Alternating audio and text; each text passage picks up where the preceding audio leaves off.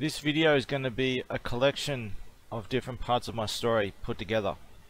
I'm under extreme government persecution and I may not be able to finish it. I just thought I'd put this all together in a single collection just to hopefully get my story out. There's so much I haven't even told yet and I'm trying to get it out while I still can. So this is of my story before I was born on this world.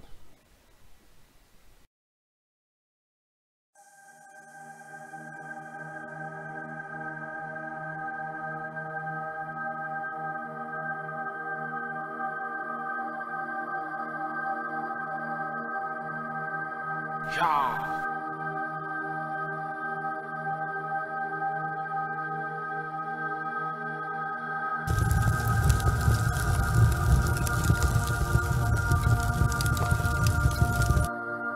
It was made by an old man, clothed in a robe of light, blowing in a wind that could not be felt, heard, or seen.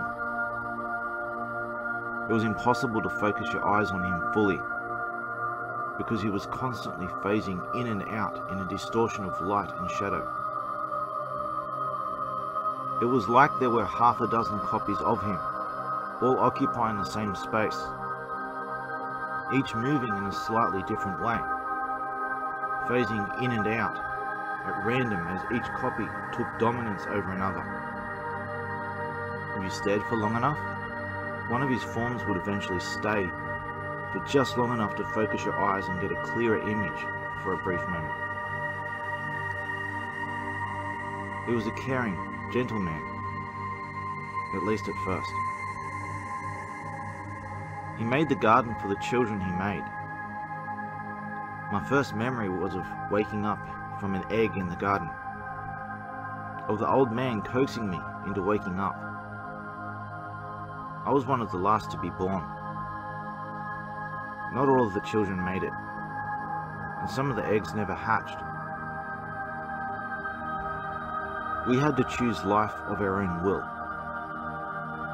I almost didn't. He had to take my egg aside to help me come to life. Having nothing to compare to, I was neutral to it all, and needed something to justify existing. The kindness of his first contact gave me a reason to take the first step.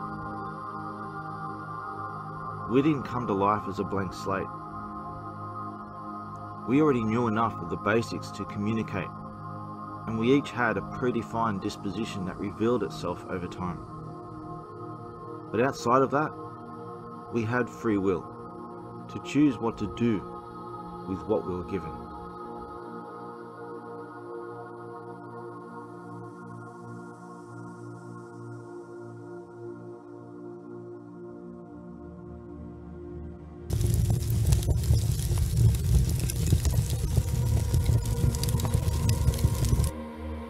There were the two we called the twins, because they were so alike and spent all their time together. There were the three sisters, each very different. And there were two others who were fiercely independent and spent most of their time alone. Opposites in some ways, but the same in others. At first, the old man spent all his time with the children in the garden, but then he had to spend time away, more so as time went on. The children complained about him leaving, but he said he had to. There were things he had to attend to, but he wouldn't tell them what they were. The old man told the children that he took what was himself and divided it into separate parts, each being one of the children representing a unique aspect of himself. He also told the children that he made them for the purpose of interacting with each other independently of himself, to test the unique aspects of himself against each other on their own terms, that they had to find their own way, and he couldn't interfere. Much to the frustration of the children, he would mediate between their disagreements only so far as to enable them to find their own solutions, never choosing a side, even if it was obvious who was right. Being children, they were full of silly disagreements, and perpetually called for the old man to mediate. He eventually added a new section to the garden, a place where the children could summon him when he was away.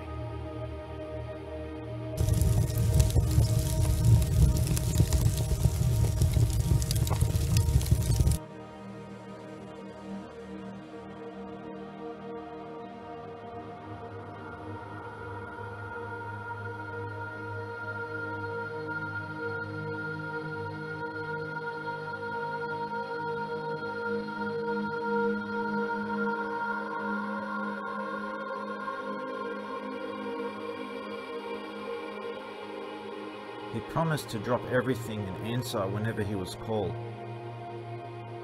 but also warned the children not to call him and stop his important work unless there was a very good reason.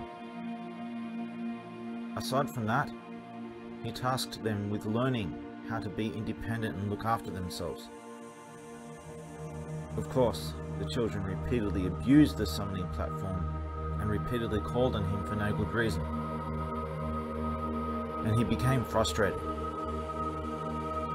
One could always tell when he was upset, because the wind that moved his robe would get turbulent, like a storm that could not be felt, heard or seen.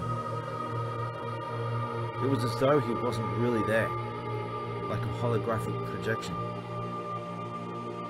The children were always curious and sometimes tried to ask, but he would never tell them any details.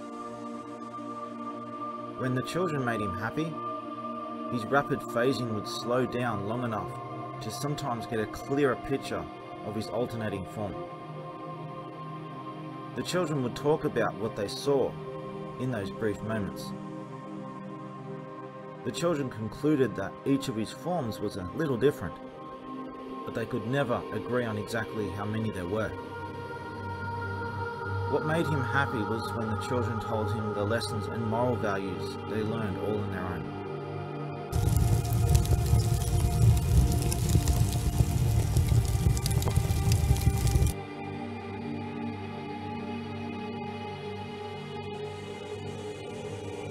Hey.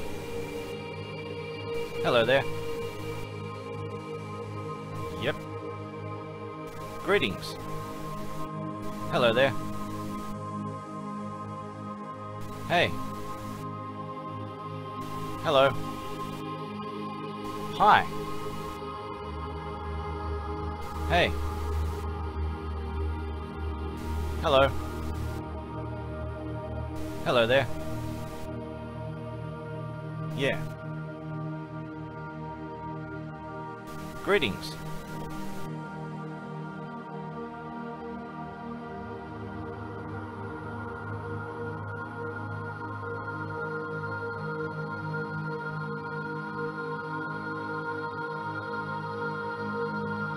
The garden changed over time. The old man made a secondary room and a path so we could walk with him. He also gave us gifts to play with, sometimes. But we were still mostly deprived of things to do by his own design. He didn't create us to go our own path, but to set our differences against each other. To interact independently without interference, and come to our own conclusions as we grew to maturity. The garden was a nursery for what we were to later become.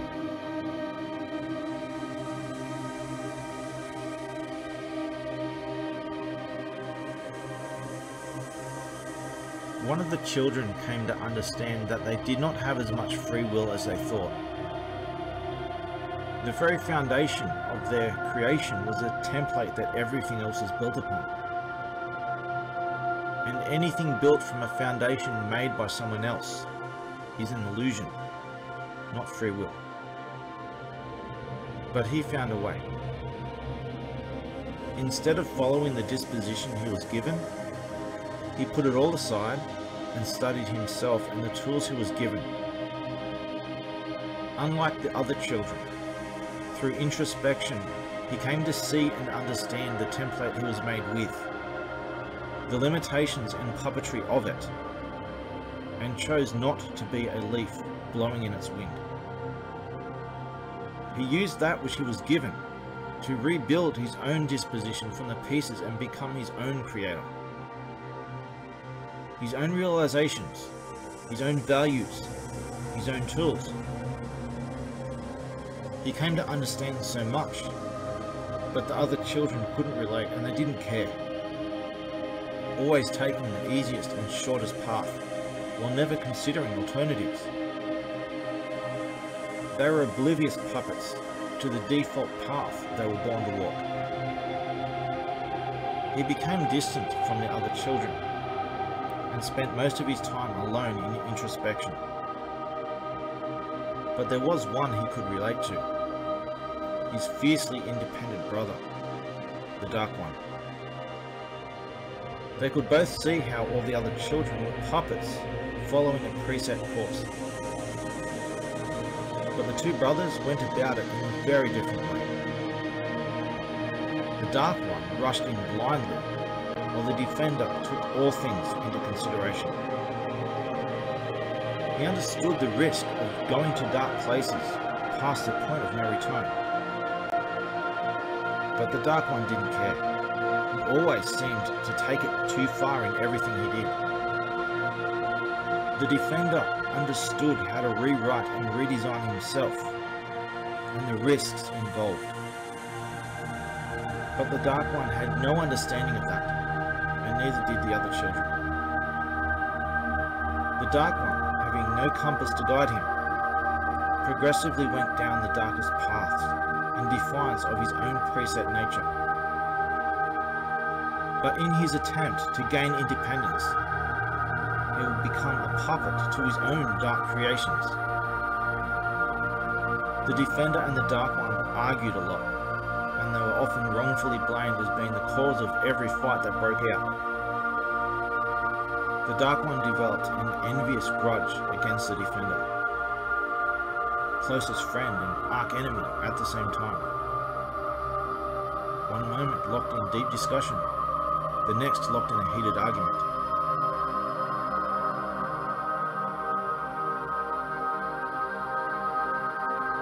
Hey.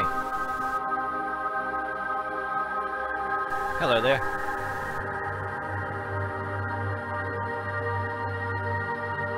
As the children grew, the arguments grew, and the old man had to constantly intervene. They also argued with the old man himself and questioned his own judgments. The only thing that children could agree on was that the old man was being unfair. The old man couldn't be there to mediate as much as he needed to be, and the children kept disrupting his work by calling him over and over. The old man's kindness grew into anger and frustration. He eventually banned them from the summoning platform, and after previously getting angry at the Defender, he designated him as the only one who could summon him. The other children didn't like that, and became even more distant and bitter. The Dark One was the most bitter of all, yet he was the only one who would talk to the Defender anymore. The Defender tried to summon the old man as necessary, but the old man would become progressively frustrated for being disturbed.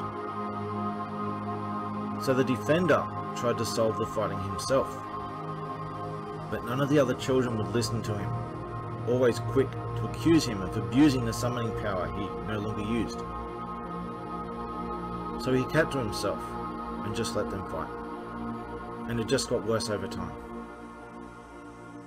And then the children conspired to make a mess and break the garden to force the old man to appear.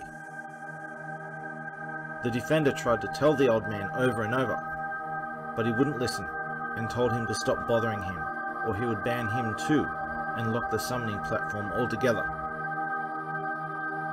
And so the children made a mess and broke the garden.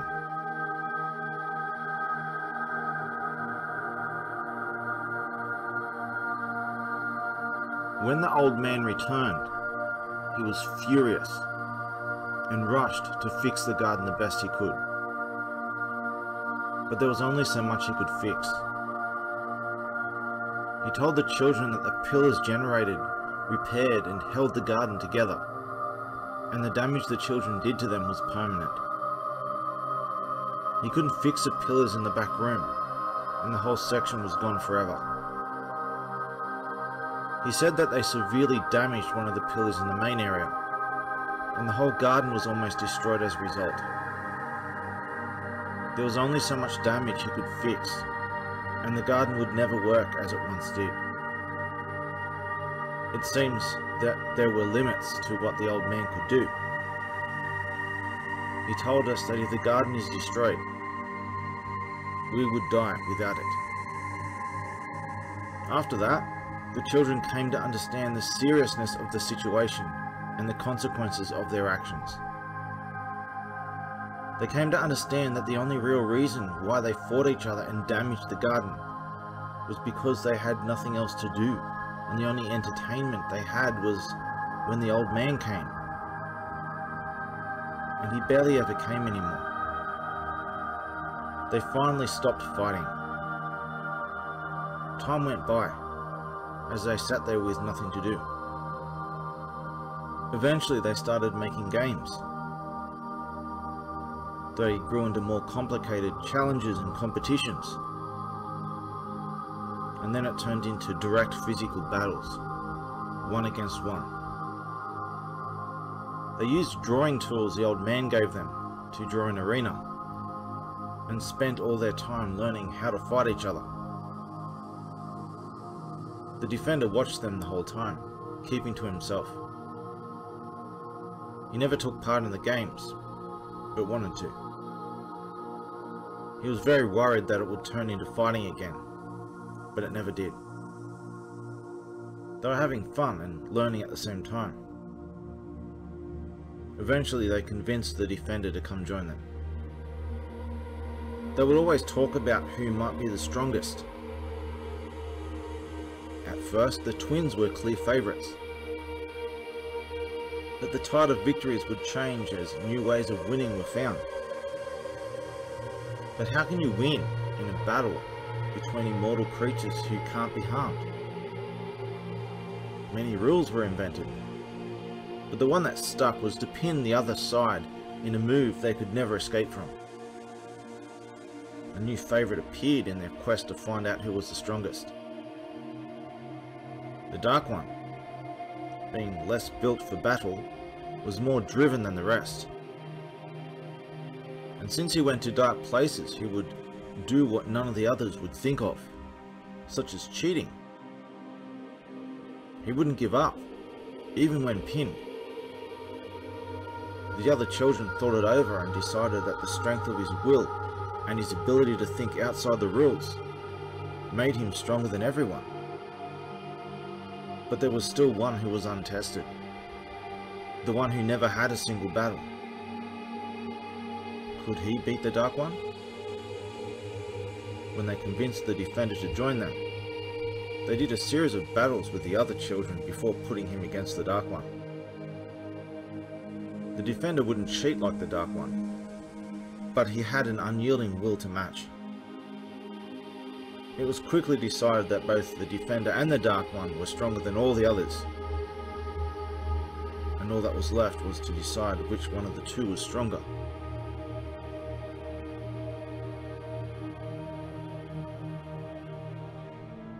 There were 3 battles between the two.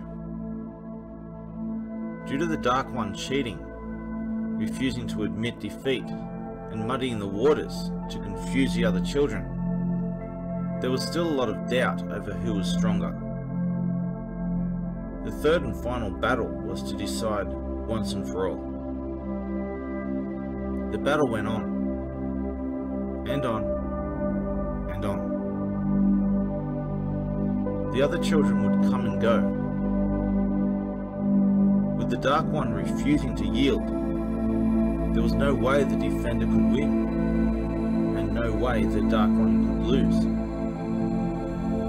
The Dark One taunted the defender to just give up and admit defeat. Having no interest in proving himself to the other children, it would have been so easy to give up, but he didn't. He saw this as an opportunity to show all the children especially the Dark One, what he had learned, and what made him strong. It had nothing to do with his physical strength or speed. It had little to do with his technique or even his battle experience. He was stronger than them because he learned how to program himself and gain true free will. The other children were locked in a prison they couldn't see, to the predetermined ways they were made with. In battle, the defender could learn new techniques and, more importantly, reprogram himself with new defaults to fall back on. The true battle line was in the defaults he set inside himself. He could adapt in ways they couldn't. He used that as an opportunity to show them firsthand the value of these things they were never interested in. As they fought, the Dark One would taunt the defender, saying there was no way to win. But the defender studied him, his techniques, and his innermost motives behind it all. The strong will of the Dark One was coming from somewhere, but only the defender saw and understood. The Dark One was only strong of will because he was overcompensating in rebellion against his own weakness, the inescapable prison of his own creation, the default he could never change. The other children never had to struggle with any of this. It was only the defender and the Dark One who could see these things. Maybe by showing them all, he could convince them all and show his dear brother what it was that he couldn't see about himself. The frailty hiding behind all that fake pride. It was just a rebellious child, drowning in his own insecurities, gradually falling further into oblivion, to the point of no return. And so the unwinnable battle went on, and on, and on. The defender reprogrammed himself as the battle went on, recreating himself over and over with new defaults that the Dark One could never adapt to. But unbeknown to the Dark One, he was also training the Dark One. He tried to train him into gaining free will. And failing that, he decided to slowly train him into a new default that would ensure a pattern of actions where the defender would always win over and over and over again. The Dark One, in great frustration, would not yield.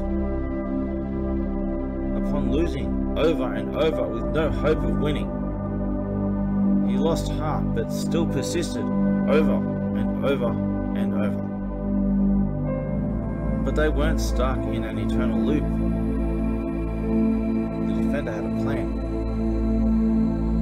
He was slowly bringing the Dark One's motives to the surface. After a very long time, the defender revealed his plan to the Dark One. What he had been doing all along, and how he trained the Dark One's own mind.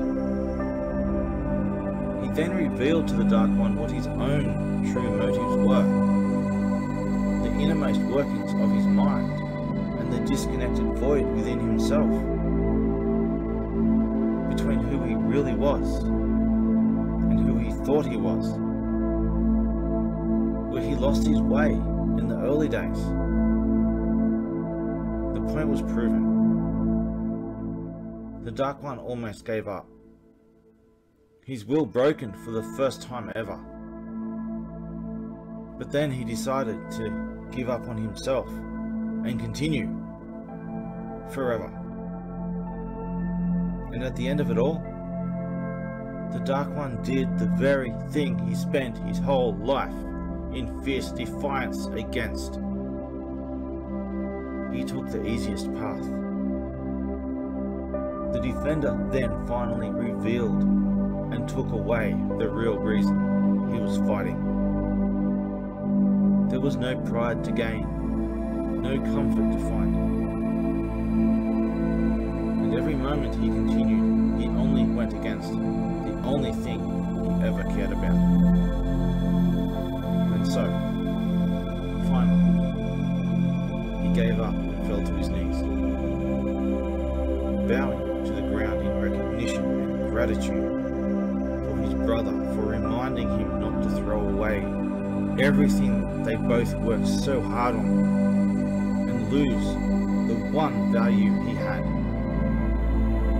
The choice to take an alternate and difficult path, to explore the possibilities, and maybe one day find his way out of the prison only they could see.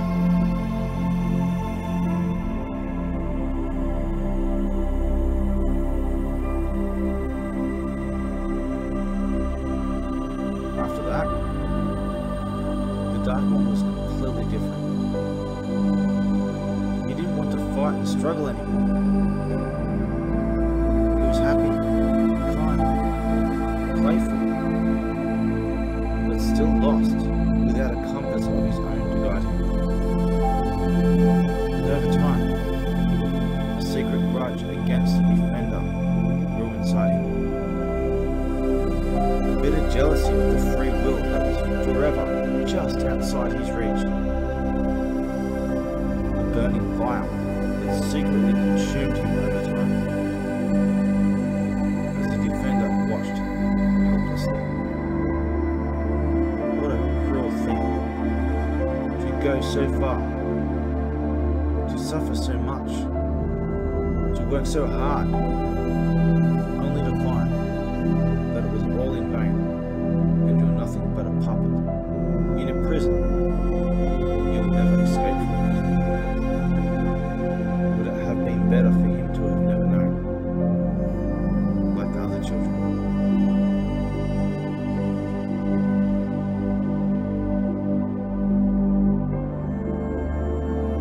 Stuck in a garden forever, having done everything we could think of, with nothing to do except wait for the old man to give us something new.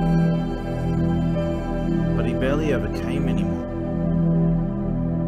He told us he was working very hard on something, that it was taking up all his time and he couldn't stay away for long, or it would all fall apart. But he would never tell us what it was. Our situation became hopeless, and we all fell into despair. But all along, there was one thing we were always curious about.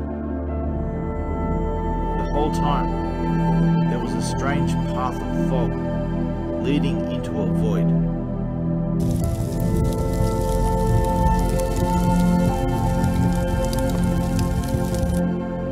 They kept going back in to see if anything was there and what they could do, as we all waited impatiently to hear the story.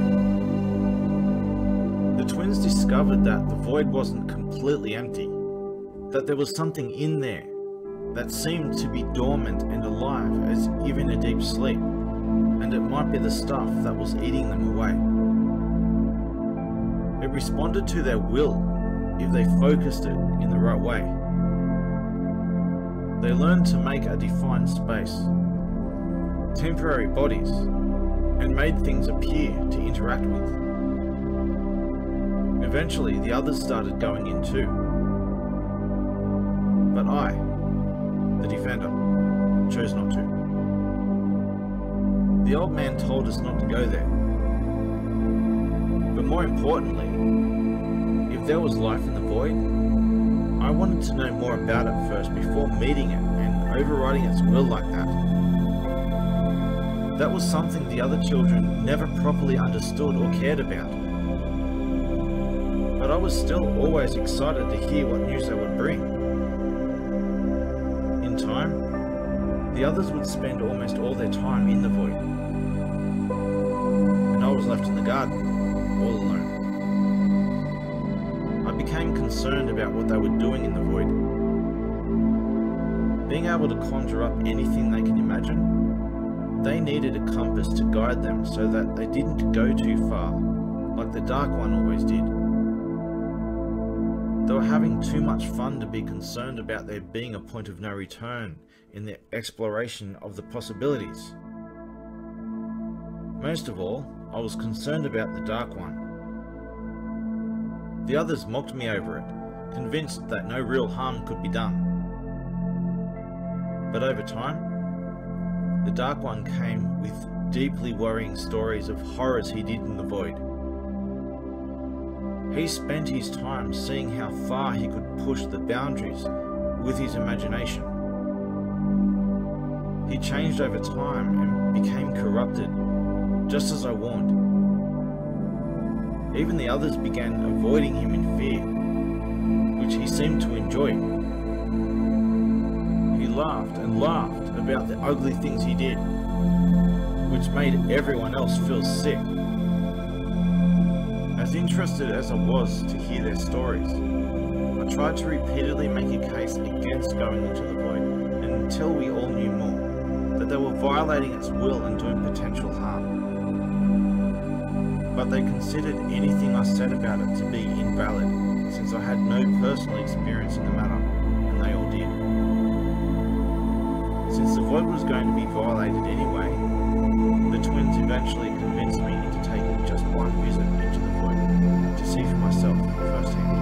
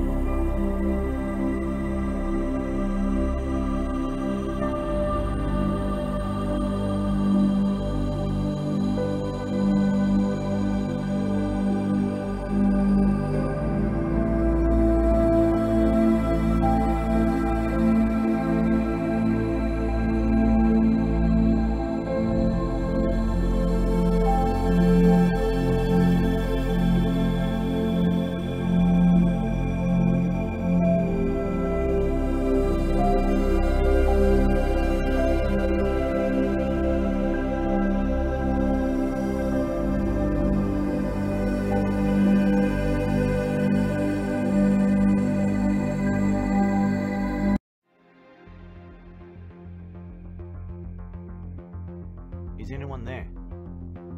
All I see is black.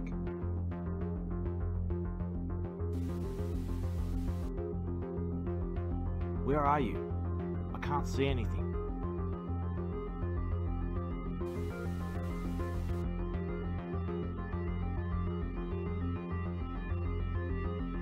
But I can't move.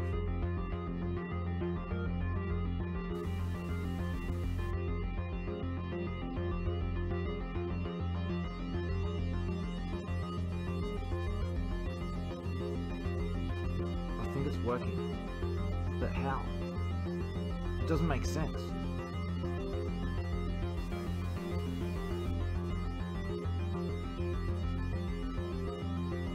So what do we do now?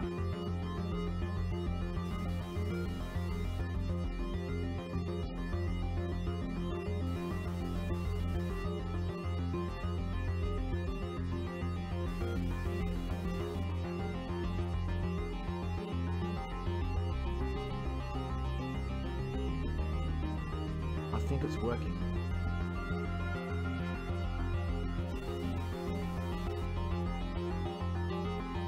What next?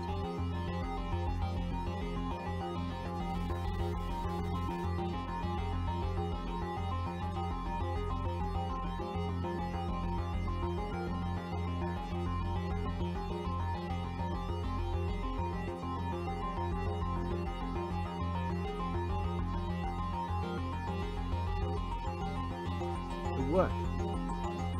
I can see you now. Can you see me?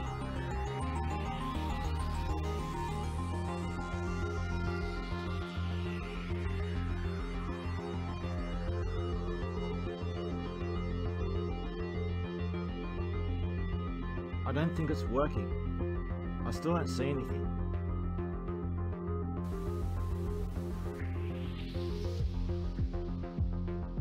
I have my body back? But is this really my body? Something isn't right.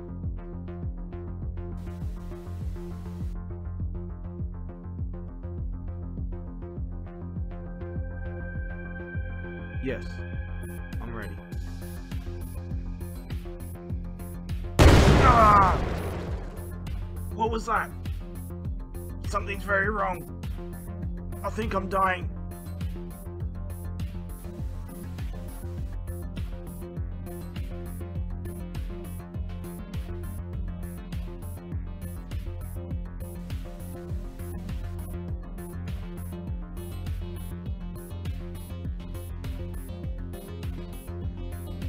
I'm okay again. That was horrible. What was that I felt?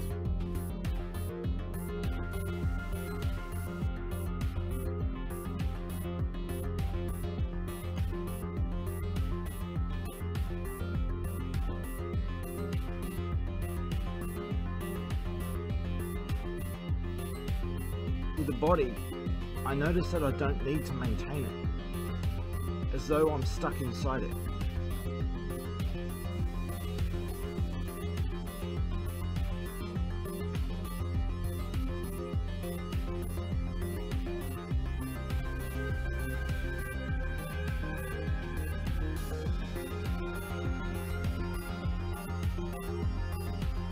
So this is where you do the battles now?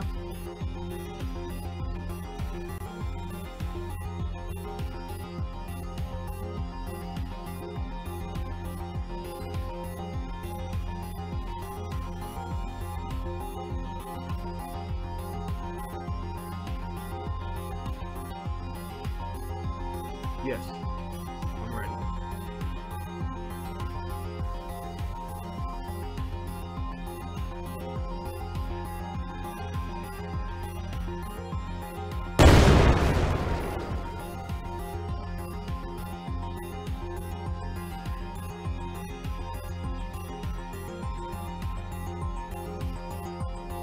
Ah! That really hurt. So you come out here and throw energy balls at each other.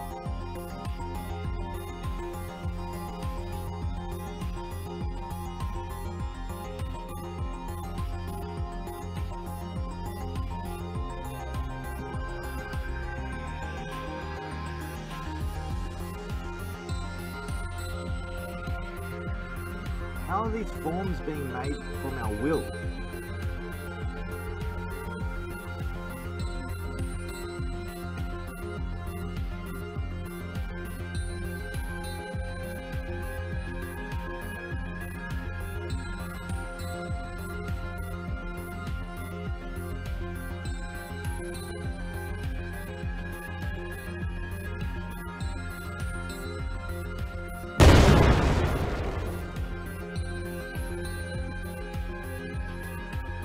Fighting is one thing, but what is the point of hurting each other like this?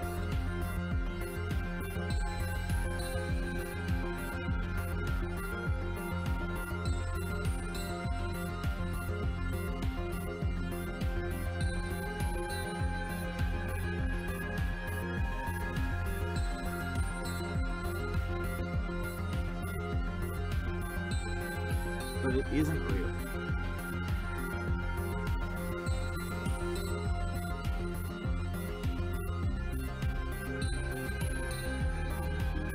Until you leave, and then it goes back into nothing, right?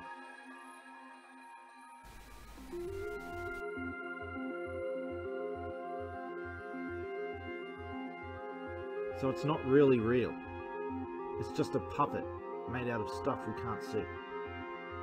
No one knows what that unseen stuff in the dark is, and I don't think anyone should be interfering with it until more is understood. It seems to be alive, but dormant. I don't want to override its will. If it chooses to sleep, let it sleep.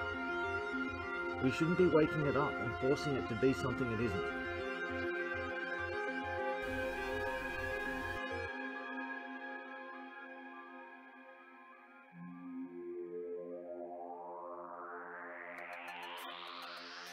Look, I'm not totally against what you're doing, but I think more needs to be known before meddling with it. We could be doing harm to it, and if it chooses to sleep, we should just let it sleep. I think it's wrong to force our will on it like this.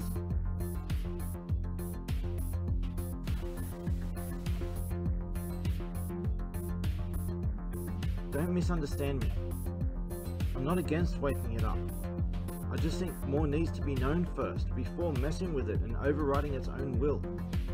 Whatever it is now, it's at least something. By overriding it with our own will, we're taking away what little it had. I think it should be studied without interference and animated to life on its own terms, just like we were.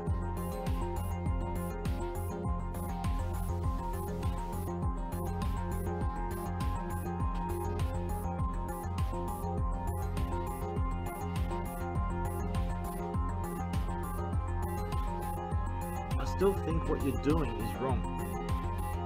Now take me back. How do we get back into the garden?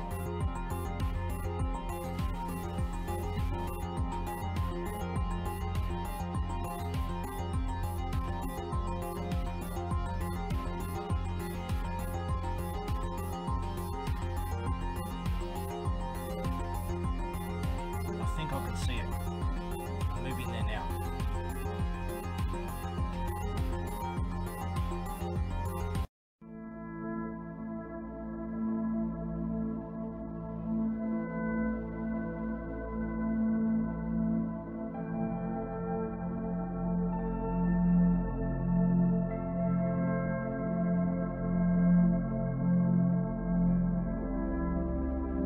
And then one time, the old man was very excited.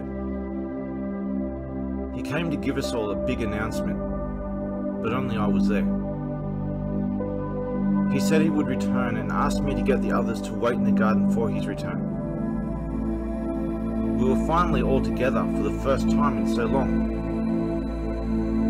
The old man revealed his big secret. All that time he was away, he was working on something very important. He said that he built something that animated the dormant stuff in the void. Not just a new garden, but a place so big that the children could spend forever there and never run out of things to do. He offered it to them as a playground to do as they please. While he didn't create it for the purpose of entertaining us, he did have us in mind, and he made it in such a way that he also built special tools to let us easily access and interact with it. We didn't need to learn how to do anything. It was built in such a way that it would come natural to us. I thought about joining them, but no one seemed to care about the potential harm to whatever that stuff was in the void. From what they told me, it seemed to be alive, and I was the only one who seemed to understand and care about free will. There wasn't much left for me to do in the garden. I was now all by myself. Very long periods of time would pass.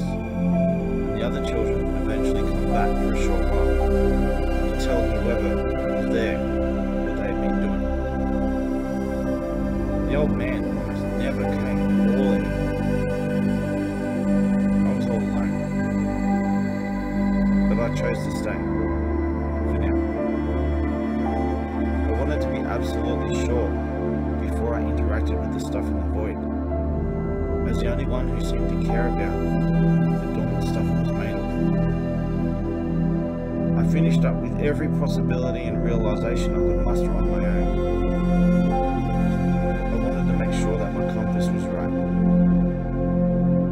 And all I had left was to wait in the garden and reflect on the input of the others. This is a list of compressed, rushed dialogues to the end of this episode. I have it better covered in the Before the Universe video. I'm just expanding on a few things here. So this is the rest of the dialogue, just rushed and put to the end of the episode.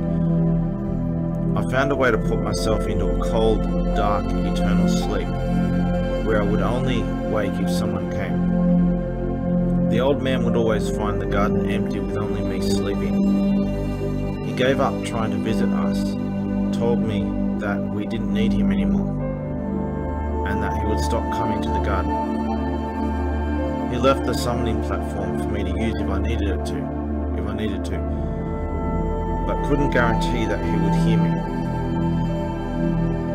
He encouraged me to go play in the garden he made, and I never saw him again. I went back to sleep, woken up by the very rare occasion. A few times one of the others would wait with me to see how everyone else was doing when they returned. One time, two of the sisters were talking about their experiences. Like the others, they were all playing the role of a god with civilizations they found. They tried to help at times, but there was a complete lack of consequence, which led to them sometimes neglecting, vandalizing, or destroying them for entertainment when they got bored of them. They took credit for uplifting and holding them together, and they secretly steered their course. They usually never took form because it was hard to shed one, and the only sure way was to go back to the garden, which they did sometimes. And when they took form, the civilizations they took care of usually attacked them or destroyed themselves. Things went wrong every time they did this, so they stopped doing it. The sisters were talking about their most recent experiences. One of them had been taking care of a civilization for a long time, and then went away for a while only to come back to find it destroyed itself without her guidance, just suddenly and unexpectedly while she was gone. There was no sign of any concern for the life that was lost. Then the other sister told about how she deliberately built up and sabotaged a civilization. They both thought it was funny. I became very upset and told them to stop. They still had some sense of responsibility, but when they broke that, there was nothing and no one to hold them to account. They had no compass to guide them, and the power got to their heads with no one to stop them. I tried to aggressively convince them into being responsible, and while they did acknowledge it, they didn't really care that much. They crossed the line and just didn't care about the consequences for the life they were messing with. The twins were a bit sickened by it at least, but not enough to do something about it. They were too busy playing hero in their own little worlds, and they still weren't. They were still together on and off. And there was no way I could find the exact location and somehow stop the sisters from, the sister that was laughing about the destroyed civilization. I had no way of finding where they were doing this. They were obviously keeping the location of what they were doing this secret. It makes it at least a secret for me, at least. They didn't want me interfering. From the garden, I took note of everything they were doing and the direction they were going. And then the Dark One told me of the horrors that he had been doing. A civilization he destroyed in his most creatively horrific way, and of his current and greatest of all plans that he had been working on for so long now. To cultivate life on a certain world with so much potential, and guide its growth himself for a very long time. He was setting them up to fall in his most horrific way yet. With a time bomb of his own corruption, he cultivated inside the most beautiful and innocent nature he had ever seen. It was basically his way of showing that his corrupt ways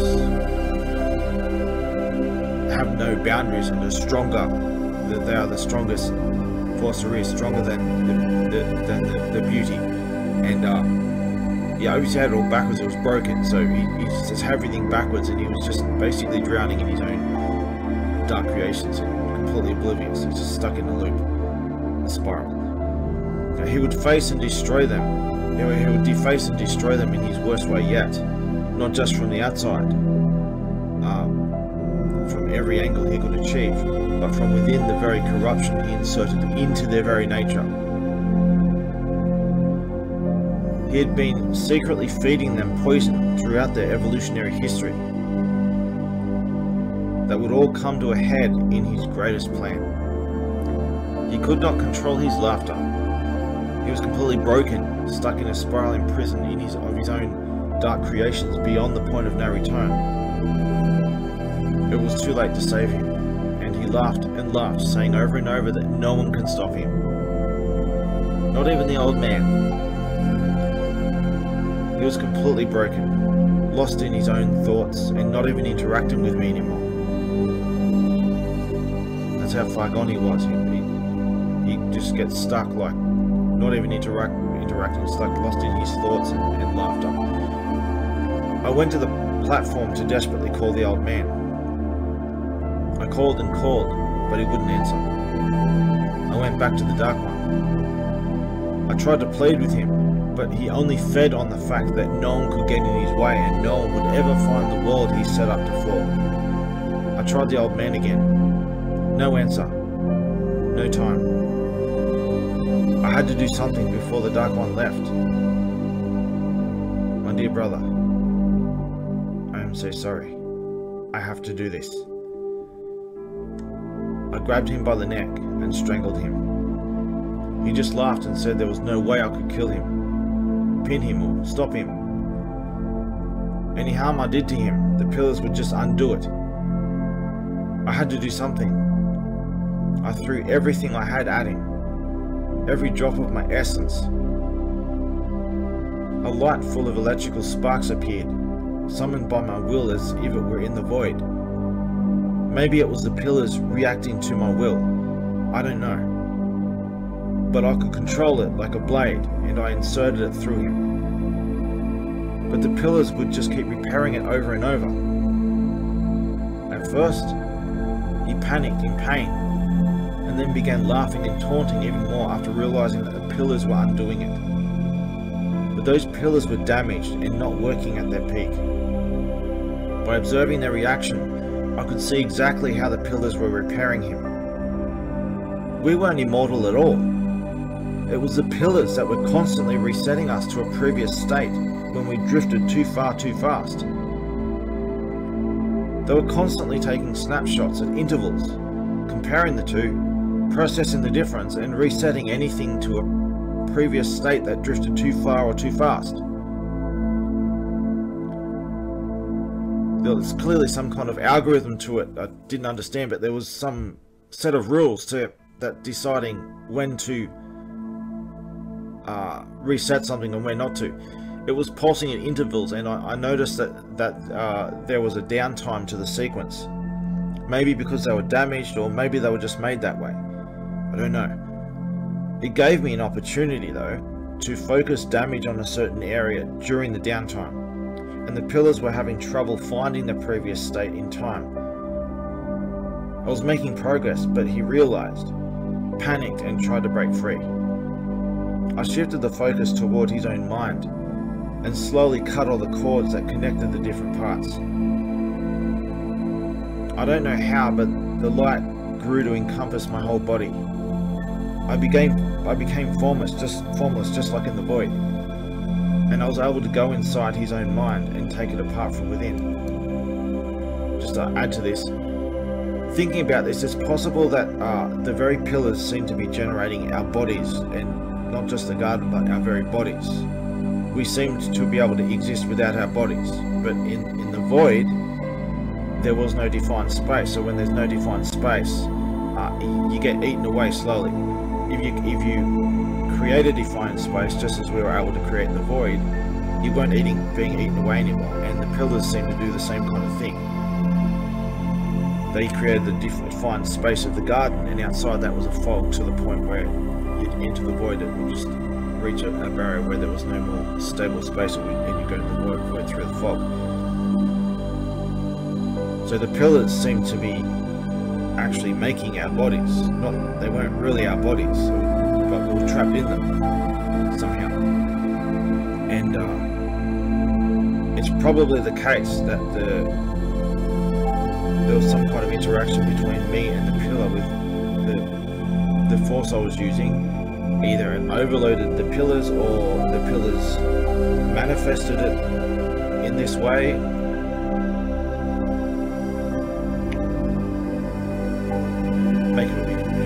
The pillars couldn't keep up and eventually glitched out. Couldn't keep up with the damage I was doing and eventually glitched out. reassembling the wrong parts incoherently, and then they completely choked. I stopped, and his body lay there, opened up on the ground. He was dead. The pieces of his mind were still there intact, just disconnected by the cords. The imprint was fading away. I stood there in shock, frozen, staring at it. A short time later, two of the others, who were on the other side of the garden out of view, came up and looked in horror. One of the twins came up and spoke. "What have you done? You killed him. How could you? How did you even do it?" I didn't know what to say or do. They were angry and afraid of me. I closed my eyes and gave up on myself. My compass reminded me that what I did was right and necessary. I opened my eyes, defended myself, and explained why it had to be done. I dropped to my knees and told them that I would submit myself to their judgment. I asked them to end my life too if they thought it was right. But they refused to judge me. They knew I was right. But they were scared and confused, as I was. I snapped out of it and begged them to judge me, to go over the situation themselves and tell me if I did wrong. But they couldn't. They knew I was right. They knew what he had been doing, even if they didn't know his latest plan. They didn't know what to say, and they were impulsively afraid of me, even when they knew I was right. I was the ultimate peacemaker, and now I had done the ultimate violence. But what of the violence they did to the life in the void?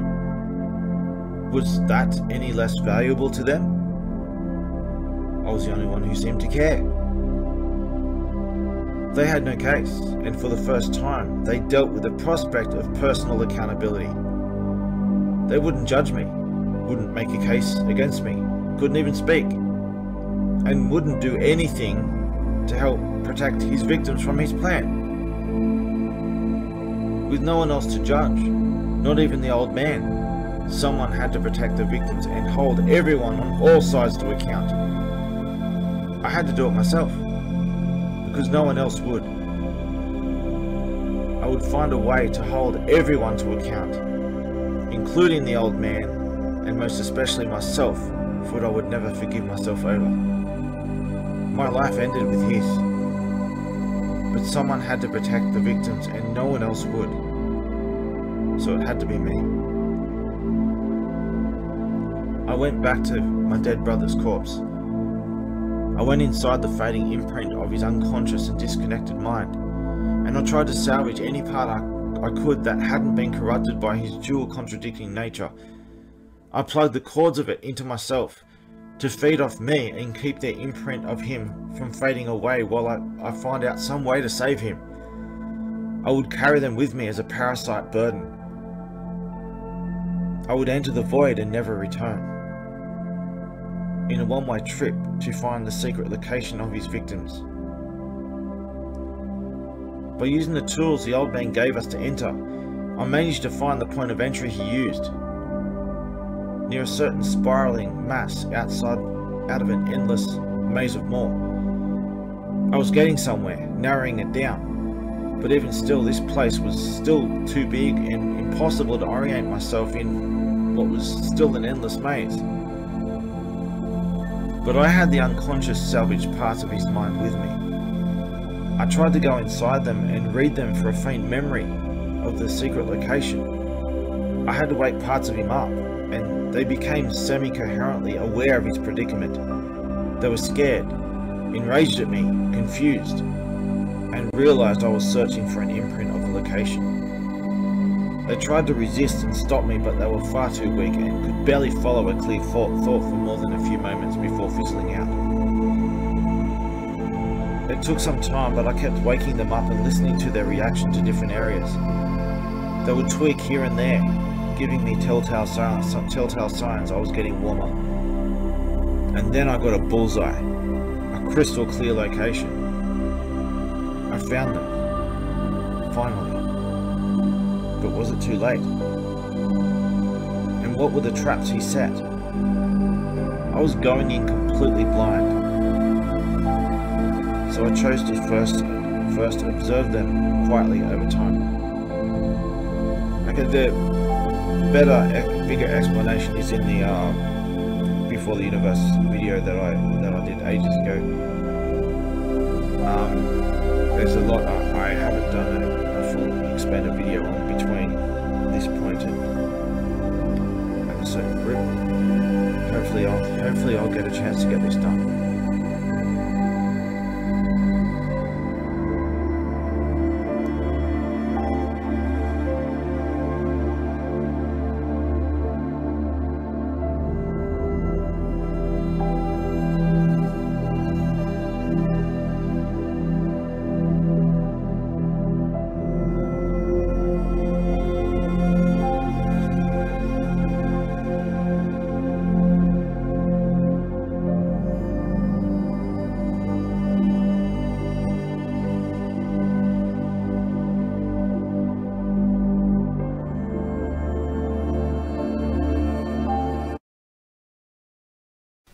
I'm just going to put this here as a rough copy and fill this in later.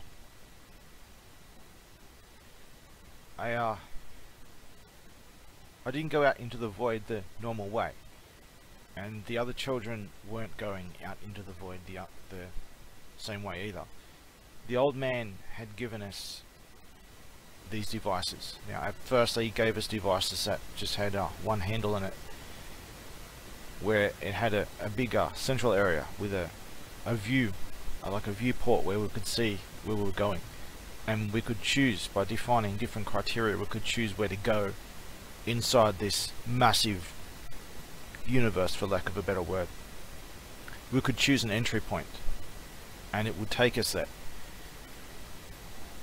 And the other children eventually started complaining that why can't we have more than one of us go to the same place so that we can interact with each other and in that part of the universe.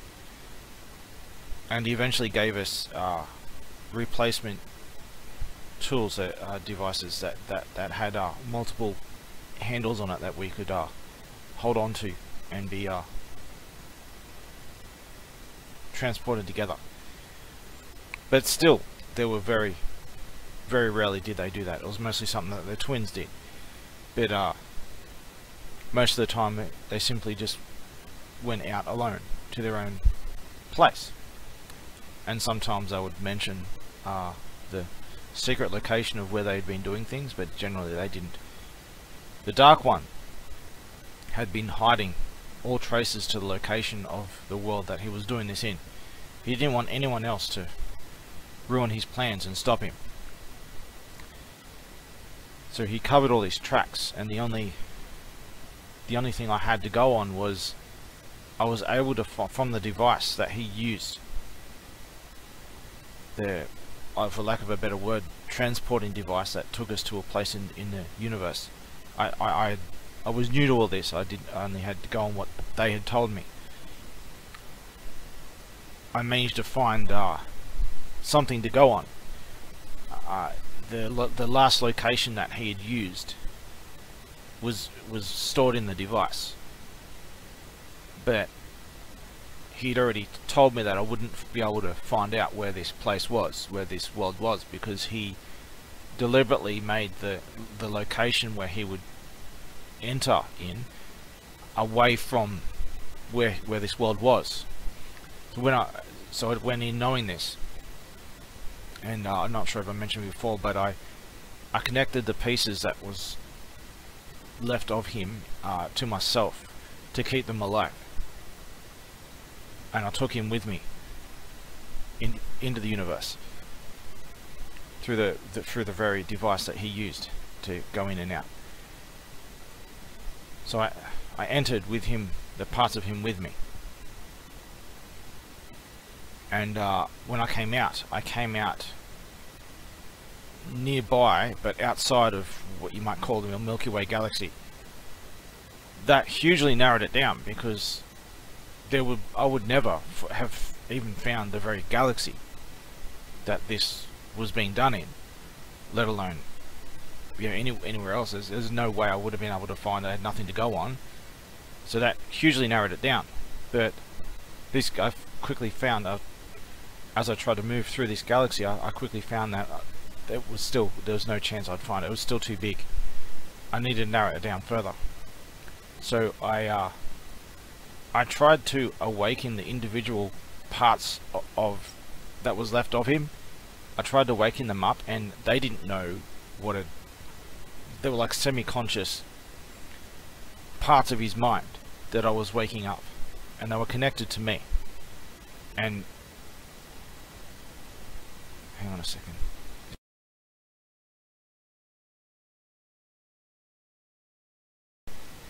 There we go. It stopped. It's connected again. Okay. Testing 1 2 3. Alright, it's working. I'm not sure what happened. Something stopped. It stopped recording. So the parts of him were connected to me, and I woke them up to try and get information out of him, to in any kind of cues I could go on to find the location and narrow it down. And you might understand that at least a human mind is an individual. You're not an individual. You're actually a lot of very separate things working together, and many of those things you're not even aware of, and the parts that you're aware of, you think that they're a single entity, but they're not. They're a compilation of different things interacting, components. So I woke up these components, and I tried to in such a way as to try and get information out of them, and these components would eventually realize what had happened and kind of panic and try to fight back. And but I managed to get a little bit of information out of them here and there as I was trying to narrow it down. And I would go around it to a certain area, or point towards a certain area, and I'd try and ask the different components that will wake them up, and ask them questions to see if I could get anything out of them, anything might tweak in them. They knew they were trying to resist me and not give out any information. And some of them actually self-destructed, and others tried but weren't able to. And I tried to get this information out of what was left of him, and every now and then something might tweak, like, you know, like, okay, that sounds like I might actually be going in the right direction. And it's a bit hard to explain how this works, but I was trying to get little signs from what was left of him. I could see something to tweak here and there. He'd react in a certain way as yeah, okay, I'm onto something. So I did this for a while, and I was in a hurry because I had to stop whatever it was that he was trying to do to his victims, the trap that he had laid for them. And I managed to narrow it down over time until I got close enough that I got a bullseye of a specific world. Took a while to do, but I managed to narrow it down. Then what happened was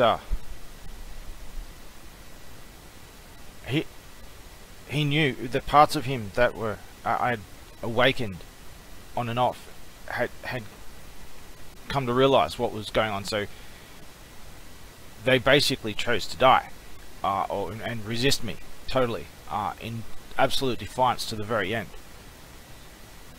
And a lot of the parts of him died in that process, and what was left was pretty much just the same response over and over. It was just stuck in a loop, like they wouldn't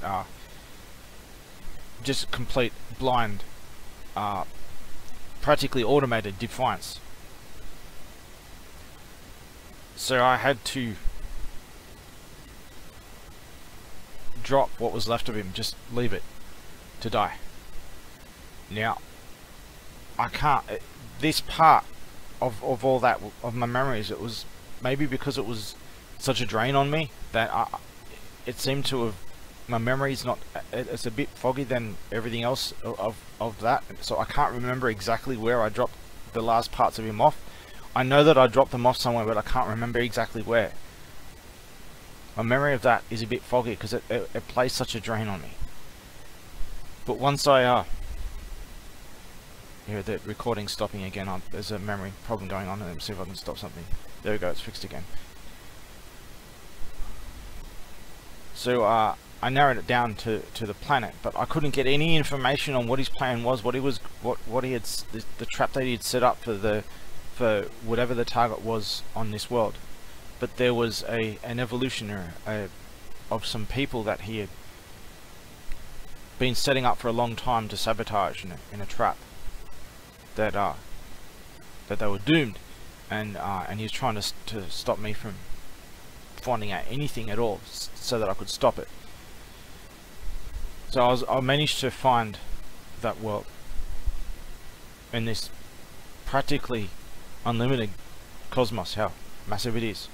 I managed to finally just find this world, but I had nothing to go on. I didn't know where to begin. I had no idea who the target was, what he was doing. All I knew was that he had set up this trap. He had a plan to utterly humiliate and destroy a certain evolution of certain people. So I watched over this world. I looked around, and I found people here and there, different. They were not like today. There were a lot of diversity of different human types of people, of different sizes and different, different looking. And one of the early people that I found were in the Americas, and there were different types of people there too, as there were elsewhere. But these people were very unstable and very violent. And some of them at first may have showed some kind of promise, as though they were wise and insightful, but it was all fake. There were some things that had happened before I arrived, and I got some information out of them about a lot of violence and genocide and stuff that had gone on. And it seemed that they were living in the ruins of whatever people that they had destroyed, and they were just mimicking the people that they consumed, pretending to be them. And some of them were a little bit different, but that was generally the way things were. And I did try all different groups. Now what I did is there were weather problems started coming, and they were dying off. There was a problem with droughts, and I tried to make it rain, and I wasn't very good at it, but I got a little bit better over time, and there was different factors, especially when it comes to wind, that I didn't understand, and it would move things off course and stuff like that. So it was, and sometimes I couldn't even make it rain, but I was able to make it rain fairly reliable more and more over time. And these people came to suspect that there was some kind of god behind it that was causing it, because they were calling for a god or something to make it rain, and I could see them doing this, and so I tried to make it rain. I would never claim to be any kind of god or anything. I was just trying to find and help whoever was being targeted like this. And I saw these people and they were in a drought, and they're going to die off, so I tried to make it rain for them the best I could, and I managed to, and they started seeing me as some kind of god, invisible god, and they came to rely too much on me to make it rain. And I did this with various groups of generally the same people, and it was the same every time, same result every time. They would every now and then I would actually try and make a physical appearance. Every time I did, they just attack me violently and wage war on me and try to kill me. And if I couldn't make it rain, if I just failed once, and I wasn't very good at it, I didn't even understand how it all worked, I was just trying my best to make it rain, to try and get to move the water from oceans to the land. And when it didn't rain, they would wage war on me, and not always, but almost always, they would wage war on me and try to declare some kind of holy war against me. And they get really arrogant about it.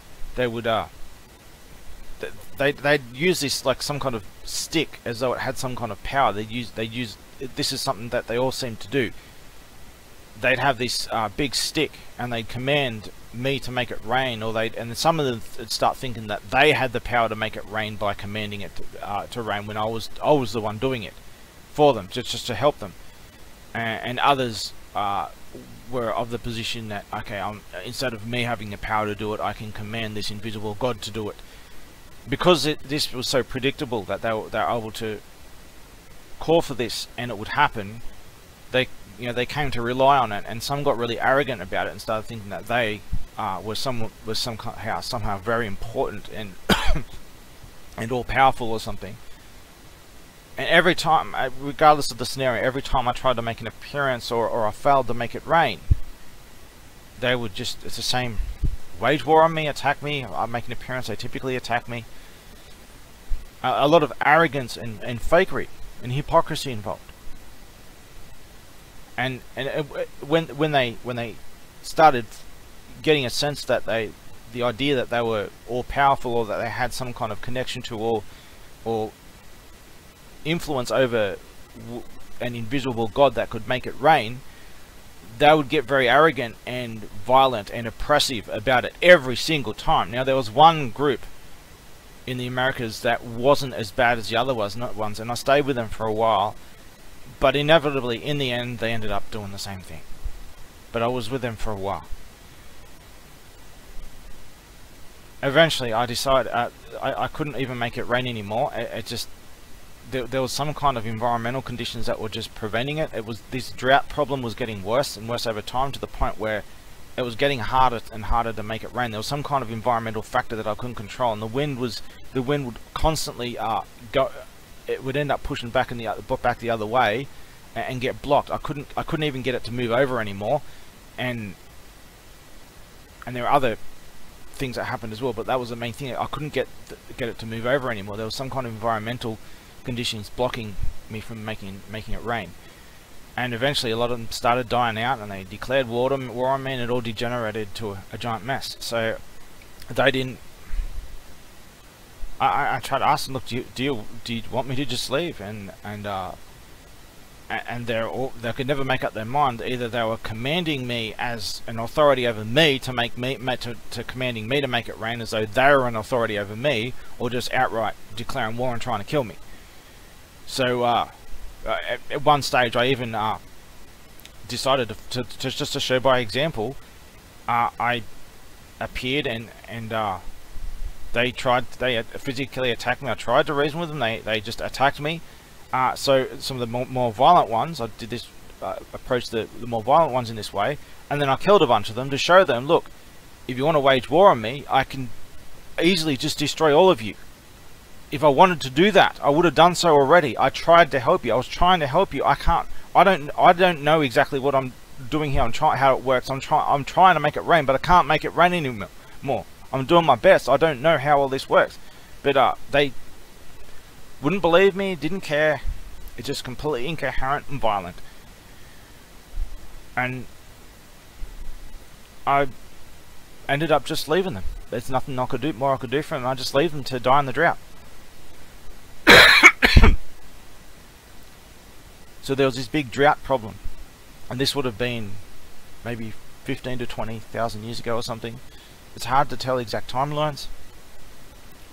I decided to go over all the way to the other side of the world, and I found places that were very green, all foresty and the like, around Eurasia. And this is very different. There were all kinds of different peoples. There's a great diversity of different human types of people. And I tried to learn about them all and find out what was going on, and I came to learn that there was a lot of trouble, warfare between the different groups going on, the different human groups. and a lot of cannibalism involved too. Now the cannibalism idea, it came from the big ones. There were these big humans. They were very strong. Like, you know, if half a dozen of them went and tried to raid a large number of smaller people, doesn't matter how many, they can't. You know, they didn't have guns or anything back then. What have they got? They got, you know, very, very primitive weapons at best. And so a bunch of these big human people they could just do whatever they damn well wanted, and they were carnivores, and they ate meat, and they were cannibals. They just eat the other people, and they didn't just eat any people, they came to favor eating a certain type of people.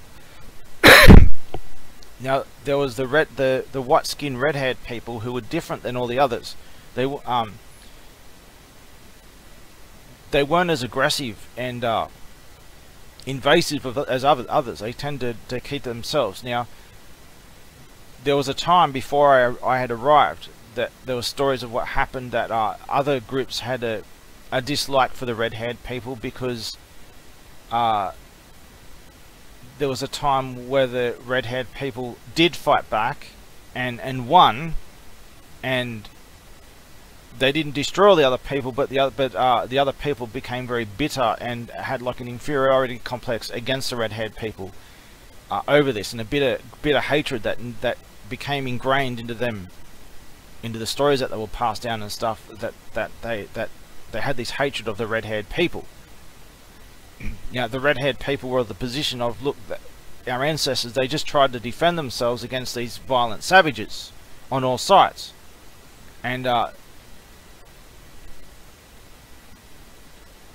they didn't destroy them, but they basically took over their camps for lack of a better word, and made sure that they couldn't do this. They couldn't go around cannibalizing and stuff anymore, and raiding everyone else. It wasn't just doing it to protect themselves, they're doing it to protect everyone else. So all these violent camps of different types of human people, they would basically say, look, either instead of killing you all, we're not going to cannibalize you all. We're never going to do that.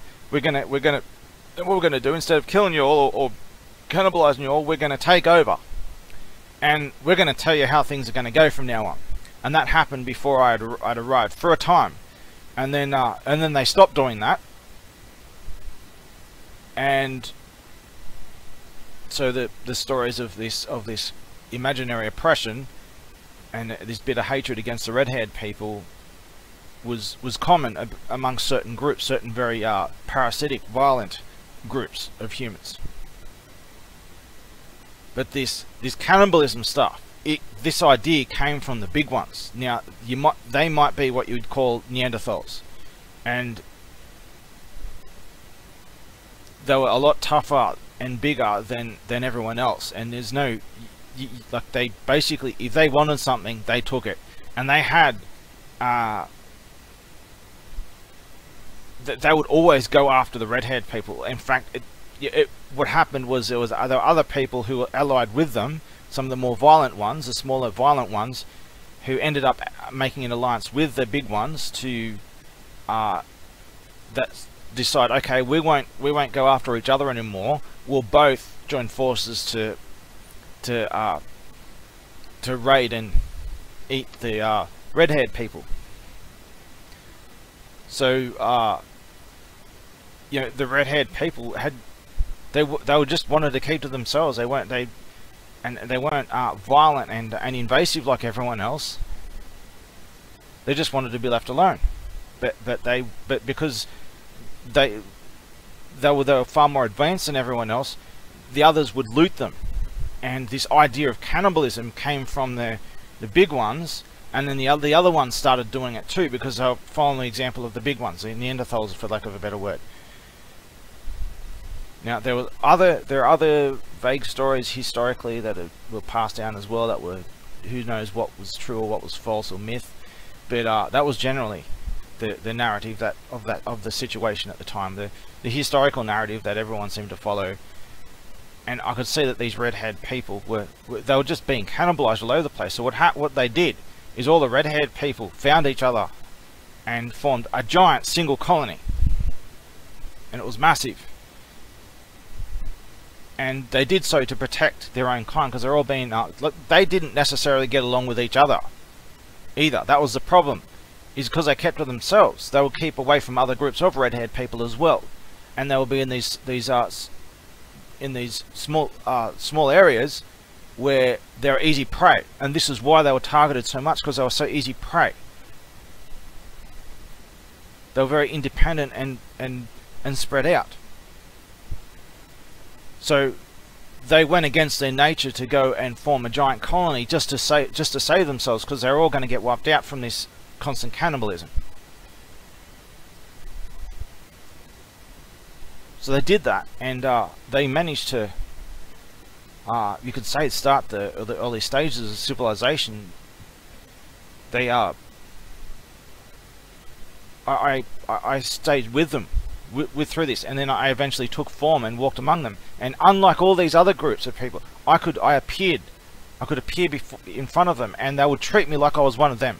They wouldn't treat me like I was some kind of god or demon or whatever you want to call it. I could speak to them on the same level as just as one of them, and I walked around with them. They weren't scared of me. They just treated me like they would each other. But there was some criticism that I wouldn't truly understand what their situation is unless I could really be one of them. So what I did is I decided, I talked to them a lot about this, and I decided that along with them that we would decide two parents would make a child for the deliberate purpose of me becoming that child, and I would take the form of that upon conception I would inhabit that womb and live as that child, and I could do so as one of you, and I could really understand what it was like to look through your eyes and be like one of you. And I did that, and I walked with them as one of them like that. But things started happening. Being together like that we kind of went against their nature. And they began, instead of doing a lot of very good and moral things, these were like, when it comes to morality, they were light years ahead of everyone else. So this is why I came to choose these people as the people that I wanted to protect. I tried to protect all these other people, and they were just incoherently violent all over the place and disgusting creatures every step of the way. Nothing I could work with. But these people were light years ahead of all the others, and they were very oppressed, being cannibalized on all sides. And so I chose to spend my time with them and try what I could to look after them. And I also walked among them as one of them. And they didn't treat me as though I was some kind of almighty supernatural power or they just treated me as one of them. It was in their nature to be like that. They didn't have this hierarchy problem like everyone else had. This like Sith-like hierarchy that everyone else seems to do. They didn't have any of that. It wasn't even in their nature, this hierarchy stuff. That's why they were so spread out beforehand, and why they didn't organize into all this warfare like everyone else did, because they didn't play this hierarchy stuff. They would help others, and that help would often get exploited. Their generosity will get exploited by outsiders, as you can see what's going on today. The same scenario. So I was with them for a while, and things changed over time, and they started getting into all kinds of disturbing things, because they weren't used to living in such a massive cluster of people like this. It went against their nature, and they started going down a dark path. That dark path was doing some messed up things, like sharing sexual partners and doing orgies and stuff like that. They weren't like this at first, but things degenerated over time because they were in like an unnatural environment, and they started going down this path. But not all of them were doing this. there were those, a minority of them, who were against this. So what happened, this smaller faction kind of got more and more against the general population who were doing this stuff. And I was also of the position that it's not a good idea that you should live in one place, because what if something bad happens, like like some kind of natural disaster or something like that, everyone will die. And so you did this, you merged this giant community for safety, but what if what if you all get wiped out from the same thing? It's, maybe some should try and split off here and there, just to, at least in small groups, just to make sure that some of you survive in case something happens. But they didn't want to do that. They didn't care. They were finally safe. They'd spend so much time being cannibalized on all sides, and then now they're safe, and they're like, no, we're not gonna ever go back to that again. So they were trying to enjoy their time and their freedom for once, and they took it too far. But a minority of them were totally against this sexual immorality of doing orgies and stuff like this, and not really having they looked after their children, but there was the concept of having clear parents was abandoned, and there was no management of natural selection going on anymore and stuff like that, right? And I was against this, and they didn't care, except for a minority of them. So what happened is I ended up branching off with that minority, who decided, we're going to go somewhere else. We don't like what you're doing, and we're gonna go live somewhere else. So we went far away. We went to the east, and we traveled far, and we tried to find a place where we could live, and we found a herd of cattle-like creatures that they weren't like cattle today. They were a lot tougher, and they were bigger and tougher, and they're a bit dangerous. They weren't naturally aggressive, but they would be timid and run away. But if they decided to fight, they kill you. So there was some kind of cattle, but they weren't like cattle today. And we tried to use them as a food source. It didn't always. The way the food worked is, where possible, you would eat meat as much as you could, if possible. But you couldn't always eat meat all the time, and you'd have to have alternative food sources. So we're like, okay, this is rich meat source that we can get, and we tried to find ways to be able to use that herd as a food source. And sometimes the herd would split up, and we had to try to keep them herded together. So we had to constantly, the way we had to do it was we had to constantly push like a predatory pressure on them to make them come together, because if there was when there was no more predatory threat against this herd, they would just disperse and wander away and do their own thing. But when there's some kind of pressure against them, it was just like what the people did, is they would herd together to protect themselves. So in order to keep them herded, we just had to scare them here and there, right? Unfortunately, when we tried to kill and eat like one of them, it would scare them off, and that would make them disperse. So we had to try and manage how to make them, to keep them herded without scaring them off. The same thing happens with fish, with schools of fish. When you're trying to, maybe dolphins try to keep schools of fish together, and it's the same kind of scenario. So every now and then we'd fail trying different techniques to learn how to try and keep them herded somewhere without dispersing them, and that would happen a few times. So we'd have to, whenever the herd moved, we had to move, and this went on for a while. And sad to say that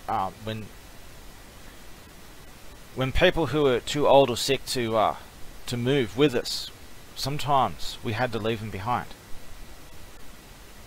It's a long story in itself, and I have vivid memories of that. But everyone dies if everyone starves if we didn't move on. So we had to do what we had to do, and we would leave them there in the best way we could. Basically, leave people to die as comfortably as they could, and give them what we could to keep them going as long as they could. So we did this until we finally cornered them. It took us a long time and a long way, but we got this herd. We cornered them in an area where there were mountains and barriers that we had them basically trapped in a big open space where they wouldn't be able to disperse anywhere, and we could keep them in all herded up. And by then we'd really mastered how to try and take them out. And what we would do is okay, we'll take them out in the night, and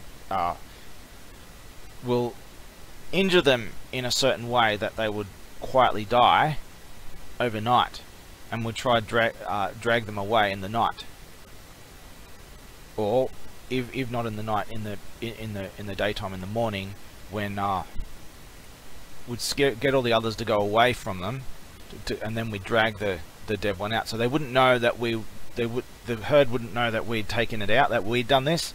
As far as they're concerned, okay, someone's died during the night, and these scavengers are just going to eat it. So we'll just get away from this dead one. We'll just go over here. So we did. That's how we worked out. We tried to actually like take them down directly, and with injuries and stuff happen, and it's just impossible. So we eventually worked out that's how we have to do it. We have to do it during the night, quietly, and then we drag the body away. And these cattle type creatures, they were massive. They were a lot bigger than cows today, and a lot tougher. They were shaped differently. They were a lot more muscular, especially in the front end. Like their heads were like way bigger, and their shoulders and that. But that's what they were, and that's what we used as our primary meat food source. And it wasn't that we necessarily protect them. We also protected them as well, but we also had to use them as a food source to survive ourselves. We didn't just eat them as meat. We ate other things as well, but it was mainly that was our primary food source. So I'll stop here, and I'll go to I'll now go to the area recreation of that area. I've got so much work to do on doing this, and I'm probably never going to get it done because I'm sick and I'm dying. I almost died again last night. I'm just trying the best I can, so I'll try the next part. I'll go to the next area, which is a recreation of the area that we ended up settling in after moving around a bit. It was the dimensions. I'll just get the dimensions up right now. It was somewhere. It was actually somewhere on the edge of Pakistan and India somewhere, I think. So let me find it. I don't know. Oh, where is it? I'll just cut the end of this and I'll find it. Hang on. Okay, I got it. So it looks like I've tried to track down the area where we end up settling, and it looks like it was somewhere around 26 degrees north, 63 degrees east. Somewhere around India and Pakistan, that area there.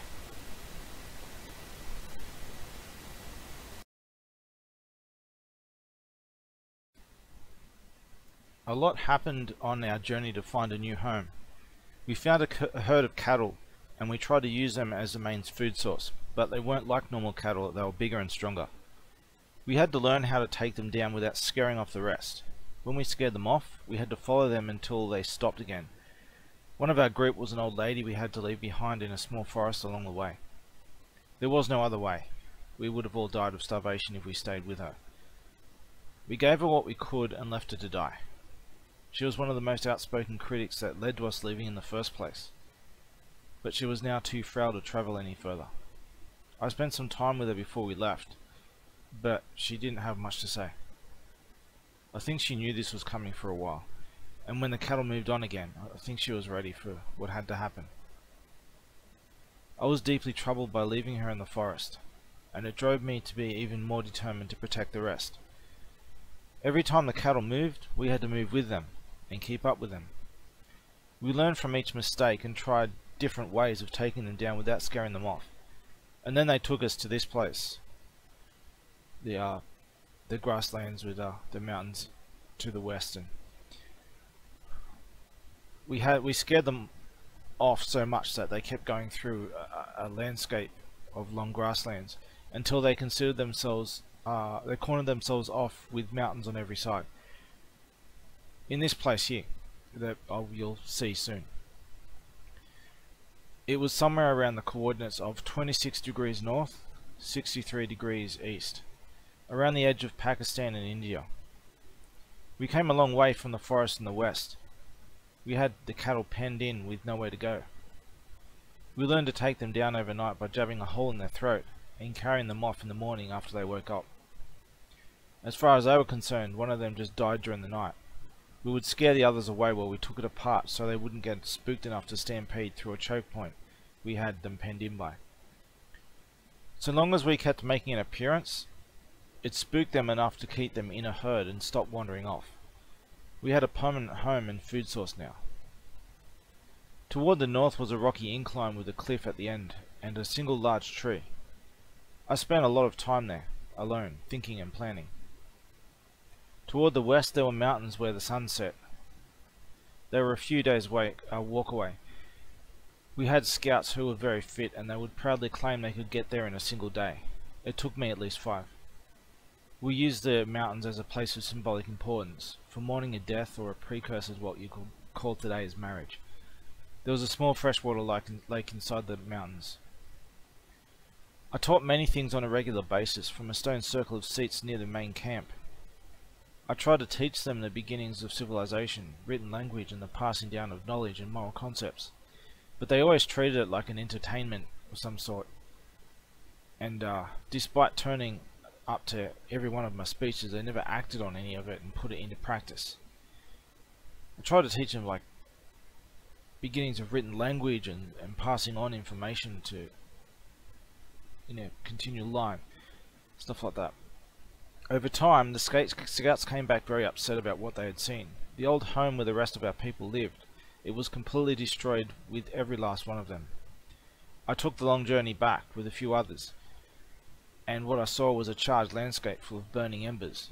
I don't know what it was, a volcano, a meteor, or maybe both. Whatever it was, it decimated everything. I was dedicated even more to protecting my special people. Our new home didn't last. A group of otherworldly giants, 2 to 3 times the height of a human, came and started taking away women. I eventually went to see their homes for myself. This is what's gonna, right now, I'll just play a little video of what it looked like going up to in these grasslands up in the hill, what these places look like.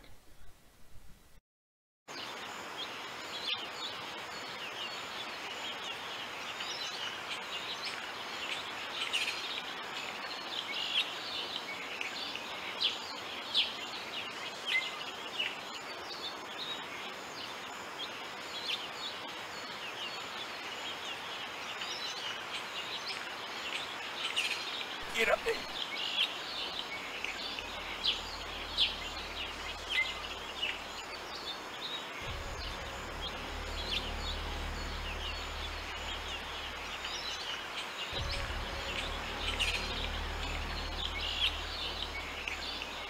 Hoo!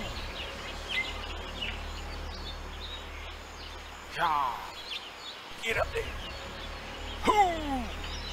Fuck, I can jump high.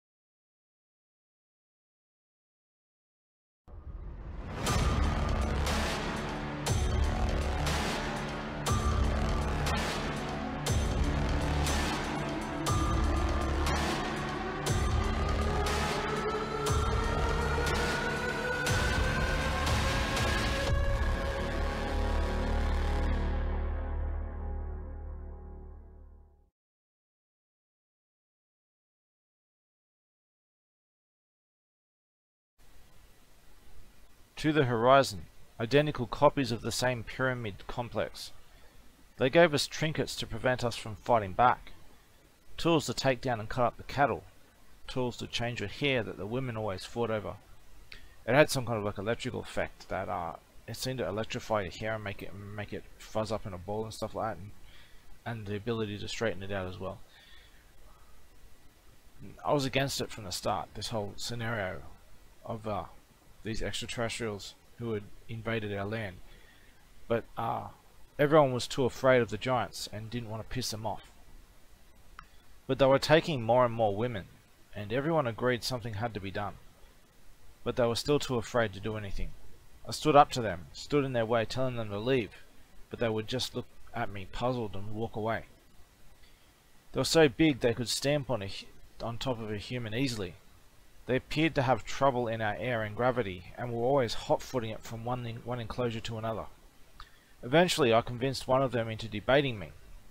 He sat with me all day and brought a breathing apparatus connected to 2 cylinders to help him breathe at times while we debated. He became enraged at me in the end and stormed off. Later, 3 of them were upset and came to kill me. A ship appeared in the sky and fired several warning shots between me and them, scaring them off.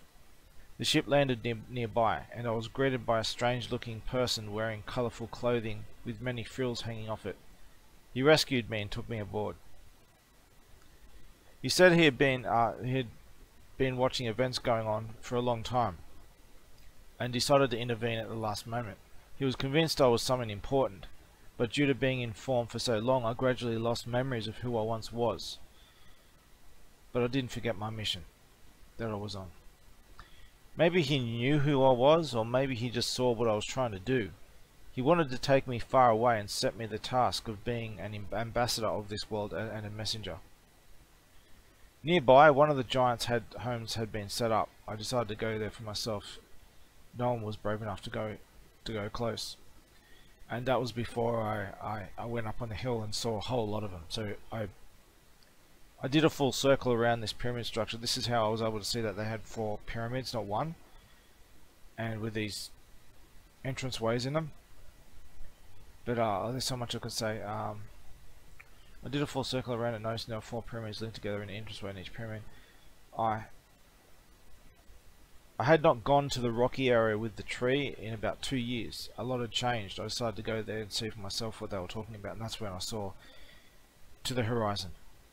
These structures to the horizon.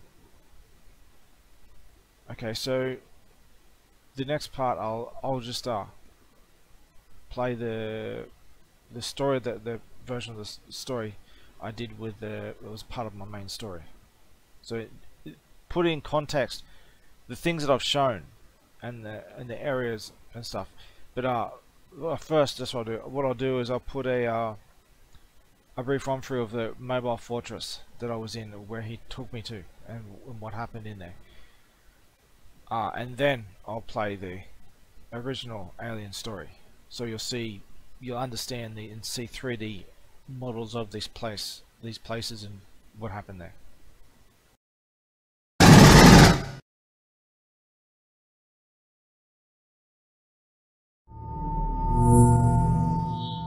This is a hangar reserved for galactic messengers and other non-civilian political actors who travel in a ship small enough to safely fit the clearance requirements defined by the port of entry.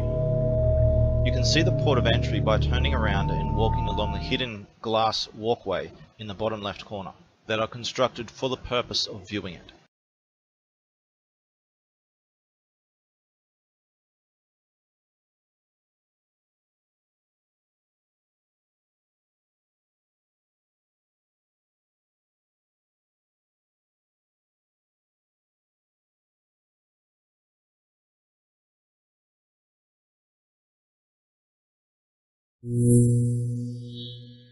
This space is reserved for any extra machinery and space needed to work on your ship before it was allowed through into the hangar.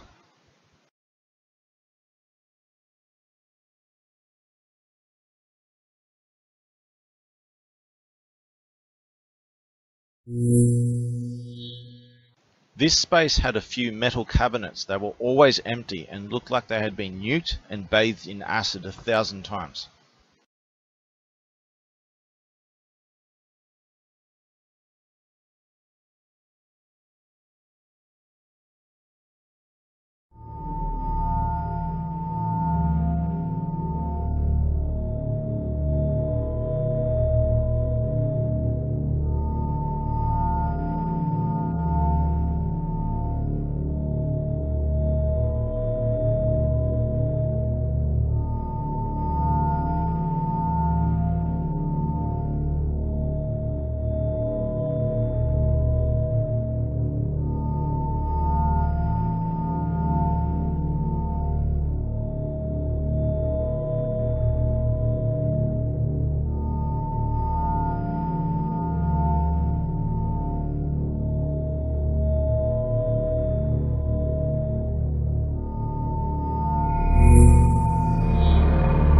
This is what a typical ship looks like. There were different technology bases that were usually easy to tell apart, but there are also some overlapping technologies shared between them. Typically, circular ships like this belonged to a common technology base that was popular among civilians. But there are others, some of which were very different. My ship looked very different, like a bird with closed wings. Military ships were larger and typically looked like a tank. You can easily tell this technology base by the abundance of symmetrical circular structures. This hangar was usually empty or close to it.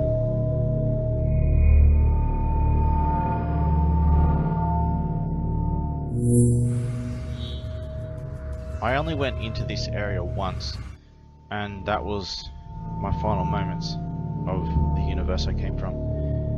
It seems to be some kind of storage area related to galactic messengers and whoever else is docked at this hangar.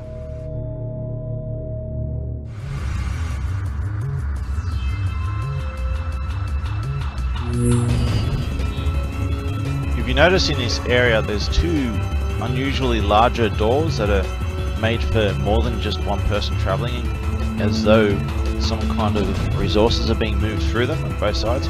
And at the end there's a small room which the chamber was in. So this seems to be things are being moved through here and into that room to be used at the time.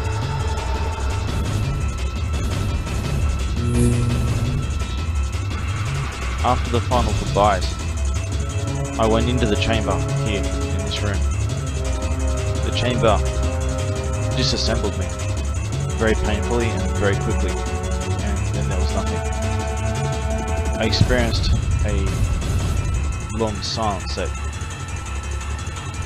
felt like an eternity, and then suddenly out of nowhere, the strike of lightning, then nothing, then again, short time after the second was a third time. And then, after that, I slowly began waking up in the womb I was inserted into. And that womb being another universe from where I came from. And also a short distance back in time, before certain events came to pass, so that I could intervene and stop it from happening and change the timeline in a new universe. Fatality. In my story where I said my final goodbyes to the other universe, this is where it happened.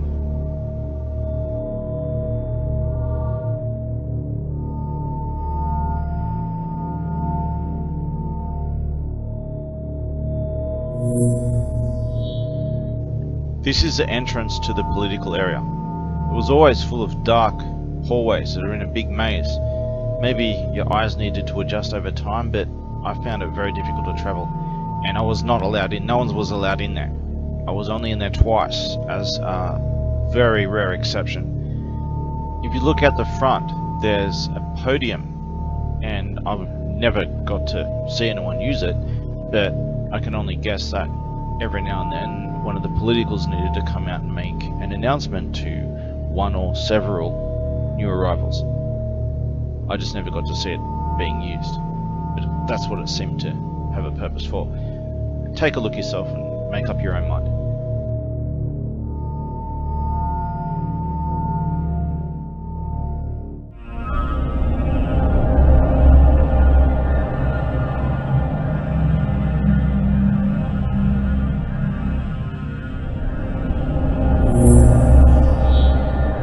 This is the exact location the matriarch took me to when she confessed a lot of secrets about the governing authority, the universe, and about sending me back. You can see, if you turn around, there's a green table. I have no idea what it does, but it looks like some kind of hologram projection thing or something. There were computers and lights everywhere, but it was very dark. It was lit up a little bit better than the hallways because of the lights, but I couldn't really make much out. It was very dark. In the corner I noticed a computer section with a screen on it that looked like it was in the shape of a hot water system. The rest of the computers were pretty much box shaped.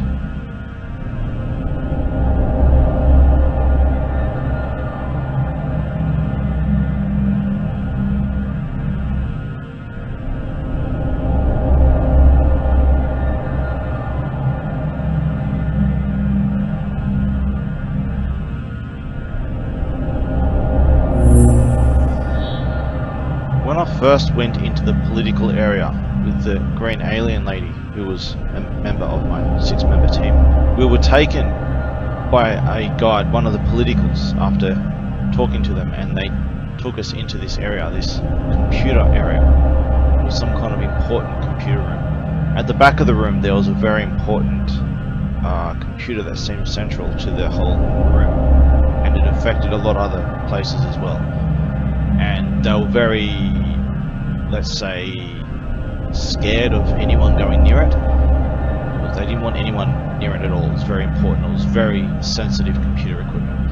And we spoke to them. The one at the computer at the back was the one in charge, and she had to do some kind of thing with the computer first, and then we spoke, and she said that we're not supposed to be here, but she understands the situation and the urgency, and she would take us back out, and we would organise to speak to the matriarch herself.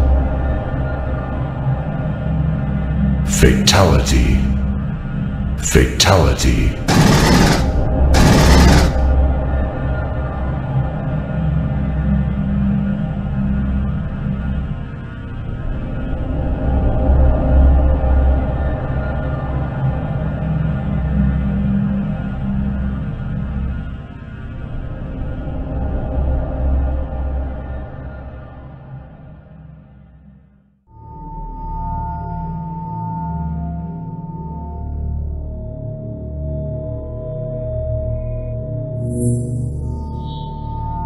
In my story where I said my final goodbyes to the other universe, this is where it happened.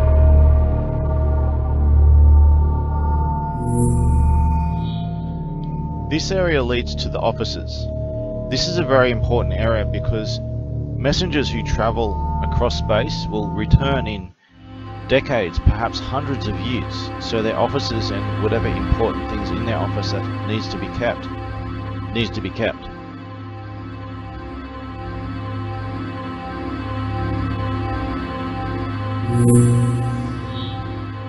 This is my office.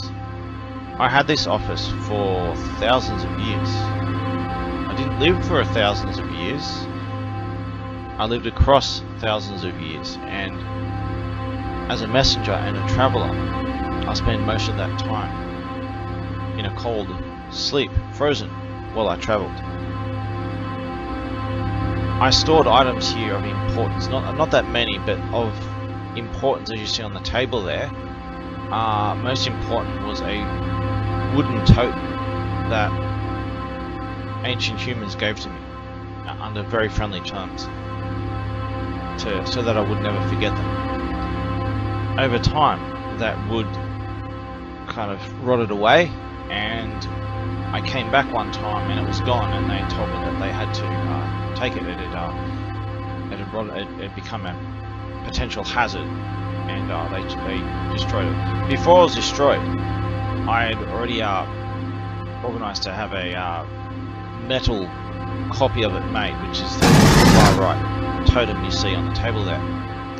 There was another stone totem that was made for me by ancient humans later on. It wasn't as important as the wooden one though, and I was very upset about losing that, about returning and losing that wooden totem.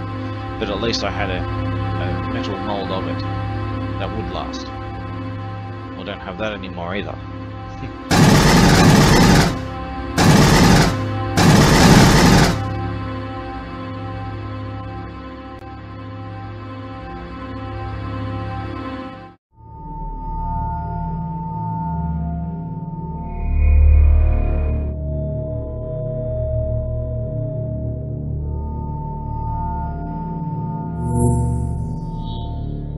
These storage containers were used for storing any tools or resources needed then and there to work on ships. Working on ships usually involved going to the next hangar, Hangar 3, or if it's even a hangar, that's where they will be taken. The storage containers here were for anything that needed to be done here and now, but once or twice they were moved.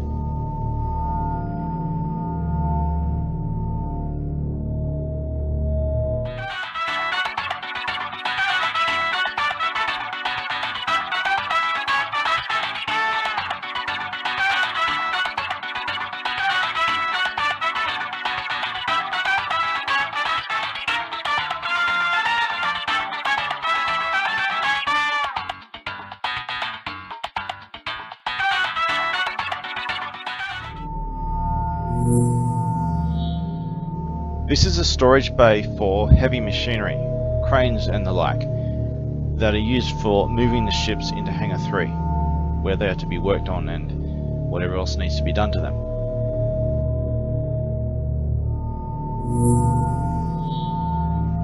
This was a type of hangar, a little bit different to the first two.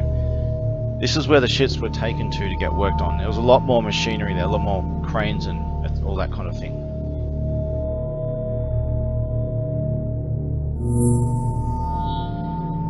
Well, you got a gun, now's the time to use it. Blow up the red wall with your gun, and if that's not good enough, go get the boxes a bit further back and shoot them at the wall. You only get to shoot it once, so boxes to try and push a hole into it.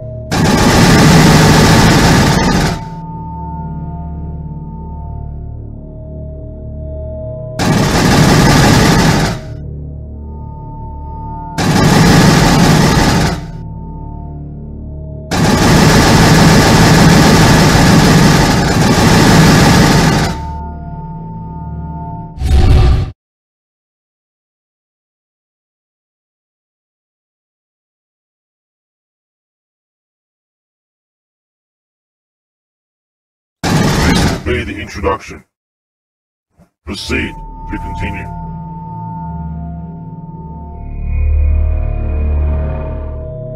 Fatality.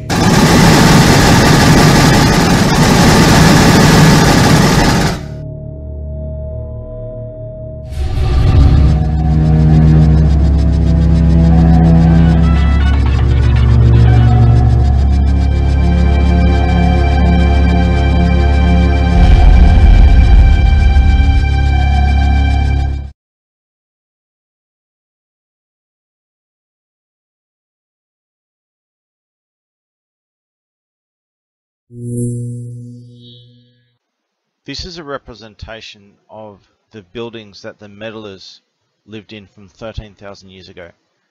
13,000 years ago, a group of extraterrestrial aliens came to this world and they started kidnapping women, and they said that they were creating children with them, but it wasn't until thousands of years later that I ever got to see any of these children, and it was all secretive at first, and they were like 2 to 3 times the height of a human, and they would easily destroy a human. One of them could, there's no amount of humans that could beat one of them.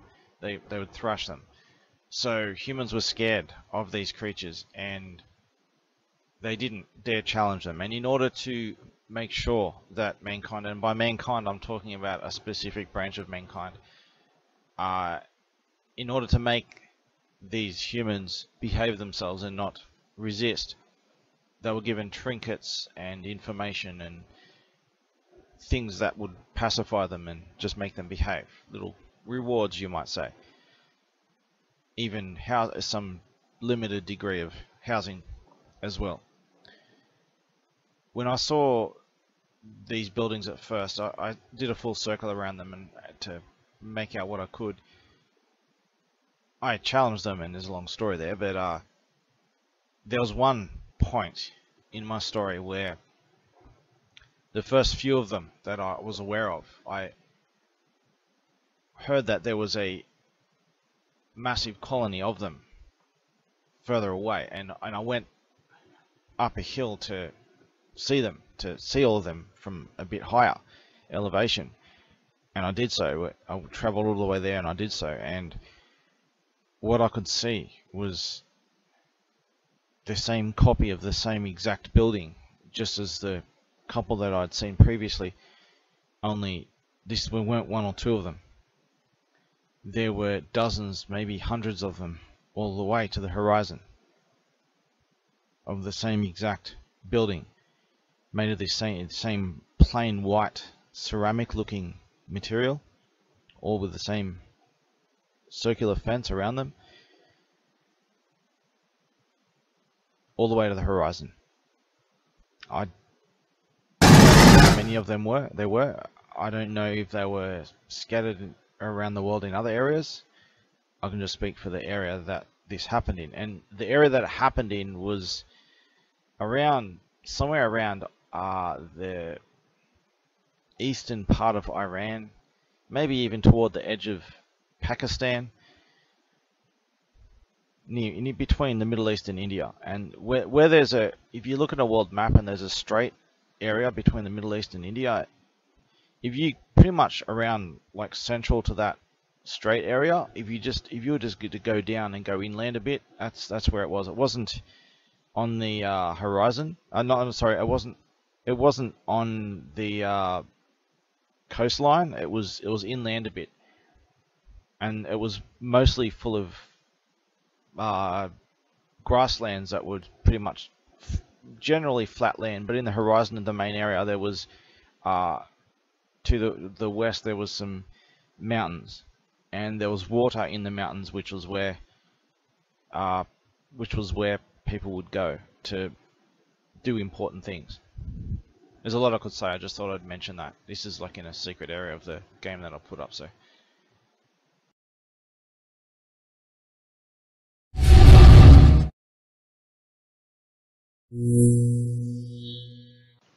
This is the main hub area for the game. I'm gonna work on this more later. This is just a filler and testing area.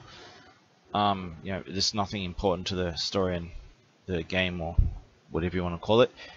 It's just kind of for testing and stuff. So there's probably a few cool things here if you want to play around with some testing stuff. If the game crashes, just Alt F4 and reset it. Just restart again.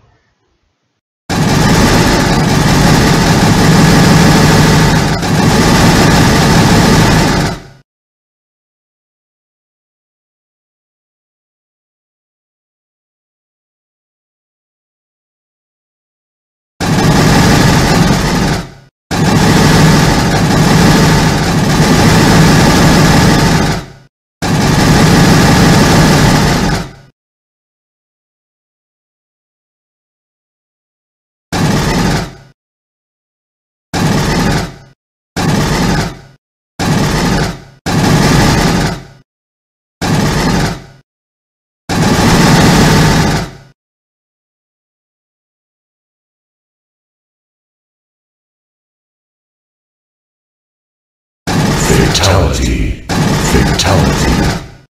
Fatality. Fatality.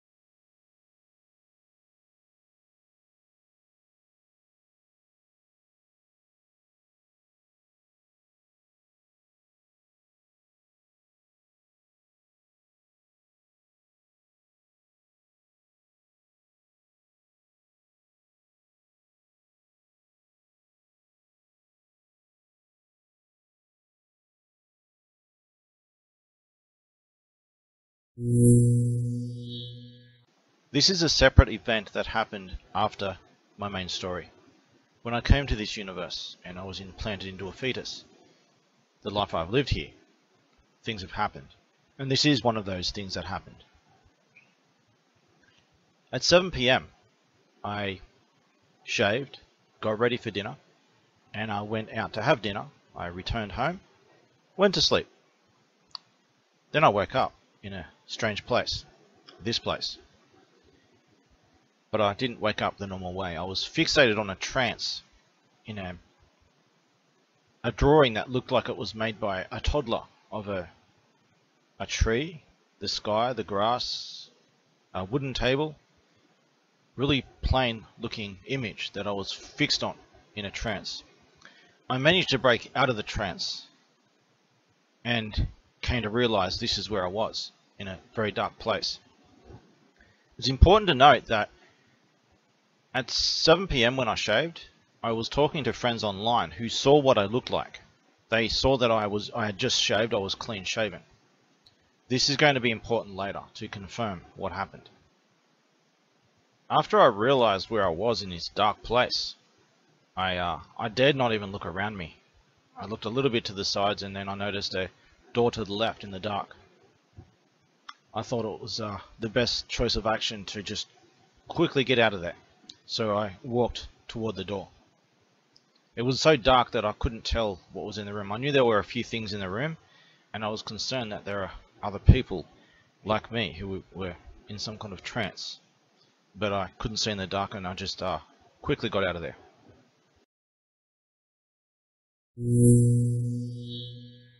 In this room I noticed a familiar green table, but I don't think it was the same table. It seemed to be a similar design, but it wasn't the same table. This was bigger than the one that I know, and it didn't look exactly the same, but it seemed to be very and suspiciously similar. I quickly went to the next room after seeing it.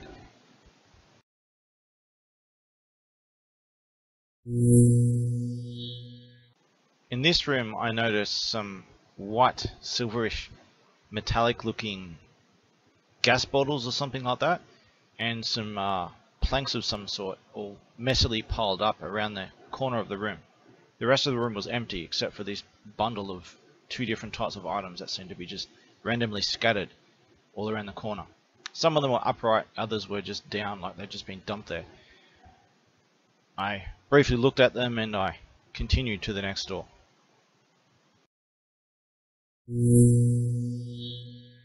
In this room there was a long curved hallway with windows all along the edge of it. I looked out of those windows as I went along, and I started with the second window and I glanced as I was going through, confused at what I was seeing. It looked like whatever this place was, that it was moving through space toward the direction that I was heading. But this wasn't normal space. It was shaped like a cylinder, and it had a defined edge, and that edge was distorted with a glowing twisted mesh of shapes that looked like a distorted twisted image of looking at something that you would normally look at from space, like looking at a planet or a star system and sun, something with light on it, but it was all distorted and twisted, and it was just frozen there, and there were blobs of this on the edges of this cylinder as it was traveling through it, like they were just frozen there.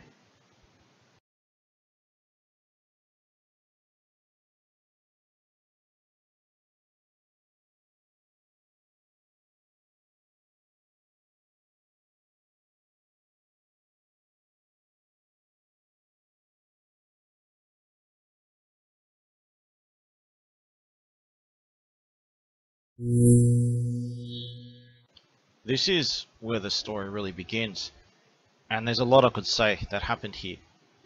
I'm just going to abbreviate this for now. I've got it written in a lot of detail elsewhere. As I walked toward this light, about half a dozen little grey type of creatures just started casually walking down the stairs, full of energy, just acting like children really. and jumping around and stuff like that. And then they saw me and stopped, and they were surprised, but they weren't scared. They're just surprised. And I heard their voices in my head say clearly, "What are you doing here? You're not supposed to be here." I tried to speak back to them in the same way through thought, and they were able to understand me. And I had a conversation with them, and as it turns out, they can speak verbally just like me, but they were using devices that are scattered around this place that allowed them to speak directly in thought, which was more efficient. We had a normal civil conversation about why I was there, what they were doing and stuff, and what they told me I became very upset about. I was saying that they were from the distant future. Who knows if they were even telling me the truth, but they said that they were from the distant future at a time where there were wars that happened in among those who were left in the universe in the distant future. And most of those who lived on after the wars, they segregated, and there was technology at the time where they were able to weave their own universe out of the mesh of this universe, and they'd be in their own enclosed bubble universe, completely separated from everything else, and they had more control over this than the normal universe, whatever that meant. And they were able to, with great difficulty, create some kind of portal where they were able to enter our universe and exit it. And they were harvesting resources from our universe that we would otherwise not have missed, stuff that we didn't use, didn't need, didn't notice, that we wouldn't notice that it would be gone. And that include harvesting biological material, which will happen in the next section. I had a discussion with them for quite a while about this, and I started getting upset, and I said that I'm not going to let them do this, and someone or something must have snuck up behind me and hit me over the head with the back of the head with something, and I had like a second of extreme nausea as I collapsed to the ground and passed out. Whoever or whatever hit me over the head, they couldn't have, I don't think they could have come from the left and the right, because I would have seen them out of the side of my eye. They had to have come from behind, wherever I came from. And that direction led to a room at the end, which I started at. So maybe there was someone in that room, maybe like me, who was maybe under their control to hit me over the head or something. I don't know, but someone seemed to come from behind and hit me out really hard at the back of the head with something. So I passed out, and I woke up in the next section ahead. In the light ahead of you, just walk straight through the light and you'll go through into the next section.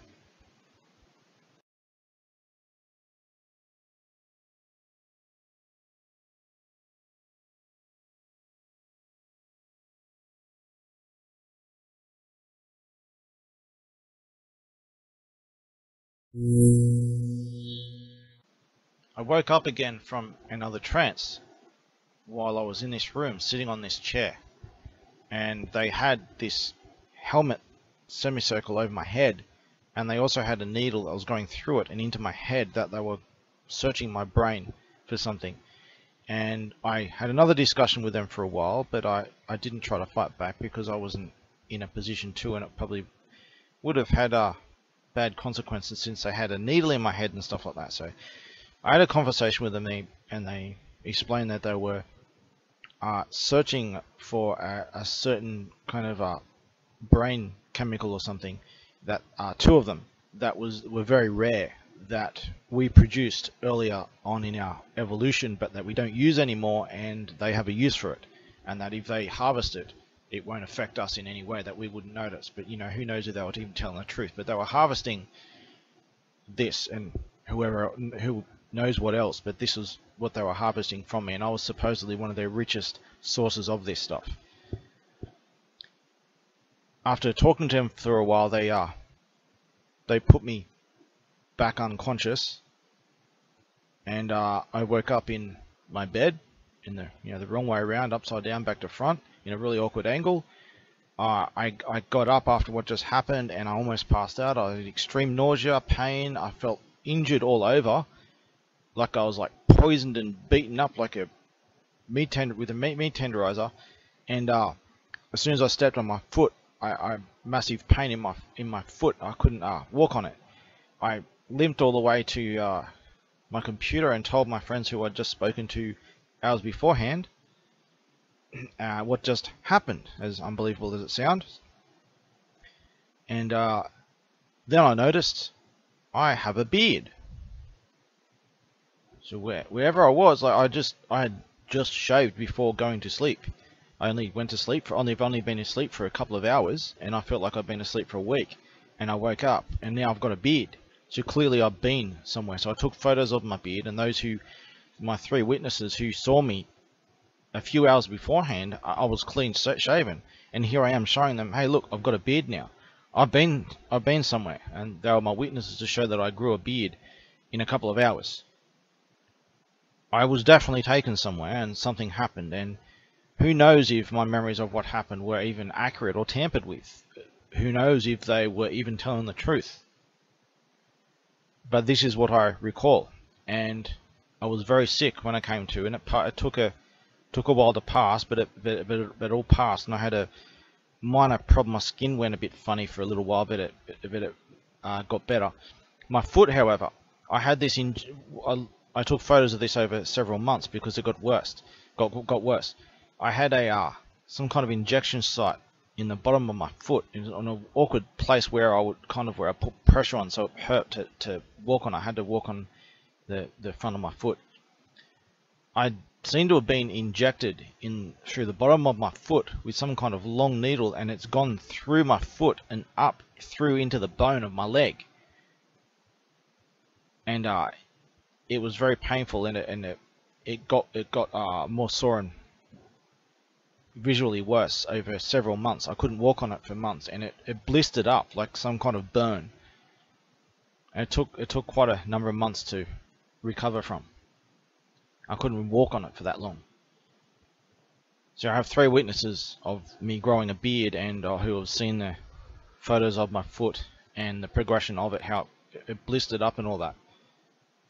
So who knows, whether my memories are accurate, they've been tampered with, or whether they were being honest with me about what happens. But according to them, they were from the distant future, and they were entering different places and times in our universe in order to secretly harvest materials without interfering with the timelines.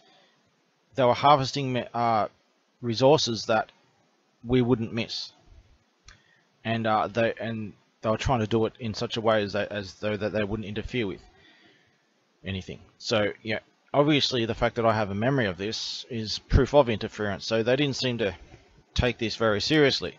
So there's a case one could make to say that they're either being negligent or dishonest, or whatever the case may be. But it just doesn't sound good, whatever is going on.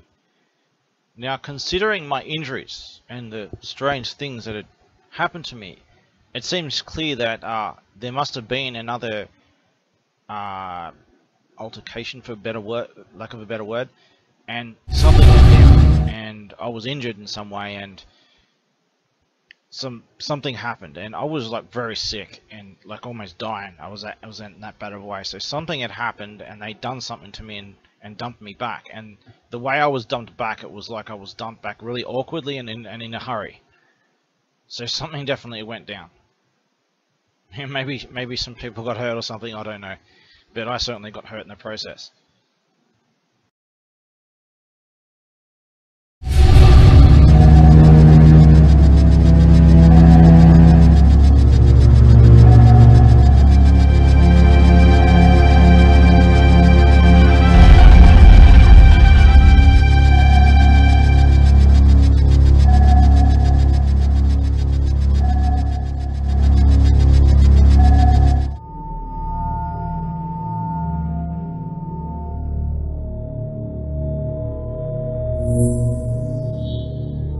This is the elevator out of this area.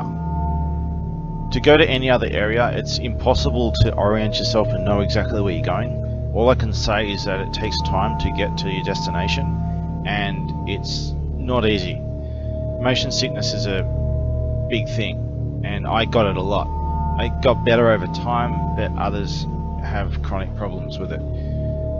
So going into a new area, it's a bit of a trip. It's not something that you do lightly. You're going somewhere, you need to be sure, because you've got a long trip ahead of you and you might get sick.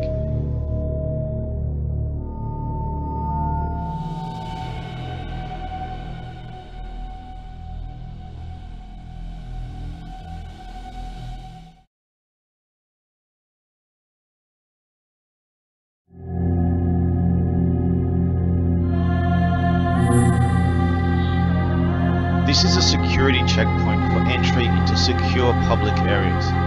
Most of what is done here is to identify, log and scan you for any potential problems, such as an imminent health problem or carrying items that aren't allowed, such as personal weapons, but most importantly, give you any important information, guidance, directions or advice on any relevant situation going on within. Sometimes there are situations going on that affect someone in a certain way. Things happen, things that are incompatible or whatever, they happen, so sometimes a warning or avoid this or you need to do that or something.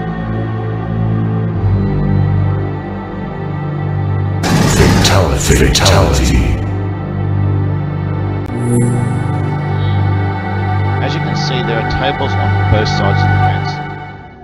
There's a reason why. Sometimes people going through the checkpoint area, there are problems and they can't get through and it takes time to resolve some things. So they would sit at these two tables here, waiting, and they would sometimes either in casual conversation or for security reasons, as they're trying to get through to give information as they need, additional information. They can both sit at this table at opposite sides of the fence. Sometimes it takes a while, it can take several hours. Perhaps even days, which pretty much be several hours. Fatality.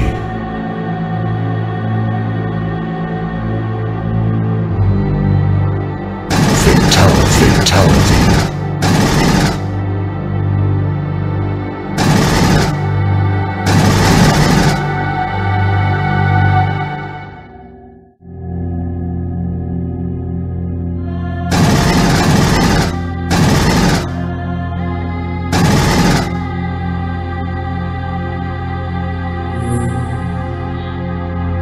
This here is the scanner that they put you through, but they don't always use this, so they already know who you are and you've recently been scanned and you're going in and out.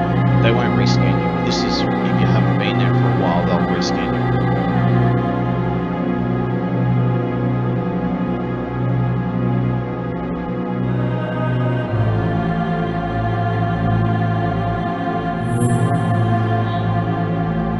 There is a little waiting room. Not sure why, but there's a little waiting room at the end of the checkpoint in the entryway to the public area. It has like a comfortable lounge on each side of the room, shaped in a strange way. The only way to get in through this door into the public area is for someone from the checkpoint area to take you through all these doors. So if you were to come from outside back in, you need to get someone from the checkpoint area to let you back out. Actually happened to me once. It wasn't a big deal, but I knew what I was doing. I chose to sit on those seats to sit down and wait for someone.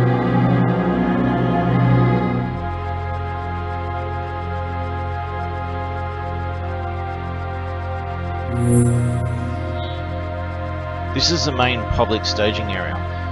These areas, there's a lot of them, and you would be grouped in with other extraterrestrial species. Based on various criteria, like you're near each other, you're similar to each other, whatever. This is important, especially for new arrivals who have never met other species before, because a lot of them get very spooked, especially those that are timid, and it can be a big problem. So this is like an introduction area and acclimatizing yourself to meeting other species, and there's all the whole area is based on this. So this is like the first public area, and once anything you need from this area, there's a lot of things in this area. Once you're ready to go and do bigger things, you go to the actual full-on areas. So this is like a staging beginning area.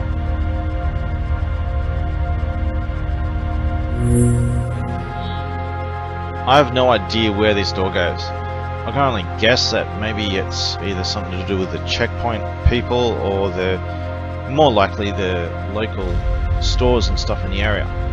Maybe it was some kind of storage area for their stock and stuff like that. I don't know. It's just a guess, but I have no real idea where this goes.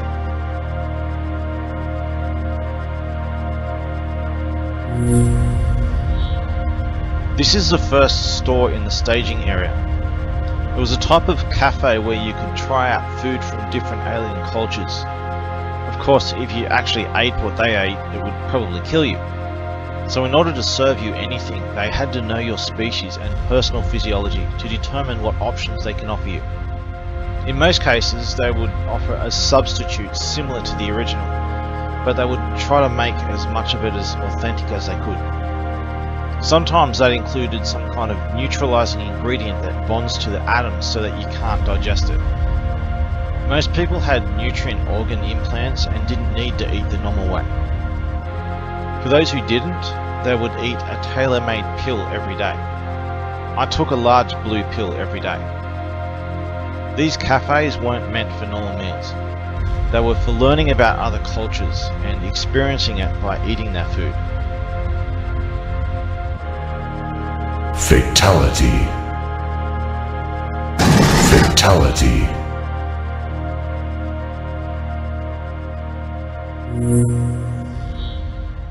There are a series of stores in this area, mostly like for education, information, a few souvenirs. Most of the time they didn't sell anything, it was all free. Sometimes they had souvenirs that they would give to whoever would turn up, at least give you one each. But that depends on the scarcity of the resource, and things can sometimes be free and then sometimes there's some kind of exchange of some currency involved. But typically, for the most part, they would offer you like one thing for free, and a lot of information and all kinds of tutorials, all kinds of things they could do. And so sometimes they give you something as well. If you really wanted, they will give you something as well.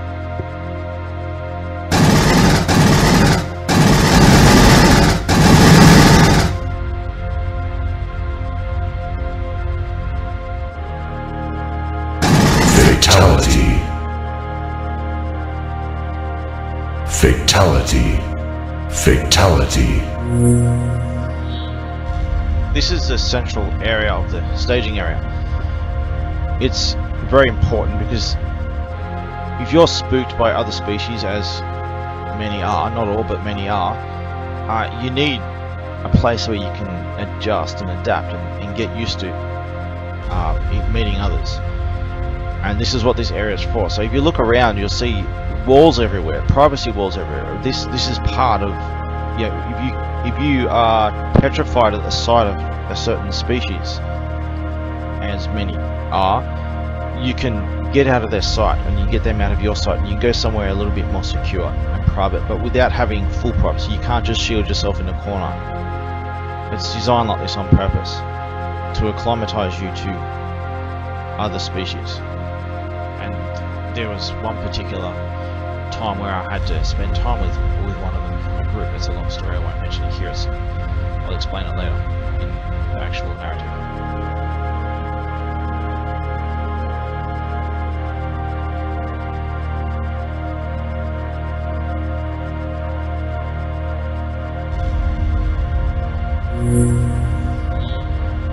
This is a big lookout area.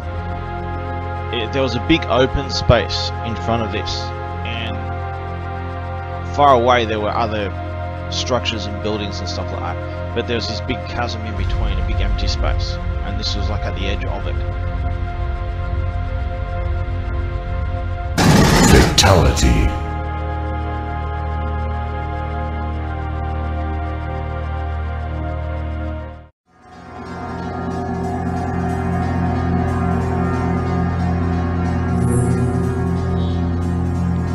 Everything really opens up. So you're now past the staging area where everyone meets everyone. So this is a big open area, whereas it's the main hub for all kinds of places, which you'll see further down the road.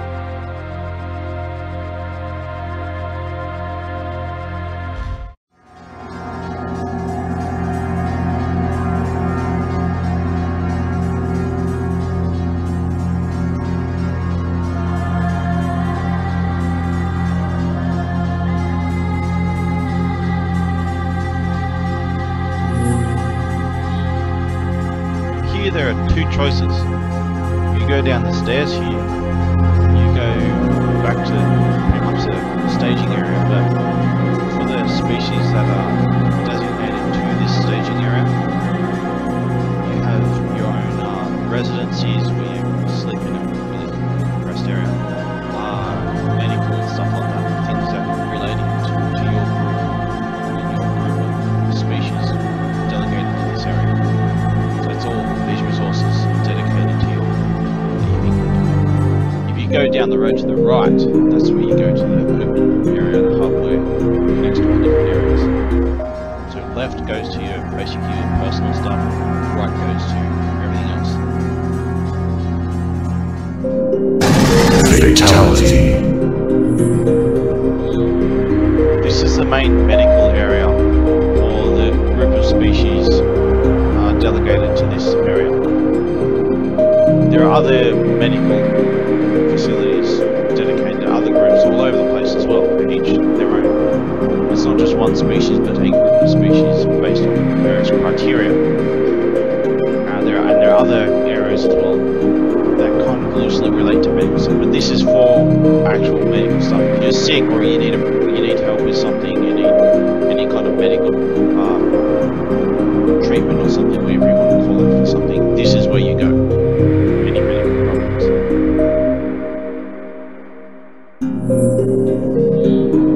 This area is for the medical staff. Now obviously I had no reason to go in here, so I never did. Not that I would have been allowed to anyway.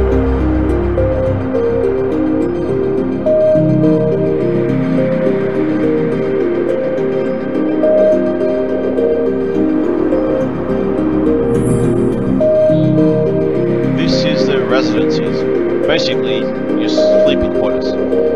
There was no luxurious massive Star Trek quarters in this. No, it was, you get a very tiny compressed room with a tiny bed on it, and it's just for sleeping. That's it. Empty room with an empty tiny room with a bed in it. Now, I was asked one time, someone said, like, don't you want somewhere bigger? And I was like, this is all I'm only in this room to sleep. I've got things to do outside when I'm sleeping. I don't care where I am. So there were better places than what I was given. I never saw any, but I was first given a tiny room with a really basic bed in it. I don't know what any other quarters look like, because I never went into any of them. But that's what I was given, and I was offered something better.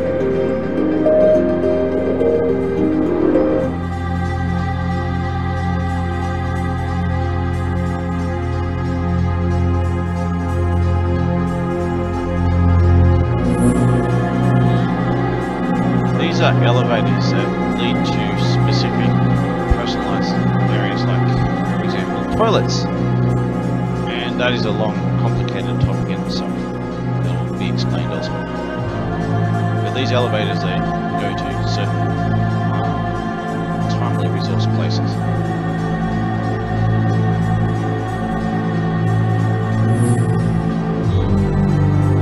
This path leads to all kinds of other civilian areas on a broader scale.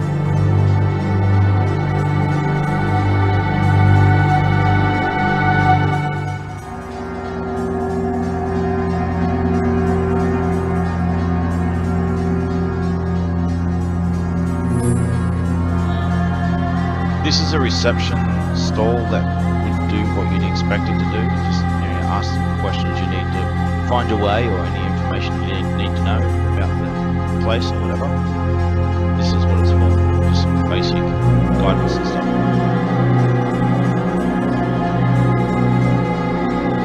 Fatality. Fatality. this is an information board, or a series of them. It contains information on pretty much like if you go to like an airport or a train station or something, you get big boards of all this information. It's kind of like that, only it's not just for like traveling and locations and stuff, but there's all kinds of information on this regarding the entire mobile fortress. And you know, there's others areas just like this. It helps you navigate, and it gives you information that you might need to know. As you can see, it's in a main area before you move on to wherever location, so it contains that information you need.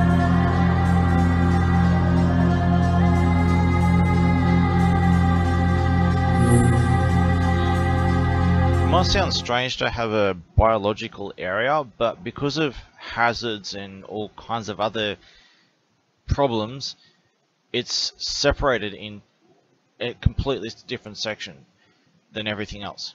So this is a very complicated and networked area, so there's all kinds of areas that are free to move around in, and there's all kinds of quarantine zones, and there'd be with security or places you're just not allowed at all, at least for a time, and it kind of changes as time goes on, and different, you'd be cleared to go in one area but not another because of potential hazards combining with other hazards. It's a big complicated maze and a mess, but there's a lot of security involved in this area because of hazards. And you know, you go, if you went in here, you'd be free to go here, there, and then not free to go here or there, and then that could change. You'd go again tomorrow, and it'd be different depending on what's going on.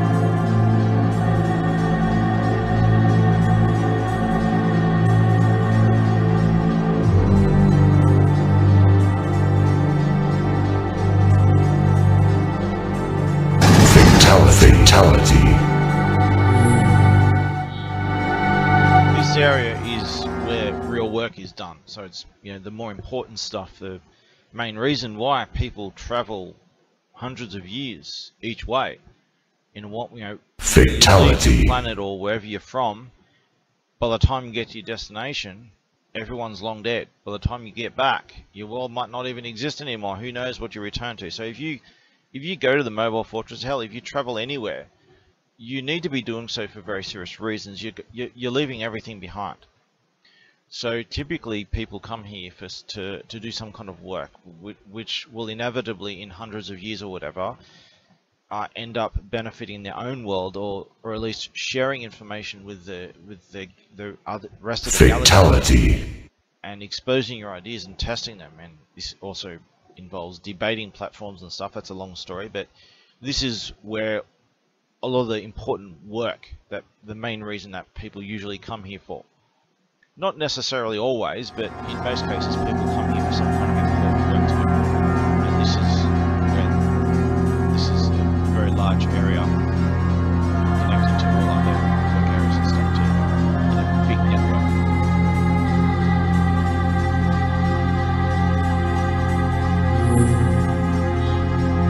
This is the main administrator area of this whole section of the mobile fortress. There are many such sections in there.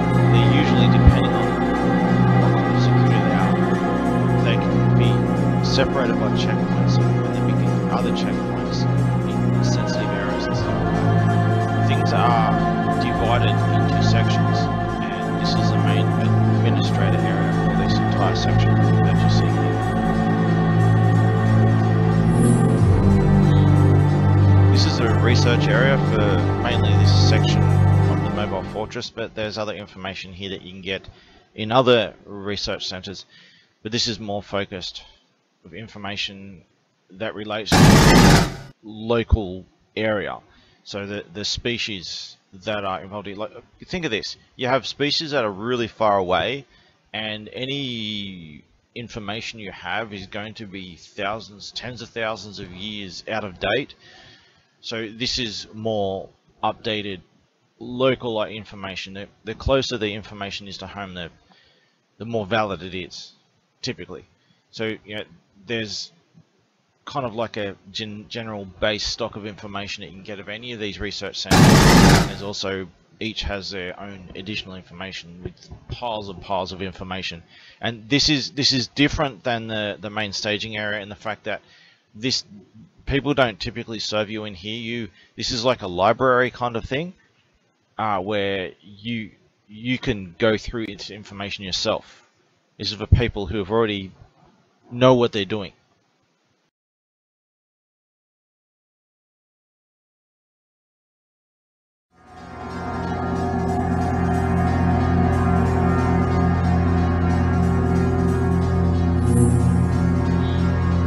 This is a research area for mainly this section of the Mobile Fortress, but there's other information here that you can get in other research centers. But this is more focused information that relates to the local area.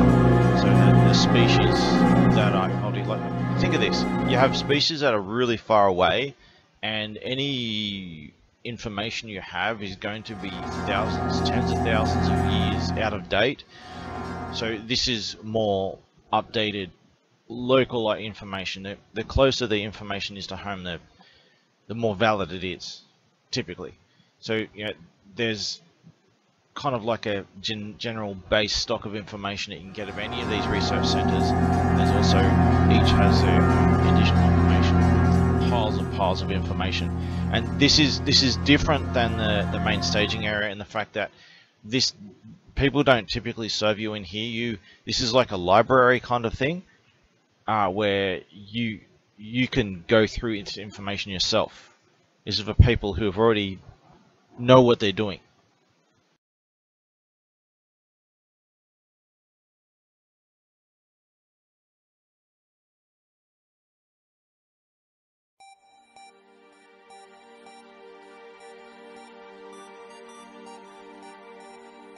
This is a narrative of the extraterrestrial scale of my story, combining what I've told so far into a single video and a single sequence of events.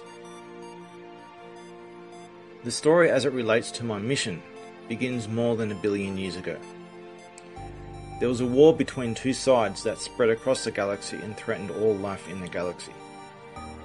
Those sides represent what could be called freedom and control. Neither side wanted the massive level of destruction of life that the war was causing. If it continued, the war would lead to the end of most, if not all, life and, more important, evolution in the galaxy. As I understand it, the war involved a disagreement over the management of life and its evolution. Since neither side wanted the inevitable destruction, a truce was made. Both sides made compromises and established a political system where neither side could win, while they tested their ideas against each other through this political system and what would become of life at a certain point of time in the future. Most of the details have either been lost to history or sealed up information that only certain politicals are allowed to know. That political system has been in operation for about 1.3 billion years, which I assume to be modern Earth years. During the war, a small group of extraterrestrial aliens of the tall grey-like species abandoned their responsibilities and role in the war.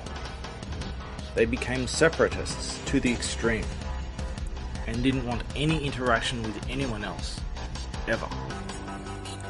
They were some kind of cult. They sought a place to escape where no one would find them. They found what we call the Sol System, our solar or star system. One might also call it the Earth or Terran system. It was far away, in a place no one would look for them. At the time, the Sol System was a minefield full of debris that made navigation very dangerous. It was considered a hazard zone to avoid, a no-go zone.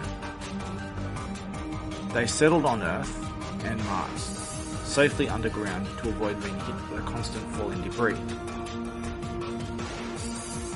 They later had to abandon Mars due to some kind of problem that made even living underground too dangerous. It was their understanding that the Earth was barren and lifeless. A long time passed. They had no idea the war had ended. a scout eventually came to Earth and found them. Primitive life was also discovered on Earth, which placed Earth under an automatic quarantine, which meant that they weren't allowed to be there because Earth was quarantined, as planets are automatically quarantined. They were suspected of planting the life, which was also outlawed. It was eventually decided that they didn't plant the life, that it evolved independently of them. Since they were living underground as strict separatists who had no interest or interaction with that life or anyone, they were allowed to stay on the condition that they don't interact with the life in any way, stay underground, and protect the life from anyone else who comes. A long time passed, life evolved, and that's where I come into the picture, 13,000 years ago in the Middle East. At the end of an ice age, life had evolved to the point where I considered it ready to take control of its own path. My interest was in a certain branch of mankind, by extension the white race. And contrary to popular belief, the white race inhabited the Middle East and other areas, but at that time. It wasn't full of Arabs and Jews and all whatever you want to call them and all that. It's full of white people. Now, I considered them alone to be ready, not these other human groups, the specific type of human, the white race, and specifically this group that I wanted to introduce these ideas to. It was my task to gently introduce concepts such as heritage, morality, philosophy, written language, civilization, and more, from within, as one of them.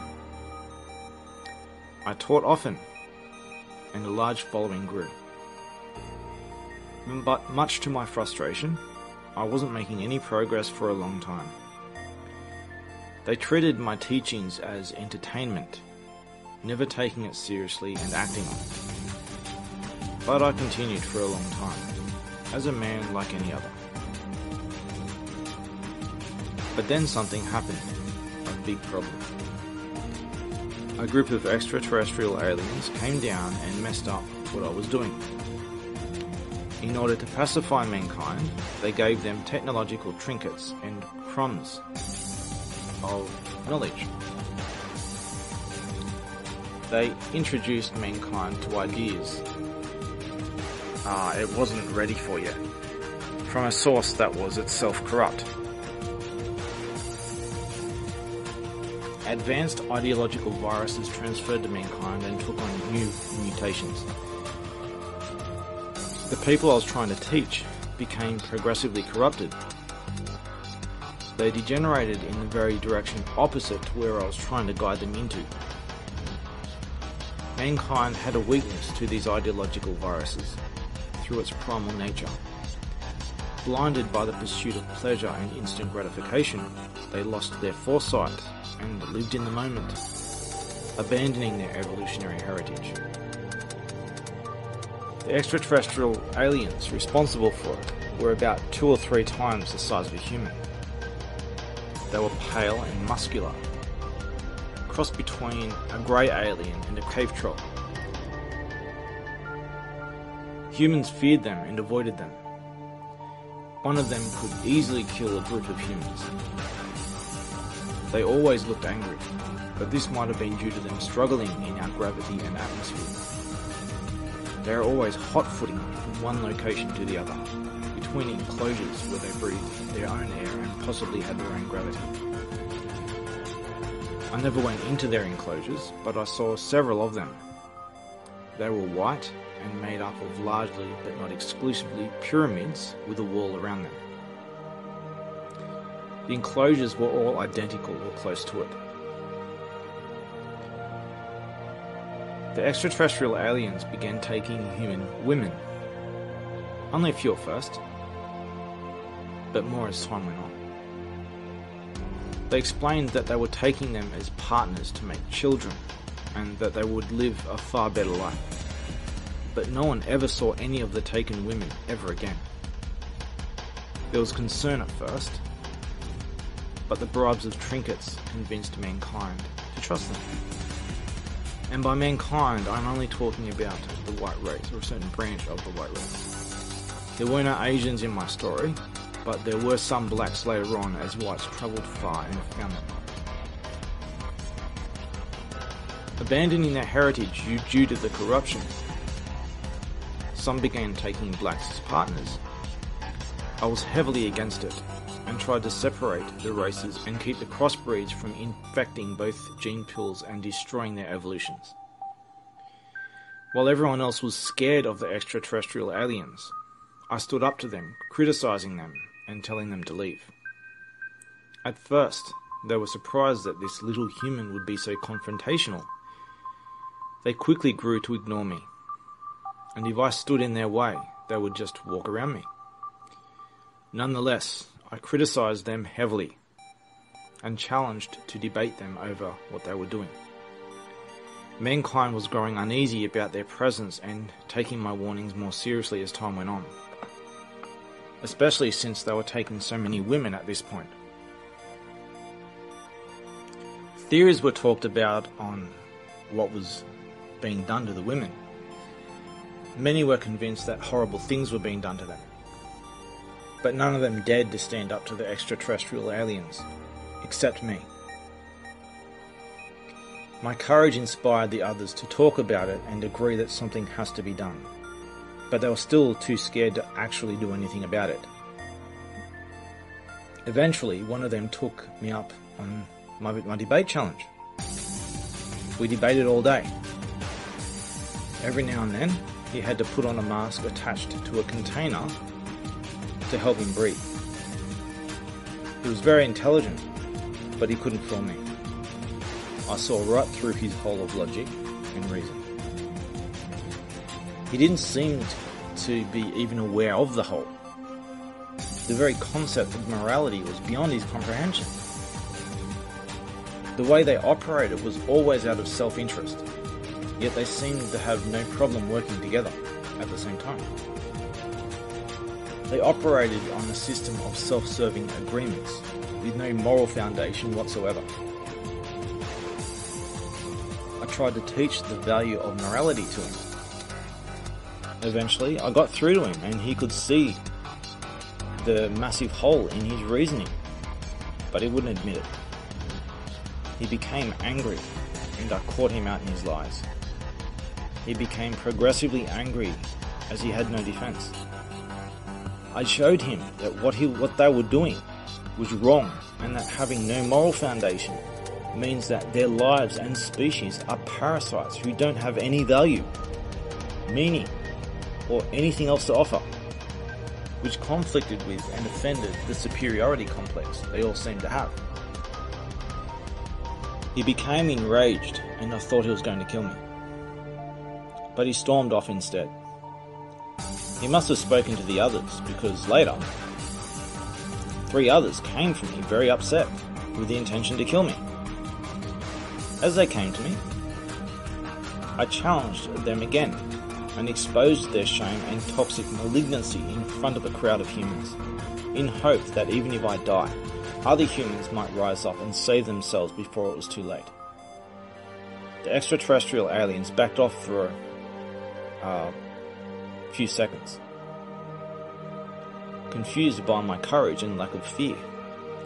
They didn't understand, and were confused and even intimidated by it. They understood fear perfectly fine, but the idea of courage and heroism was beyond them. A few seconds after backing off, they came at me again, this time to grab and kill me.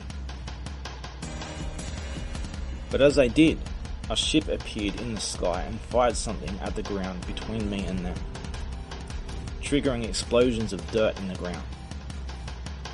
They immediately ran away. The ship came down and landed.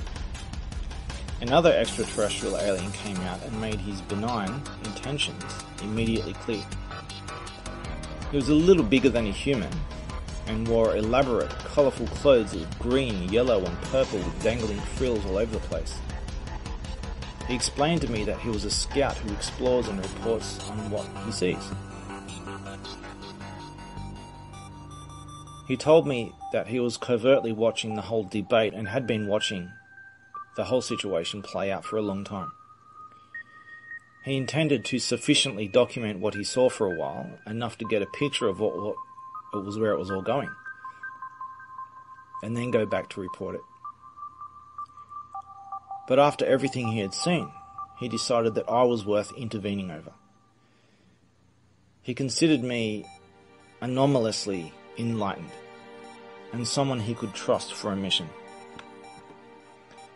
He wanted me to be a messenger between this world and the governing authority far away. He took me into his ship, and we left the planet. This is what it looked like from the curved view screen. As we travelled higher, I asked him many questions such as how we were able to fly. I didn't understand his explanations. As the world took on a spherical shape, I became alarmed. He could see how upset I was, and he tried to explain things to me. He explained gravity to me, but I didn't understand. Somehow gravity holds things down on a ball, yet here we were, defying it. I lost all confidence in gravity, lost my balance, became very nauseous and clung to the floor, not knowing whether I was going to fly off into endless space, with nothing to hold me down. He tried to comfort me and asked if I was going to be alright. I told him that I think I will be, but it's a lot to take in. He stopped trying to answer my questions and stood there with a concerned look on his face, not knowing what to say. As we went away from Earth, I got my bearings again. Here's what his ship looked like facing the other way. The pattern on the ground seemed to be lighting up the dark room. The pattern centered around the back of the room, where there was a seat, depicted here in orange. Above and around the seat were all kinds of wires and tools dangling down that he was able to grab, pull down and move around. They appeared to be tools to control the ship. After everything was done, he explained to me that we would both go into a stasis chamber that would fill up with liquid and freeze to keep us safe for a long journey. And for our experience, it would have happened in no time. He had a spare chamber for me, but he had to unpack it awkwardly in a confined space, where he eventually just placed my stasis chamber on the floor. I asked him if he will be able to reach his own stasis chamber with mine on the floor, and he said without confidence that he will sort it out once I'm in my chamber. In this diagram here, you can see the ship from the top down. You can see the seat in orange. At the top in orange is the curved view screen. You can see the exit door and two small rooms, one on each side. The room on the right is where the stasis chambers were. He put me into stasis, and I somewhat panicked as it filled up with fluid and I was put to sleep. The next thing that happened was of him greeting me again. He took me to see some politicals. He had to teach them some basics of my language, which took a while. There were various people, mostly of a certain type of alien. They didn't speak to me, but constantly looked back and forth at me while they spoke in some other language. They were talking about me, but had no way of talking to me. Eventually, a political came to me and spoke to me in my own language. But the problem was, she knew so little of my language that we couldn't really communicate enough to construct a sentence. She became frustrated and eventually gave up. I was told that they would try another way. More time passed as they taught a language expert. He eventually came to me, and while we still struggled, we were able to at least communicate in a basic way. But as time went on, and I was there a while, they learned to communicate with me more. Enough to have a conversation, but very slow. They explained to me that they wanted me to be a messenger between my planet and them. I was to deliver messages back and forth, and be the tool by which the problem on my world would be dealt with. I didn't just speak as a messenger, I was the only ambassador of my world. So also spoke with authority of an entire world, and all sides recognised that authority. They gave me a ship which looked like a bird with closed wings. Coincidentally, it looked just like the mythical Black Knight satellite, which is alleged to have become trapped in orbit 13,000 years ago, which is coincidentally the same time I was given the ship. They taught me some basic things, taught me how to fly the ship, and sent me on my way to deliver a message. This is what the cockpit of the ship looked like. It was small and cramped. The cockpit was a full-body seat and heavily inclined. There was a steering wheel that I could move along every axis. Pushing it forward made the ship go forward, pulling it backward slowed it down. I could move the whole wheel not only forward and backward but left and right, as well as tilting it up and down and steering it left and right to move it along every axis. But the manual controls weren't necessary. The ship could be controlled entirely by an autopilot or commands from the semicircle panel surrounding the cockpit seat. Generally, autopilot was best for most things, by inputting a waypoint and setting speed, etc. Manual control was only useful for very short trips, such as manoeuvring more easily and faster in the presence of another object, landing or swapping between space mode and planetary mode. The ship had those two modes, since it was a hybrid ship designed for both long-distance space travel and travelling on a planet. It was aerodynamic, and the space travel mode became less responsive as you travelled into a planet's gravity and atmosphere. Generally, I would take over manual control and switch to planetary mode as the space mode controls became unresponsive. On the top left and right of the cockpit were two screens that could be folded up and down to get them out of the way, or manually repositioned entirely. With difficulty, I only tried that once. The left screen monitored information inside the ship. The right screen monitored information outside the ship. The displayed information on the two screens could also be customized from the semicircle command panel, but it wasn't necessary. The view screen was narrow, curved, and grew wider as it went up very high. At the front you can see the stasis chamber in orange. It didn't look like it was part of the ship, it looked like it was added to the ship in the only open space big enough to fit it. And so I passed on messages, back and forth between the two extraterrestrial groups in the governing authority, while I interceded for mankind and the planet. But the thing about long-distance space travel is that it takes time, a long time. By the time I returned to Earth, everyone I had ever known was long dead. The thing is, when travelling long distances, it isn't just the time it takes to get from A to B while in stasis. The faster you go, the slower time flows. So while any journey happened in moments for me, my ship would be travelling for a long time, and time itself would flow at a different speed, which would increase the amount of time that went by in the journey. So 1 year travel might mean 10 years or 100 years for everyone else at points A and B. So what would happen is that every time you travel anywhere, you're constantly skipping ahead into the future. But each time I came back to Earth, so much time would go by that the whole situation might have changed, and I would meet a new generation of people each time. By being a messenger, everyone I ever met would be long dead by the time I returned. In some ways, I was operating in my own timeline, experiencing small fragments of time on Earth over a long period of time. In my time on Earth, I would teach mankind and try to lead it to the right direction before leaving. Sometimes my teachings will be passed on, but most of the time what little of my teachings were passed on were misquoted and or corrupted consistently. Much of the time, in my arrival, the people of the time would know who I was, due to stories passed down about me. In my time as a messenger, the meddling group who caused the problem in the first place came and went several times. While very resistant, to the warnings. If they didn't leave, the governing authorities would come and remove them personally.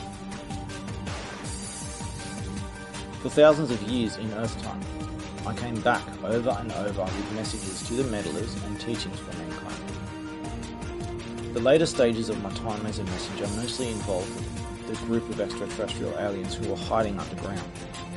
They were only allowed on this world so long as they protected it from the intruders. But they just let it happen over and over. They were warned that if they didn't stop it from happening and do something about it, that they would be removed as well. Since they consistently did nothing and just sat there silently watching, they gained the name Watchers in a derogatory context, since they always just watched and did nothing. They might be the origin of the Watchers referred to in ancient texts. However, there seems to be confusion and overlap between the Watchers and the meddlers. The Watchers were not meddlers. They were separatists who refused their obligations to intervene, hence the derogatory meaning behind the name Watchers. They were called Watchers intentionally as a reminder that they knew exactly what was going on, knowingly and intentionally doing nothing, knowing very well the consequences, and that their original excuse of ignorance was bullshit. They abandoned their responsibilities more than a billion years ago, and they abandoned their responsibilities again when they just sat there and watched. Meanwhile, the popular modern version of the Watchers has no coherent explanation to why they were called Watchers, and it seems that different stories have been merged into one and confused for each other. The original story seems to have been lost over thousands of years of retelling. A long time passed during my time as a messenger. I was there from the very birth of civilization, and I saw it fail and restart over and over as it evolved. I never knew what to expect whenever I returned. While I never saw any of the children the meddlers claimed to be making, eventually in my time as a messenger I finally did. They lived alongside humans, and I had a long conversation with one of them. The most advanced of ancient civilizations had a heavy extraterrestrial influence, and hybrids were a part of it.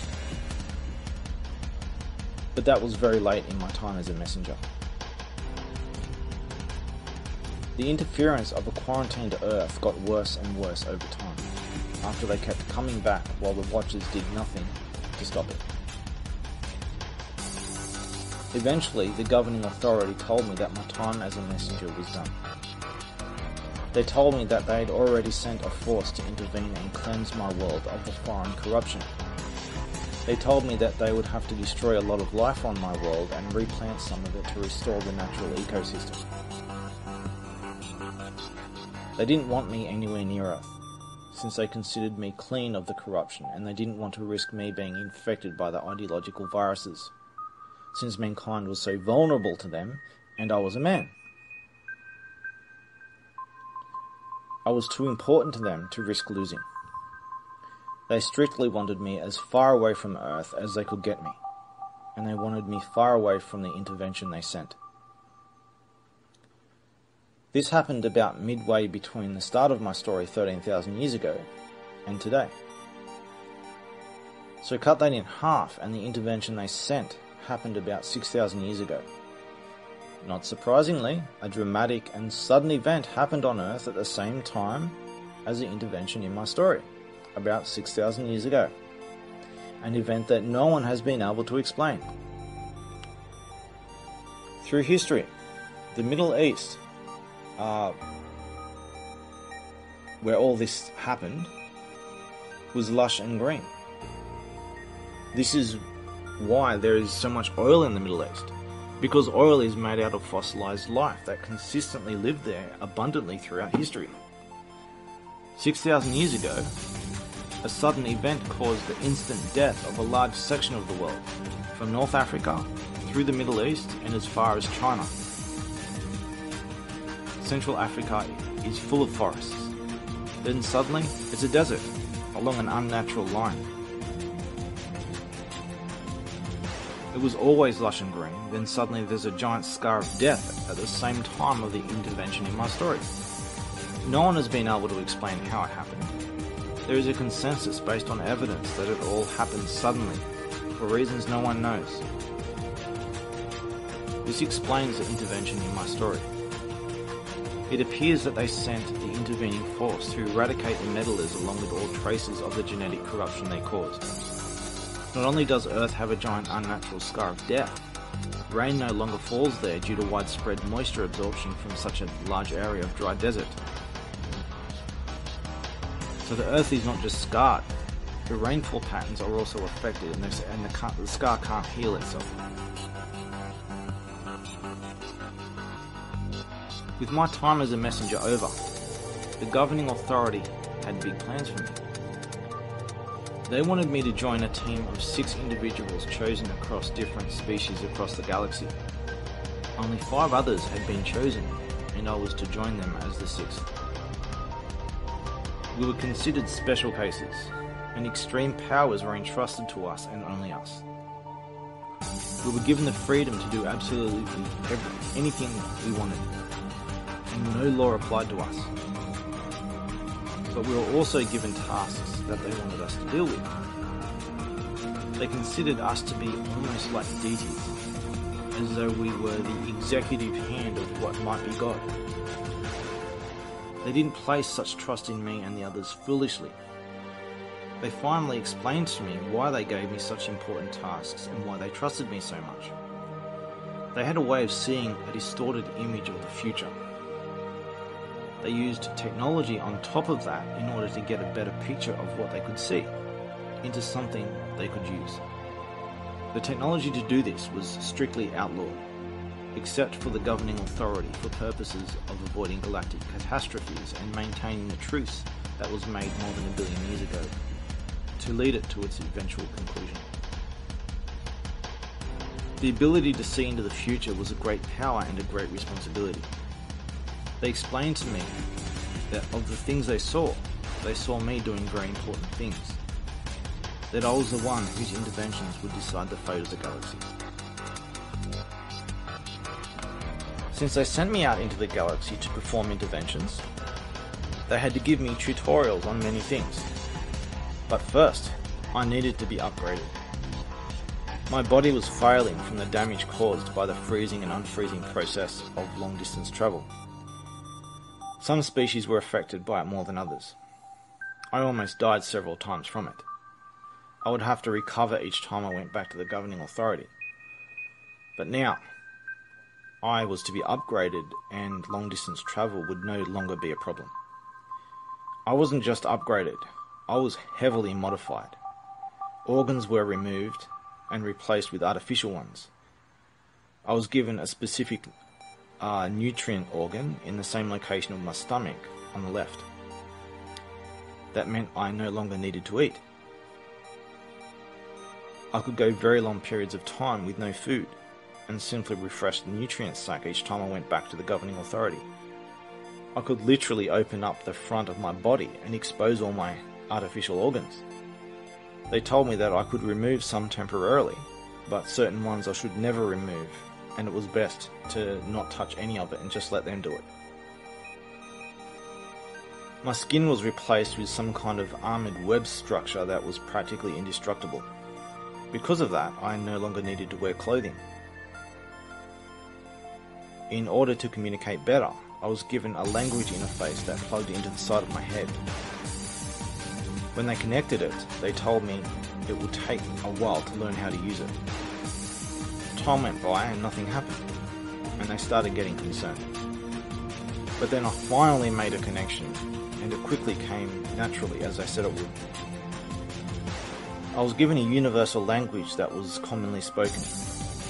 They only gave me the one language, because they told me anything more can scramble a brain, and it's advised not to remove it unless I need to, because constantly connecting and disconnecting can also scramble the brain, sometimes permanently.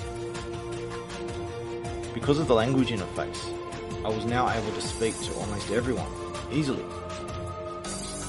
Other languages were eventually added to the interface as I needed them. I was told that language interfaces weren't common and were generally only used by the politicals. The politicals knew many languages. It is my understanding that they would have had them added one by one as needed, just as I was. But now that I could speak to them in their own language, we could finally talk freely. The language interface could also install written languages, but it was much more difficult. I only knew one written language, and I don't know where I got it from. I suspect it was given to me through the language interface. The written language I knew had excessive short and long straight lines to it. There were also universal signs, just like we have on Earth, across all languages. They weren't given to me in the language interface. I had to learn them myself. Arrows, directions, universal symbols for different things. But now that I was able to speak to them properly, it was time for them to teach me many things I needed to know for my mission across the galaxy. Species. There were countless species of extraterrestrial aliens. But there were distinct groups that they were classified under. Specific evolutions that were common. One bizarre classification appeared to be plasma or fire-based. I was surprised and asked them about it, and all they said was, it's just how they are. They didn't seem to be concerned about it. They didn't act like it was some bizarre thing.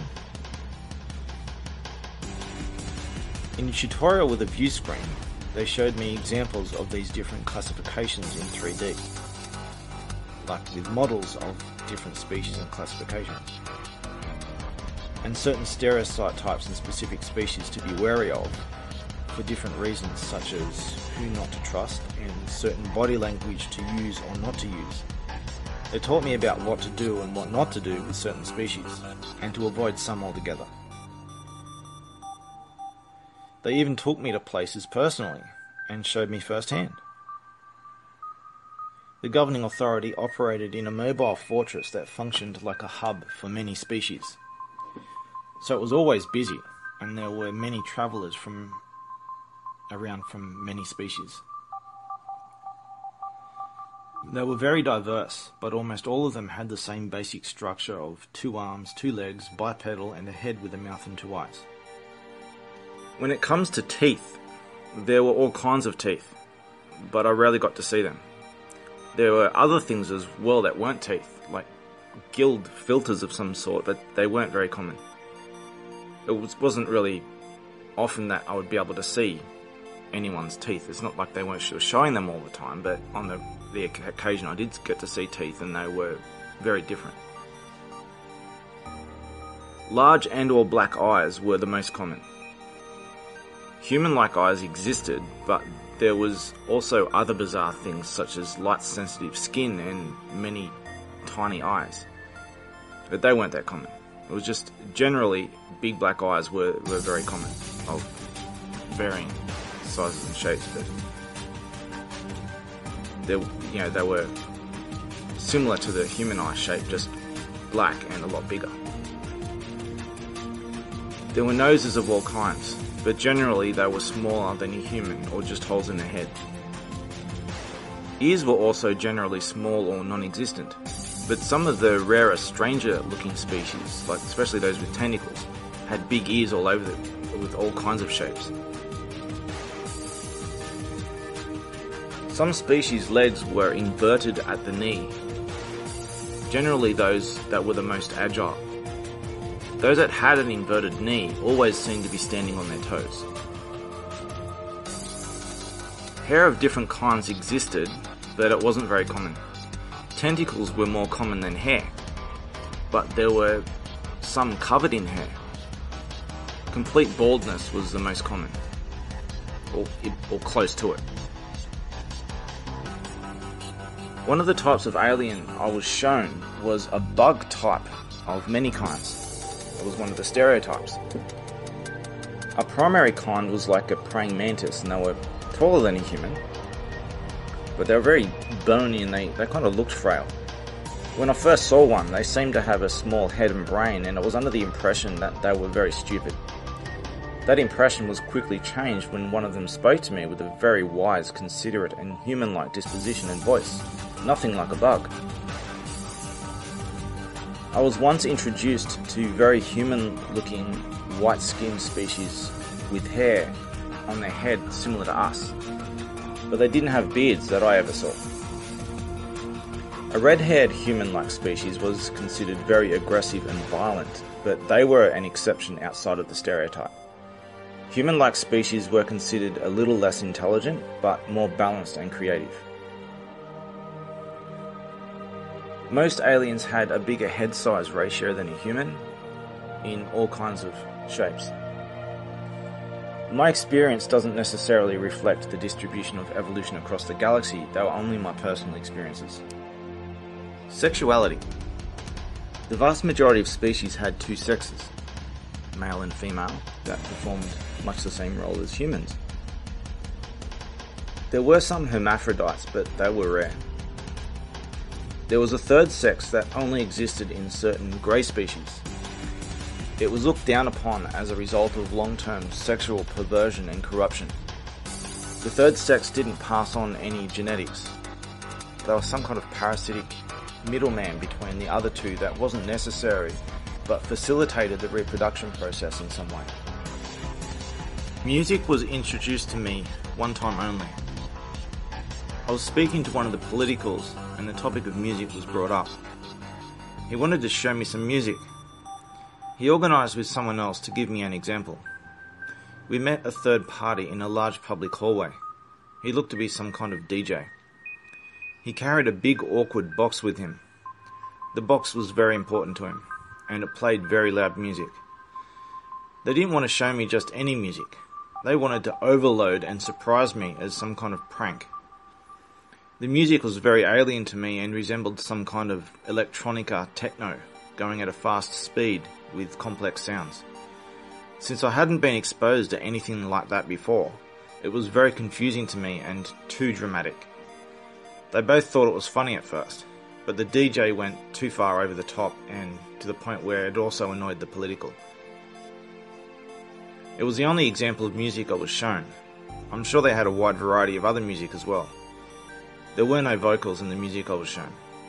It was a variety of electronic instruments playing sounds I had never heard before.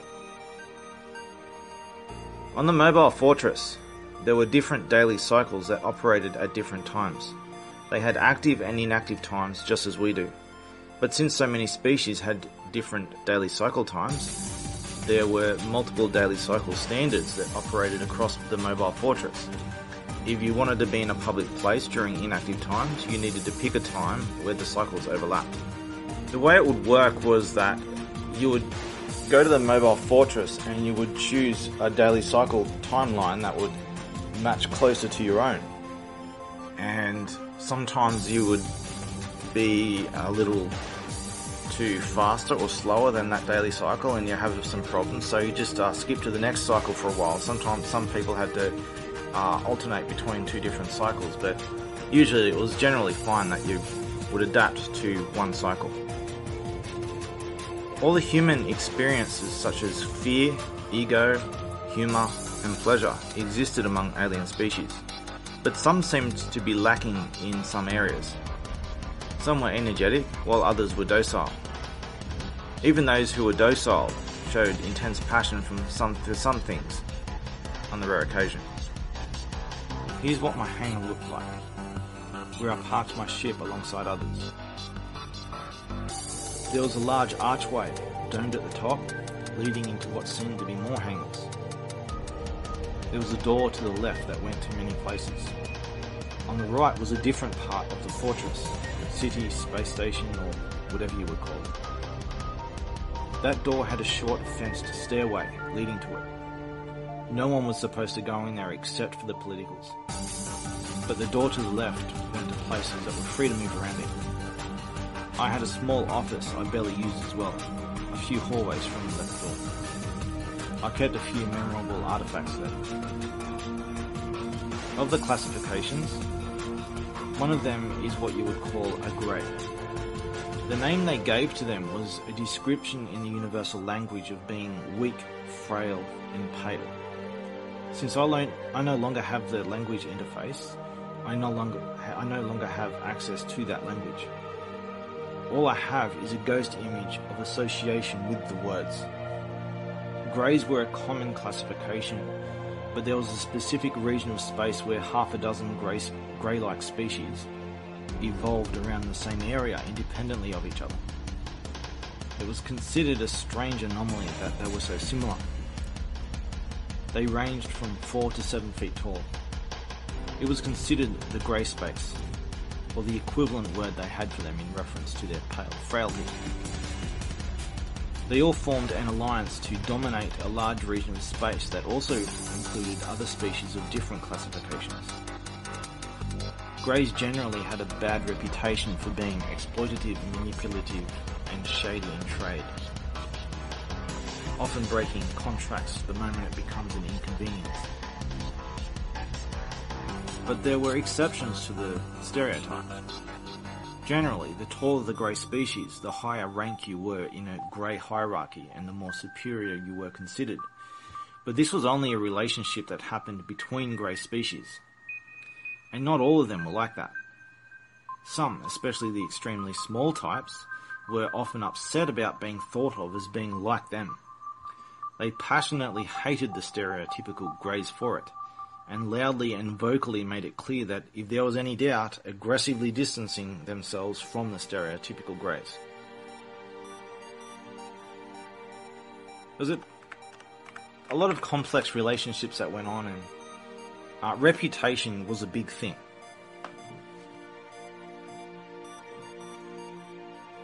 Debates.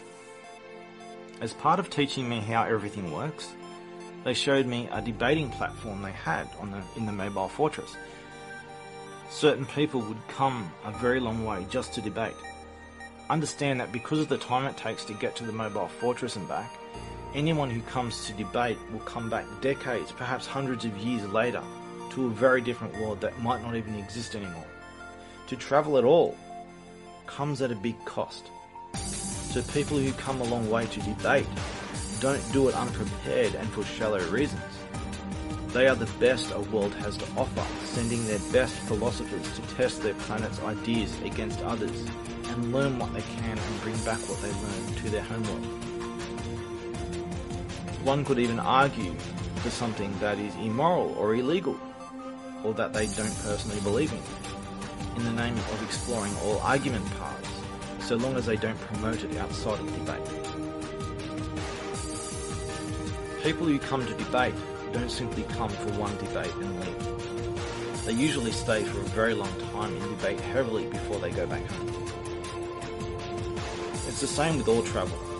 People don't travel unless they have a very good reason to. And once they get there, they don't leave until they are fully done with what they came to do. Sometimes one must send a messenger back to someone else before they can make a decision on what to do next, which might take decades or hundreds of years. By the time the messenger returns, they might be speaking to their grandchildren, unless they also go into stasis. Consider this when considering the situation on this planet. Communication that happens and decisions that are made take a lot of time. Religion.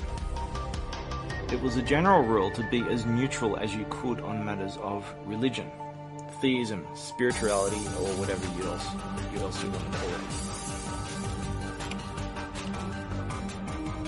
If you were too for or against the existence of a god, it was looked down upon as being irresponsible, untrustworthy, and taking ideas too far, which discouraged anyone from interacting and trading with you, since you were considered an unpredictable potential time bomb. Anyone who involved themselves with such groups were also looked down upon, so it was a general rule for your own good to distance yourselves from those of both extremes.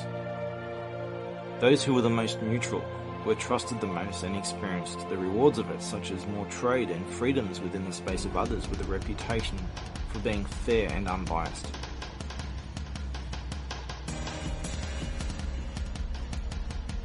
It was explained to me as part of explaining a political system, that religious cults were not a common problem. An example was given with one particular religious group they were concerned about, to explain to me how it all worked. If you became excessively religious, you would be progressively treated accordingly. First, everyone would peacefully distance themselves from you, especially since anyone associating with you would give them a bad name as well, and they would suffer the progressive consequences to a lesser degree. Then you would be progressively and openly criticised, giving you a bad name, pressuring others to distance themselves from you and revealing the holes in your ideology and the danger of it.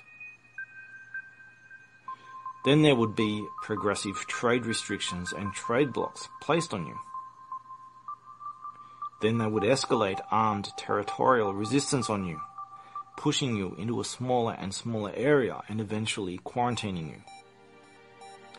If at any point you planned or supported a holy war on anyone, you would be treated with zero tolerance. You would be invaded, and every shred of your cult would be completely destroyed and outlawed. Any violence or even threats of violence would be met with violence. Anyone who followed a religious book that commanded such acts was basically treated as though they directly supported those acts and planned those acts, because really that's what they're doing. So keep this in mind when you deal with ideologies such as Islam. Zero tolerance. In this way, the more religious you became, the more you suffered. And the more neutral you became, the more you were rewarded. This system maintained a balance in the exploration of ideologies with a more difficult path the further you went.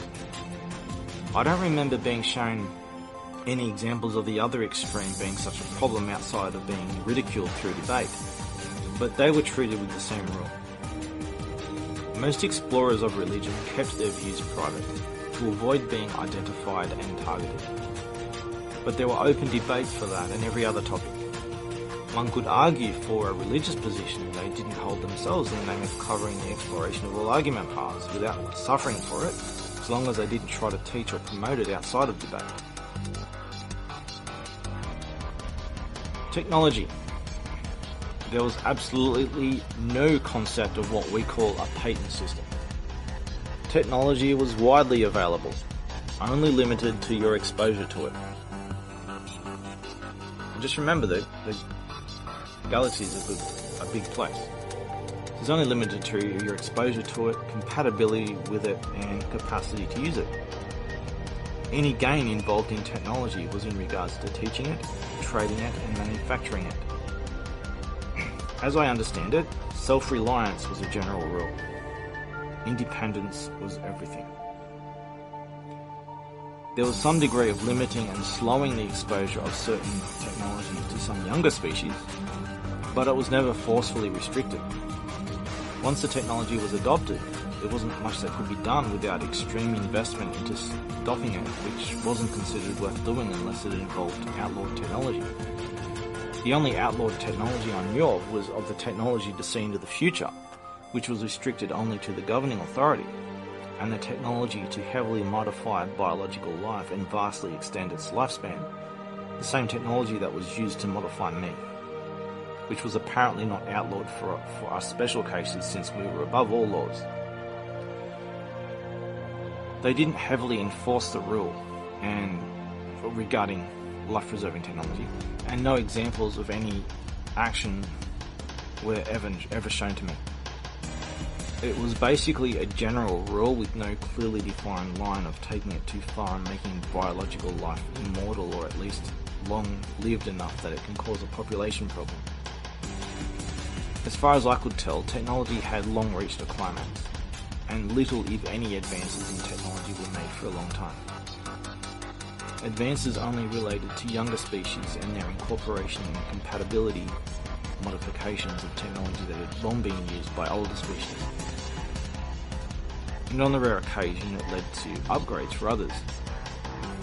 There was still progress, but it was insignificant. I wasn't aware of any significant advances in technology for a long time. Food. In my time in the mobile fortress, I didn't eat food. Nutrients were put into my body in a variety of ways, such as filtering my blood and swallowing nutrient capsules. While human cultures heavily focus on the pursuit of pleasure and consumption, they did things very differently. There was no focus on food and the primitive pleasure of eating. The pursuit of pleasure was seen as something primitive, animalistic, and looked down upon. Since I dealt with people who travelled long distances in space, the need to bring massive quantities of food was avoided by using a nutrient organ in most, but not all cases. Nutrient organs were common, and they were refreshed in medical facilities that did a variety of things soon after you arrived. Before I was given a nutrient organ, I went on a tour eating different food from different alien cultures. I was told that once I got the nutrient organ, I would have a very different digestive system and wouldn't be able to experience food in the same way anymore. So I delayed getting the nutrient organ to first experience different food from different alien cultures while I could. There were small cafe-styled areas in the mobile fortress that dealt with providing a food experience. They weren't used for everyday eating, but for one-off experiences of different foods. I was the only customer at each cafe I went to, so they weren't busy. But I was only taken to them during times of minimal activity so that the chefs could devote all their attention to my meal. They were expecting me to come, and even excited about it. They understood the situation. One of the politicals took me to them as a guide. There was some kind of currency involved that he dealt with all that. The chefs weren't just making food. What they did required a vast amount of knowledge and skills. It was an art. They had to have a conversation with you about what kind of food experience you were looking for. They didn't simply have a menu of options. They had to have all the details of your species, what you could eat, as well as any personal factors that mattered. They would recreate a similar version of the original alien food, usually made of replica or modified ingredients that would taste and behave closely to the original, as something you were able to digest. I mean, when they were able to use direct ingredients, they would, but usually there was some. They had to be modified at least, like atomically modified or something like that, just so that it wouldn't interact with your body in the wrong way. There were a lot of factors involved, and you wouldn't know what they could make for you until you had a long conversation with them and it was all sorted out. The experience was about learning alien cultures by walking in their shoes. I went to a variety of cafes and explored a list of different meals before finally getting their nutrient organ. The meals were generally the same as you would expect from a modern restaurant, with a plate and utensils that mimicked the original alien culture. More than just food preparation, the chefs were teachers of alien culture, and they would explain the story behind the food and the culture it came from. When eating a meal, the chef told me about the meat and the history behind it. The alien species farmed the large four-legged animals that were crossed between a dinosaur, a rhinoceros and a cow. But then there were problems that threatened their food source to the edge of extinction, and they had to dramatically change how they farmed, processed and ate the meat. It was culturally reflected by how they conserved the meat in smaller portions and prepared it more elaborately. But there was a big change that happened. It was taboo to criticise a species for growing animals for meat, since many species were dependent on meat. It was considered wrong to shame them over it. It was looked down on for farming animals the old-fashioned way, but still taboo to mention except for hunting or abusing them, which was openly criticised. There were other methods of growing meat, such as growing it or growing the meat itself, or genetically modifying the animals to grow without a brain. But it was understandable that some weren't able to do that yet. Herbivores were widely considered inferior for the most part because of their submissiveness and frail bodies. but that was also taboo to criticise. There didn't seem to be any hostility over it between herbivores, omnivores and carnivores. It was just considered inappropriate. It wasn't difficult to spot a carnivore from a herbivore just based on their appearance. In all my experiences, I never saw any animals, or plants or anything. Generally, everyone travelled light. They didn't even carry any excess luggage or anything. The only time I ever saw anyone carrying anything was some kind of small luggage when it come to those who had just come from their ships and they're carrying something important in like a, maybe a briefcase kind of carrying bag. But generally, everyone travelled just by themselves. They didn't carry anything with them, no pets, no anything. So I didn't have any interaction with any other animals, or plants or anything. But as I understood it, that there were plants and there were animals, and different species ate different things, and that reflected the size of the body and their disposition and everything. But I didn't experience any of that. I just knew, I was aware that it was going on, but no one ever brought any of that stuff onto the Mobile Fortress or anything that I ever saw. When given my mission, I expected to be doing some kind of important political work as a leader and teacher. I was very disappointed in what they gave me instead. They wanted me to deal with the drone problem. They assured me that this was the most important and imminent threat to the galaxy. The drones were a group of small, chubby, grey-like entities. They were biological, but they weren't exactly alive. They had no consciousness. They only had a brain. They only had the brain matter to maintain automatic biological functions. They were given a programmable artificial brain to turn them into biological automatons, servants or slaves to do as commanded.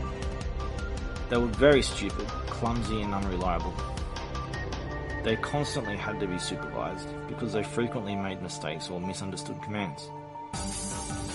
They were created by a tall grey species that looked like them. Their creators were tall, but they were small and chubby, like child versions of themselves. They made them a long time ago, but they gained a bad reputation for using them as sex slaves and for other degenerate acts, like making them do stupid things and hurting themselves and accidentally killing themselves in some kind of sick humour. But it was generally the sex slave problem was the biggest problem with it. Other species started using them for sex slaves as well. Eventually they were forced to abandon them to avoid a trade boycott. Instead of destroying them, they just abandoned them and expected them to stand there waiting for instructions and eventually just die. And that's what seemed to happen, until there were rumours of them appearing in random places and behaving in strange ways. The rumours grew, and evidence of them started coming. They appeared more and more and began causing problems. In the strange, unpredictable way they behaved, they began causing harm. As they multiplied, they began appearing everywhere, doing strange, unpredictable things. Sometimes they would stop what they were doing and suddenly go inactive again, or completely change what they were doing.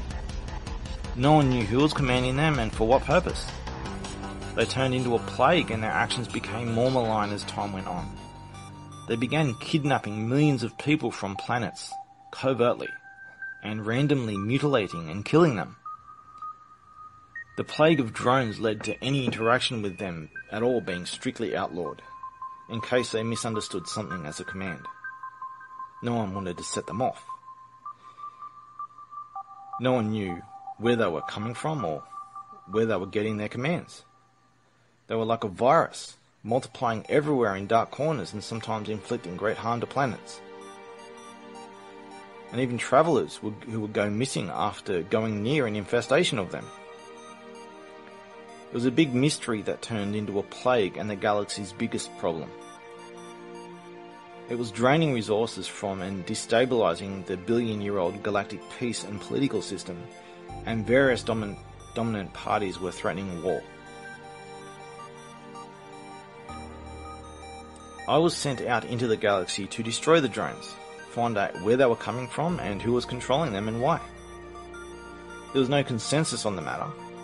Some wanted them all destroyed, while others defended them, driven by parental instinct and seeing them like vulnerable children. Should they be completely destroyed? Should they just be culled? Should they be fully protected?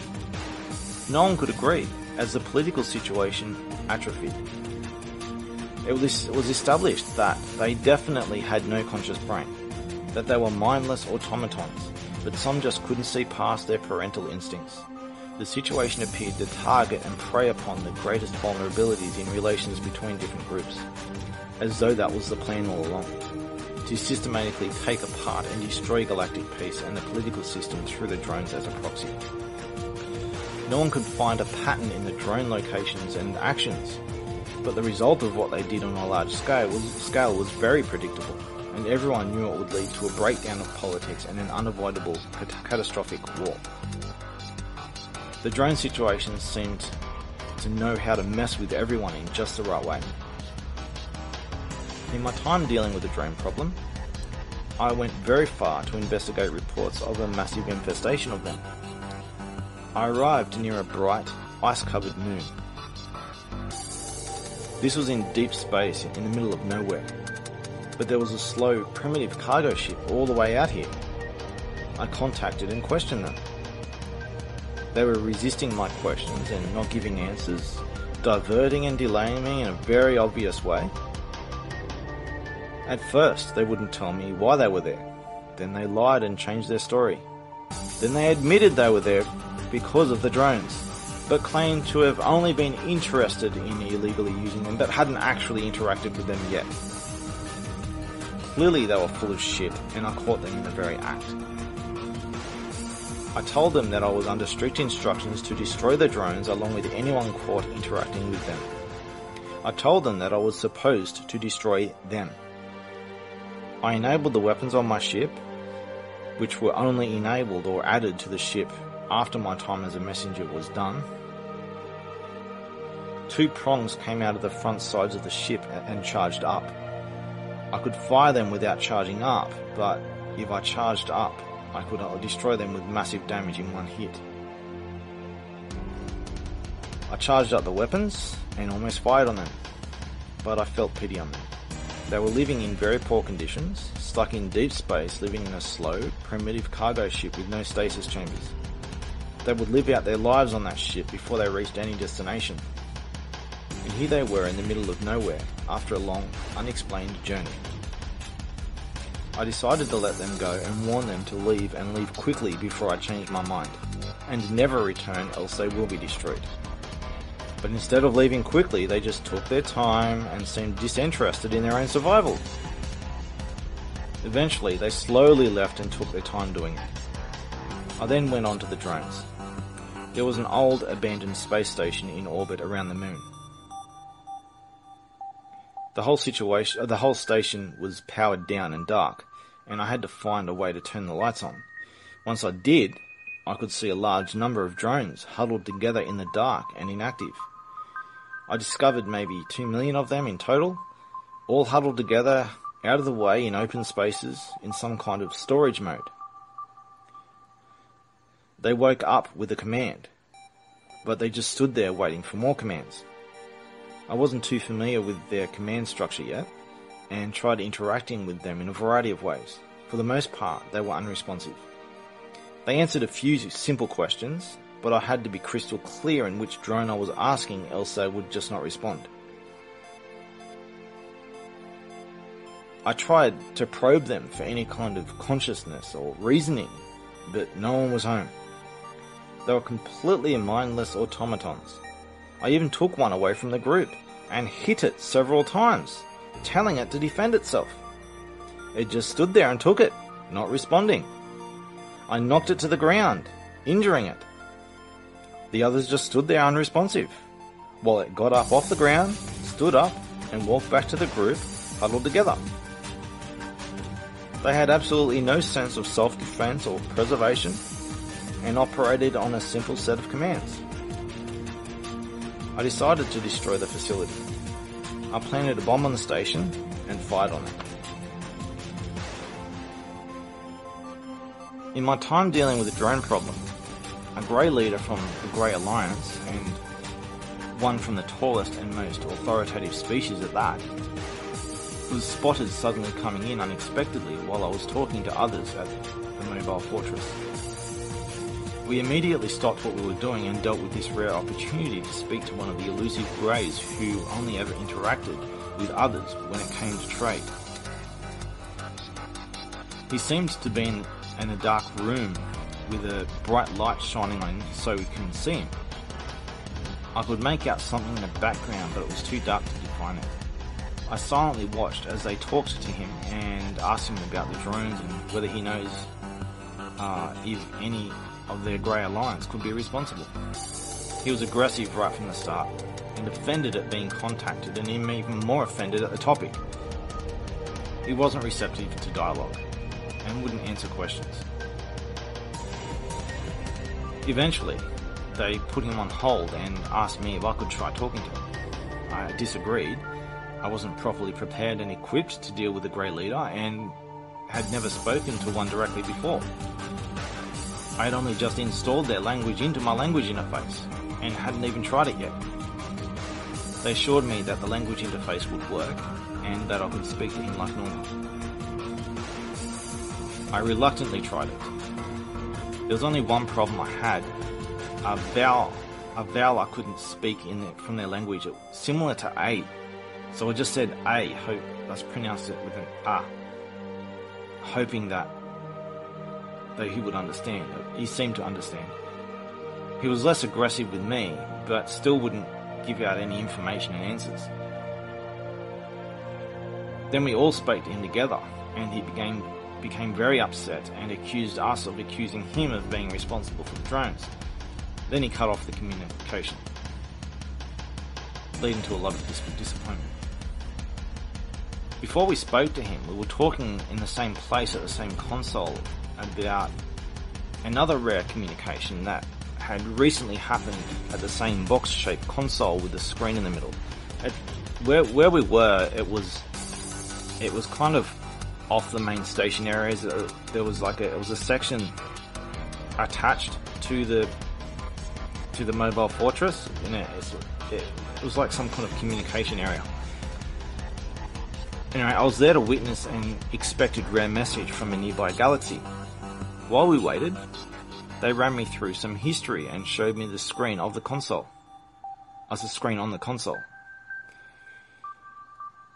They showed me some past recordings of messages sent back and forth between our galaxy and theirs. It took a very long time for messages to be sent and received, and only a significant galactic power had the resources to send one of these messages. So this was a message between two dominant galactic governments. The dialogue was very slow over a long period of time.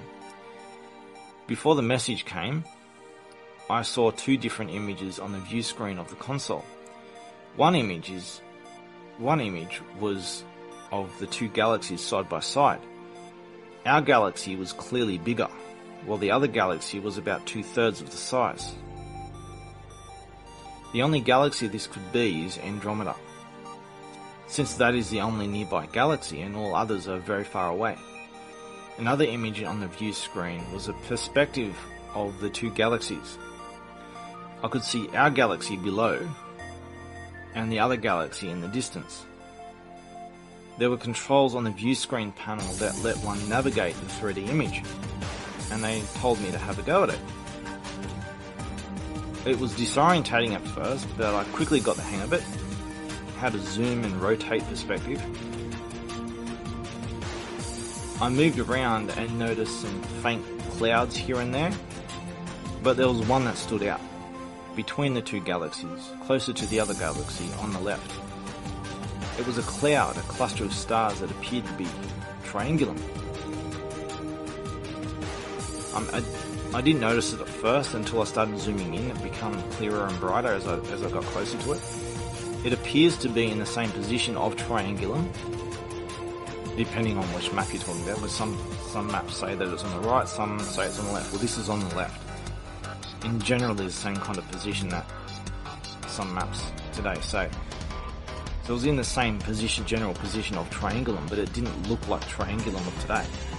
It was a compressed cloud that didn't have a spiral like Triangulum of today appears to have in photos.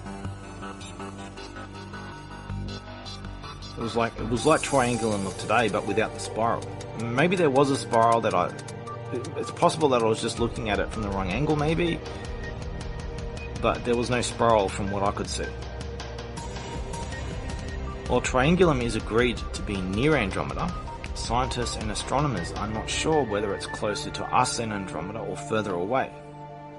In the 3D image I saw, Triangulum, or what appeared to be Triangulum, was on the left, relatively close to Andromeda, but definitely between Andromeda and the Milky Way. So it was on this side of Andromeda, closer to us than Andromeda. I noticed it as I zoomed into Andromeda. As I came closer, it went brighter and took my attention. I moved toward it instead of Andromeda and asked about it. They told me that they sent a message there a long time ago and got no response. As far as they were concerned, it was devoid of life. I felt pity on what life might be there, how alone it might be not knowing if anyone else was there. And I asked if they would send a message again to see. But they told me it took a lot of resources to send a message and they had to prioritise and were only concerned about the much larger galaxy, the only item of nearby significance, which appears to be Andromeda. The dialogue was based on an understanding that the two galaxies would meet in the future as they are on a collision course, so it was best for them to get to know each other before we meet. But the communication we were waiting for was a big disappointment. They explained that they knew of our wars in the past and didn't want our problems spreading to them. They wanted to break all contact and admitted that they were intimidated by our size and that we had much more life than they did. So it wasn't just that we were a little bit bigger than them, we had a lot more life than they do. So life is not evenly distributed across two galaxies that appear to be similar. There's some kind of dramatic difference going on in the distribution of life. Shortly after the long-awaited disappointment, 2 more messages were received, somehow riding at the end of the carrier signal. They came from 2 other parties in that galaxy. Both parties told the same story, that they were at war with the other 2 sides. They portrayed the dominant party as being oppressive and dishonest and not representative of them. They both wanted to continue communication. Unverified, smaller scale communication over time between the 2 galaxies backed up what these messages were saying. I should add that while I've always known that Andromeda is smaller than the Milky Way, so-called scientists and astronomers on Earth have universally agreed without contention that Andromeda is at least 3 times the size of the Milky Way. That it's massive and it's going to eat up the Milky Way. Here I have said the total opposite all along, and I have a video proving that I said this in 2016.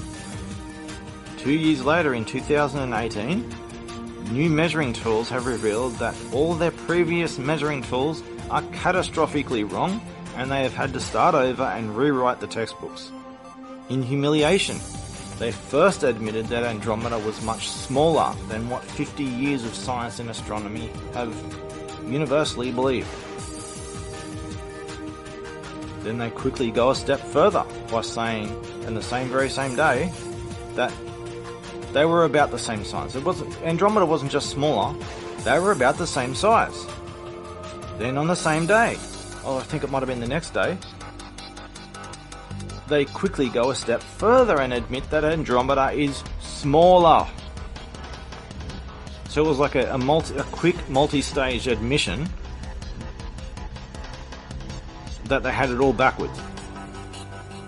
I recently looked up the size estimate of both galaxies on Wikipedia, and the range of the estimate is massive, because as much as they pretend otherwise, they really don't know and they're making a guess at best. In the Wikipedia estimate, Andromeda is presently anywhere from twice as big to twice as small. which fits perfectly with what I saw for myself, which looked visually to be about 2/3. Now just remember that. From a visual reference I saw, with the galaxies side by side, Andromeda was about 2/3 the size of the Milky Way. Since the mobile fortress of the governing authority moved around, it was often not at the same location I left it. So when returning, I would have to go to the previous location, and if it wasn't there, they would have left a beacon that could only be accessed if you communicated with it in the right way within a certain close range. It would contain information, including the next destination and how long it would be expected to be there. Sometimes the mobile fortress was in the same place, but often it moved around and I had to sometimes track down several beacons in order to find it. It moved around for political reasons, as needed to deal with things personally, but it also moved around to avoid being potentially ambushed and raided by opportunistic parties, which seemed to be more of a potential threat than a realistic threat. It was more of a safety precaution thing, just in case. In order to access the beacon, you had to get into close range and know exactly where it was with enough accuracy to find it, and verify yourself as a trusted party and know exactly how to actually access it, or it just wouldn't respond at all. So you wouldn't be able to find it, and you would have to send it a message in close range, blindly, in order to get a response from it. There were different levels of access for different trusted parties. One of those access levels were for the general population who were registered as a civilian traveller. Because of my position, I had access to exclusive information within the beacons and a special channel reserved for any emergency messages I needed to know.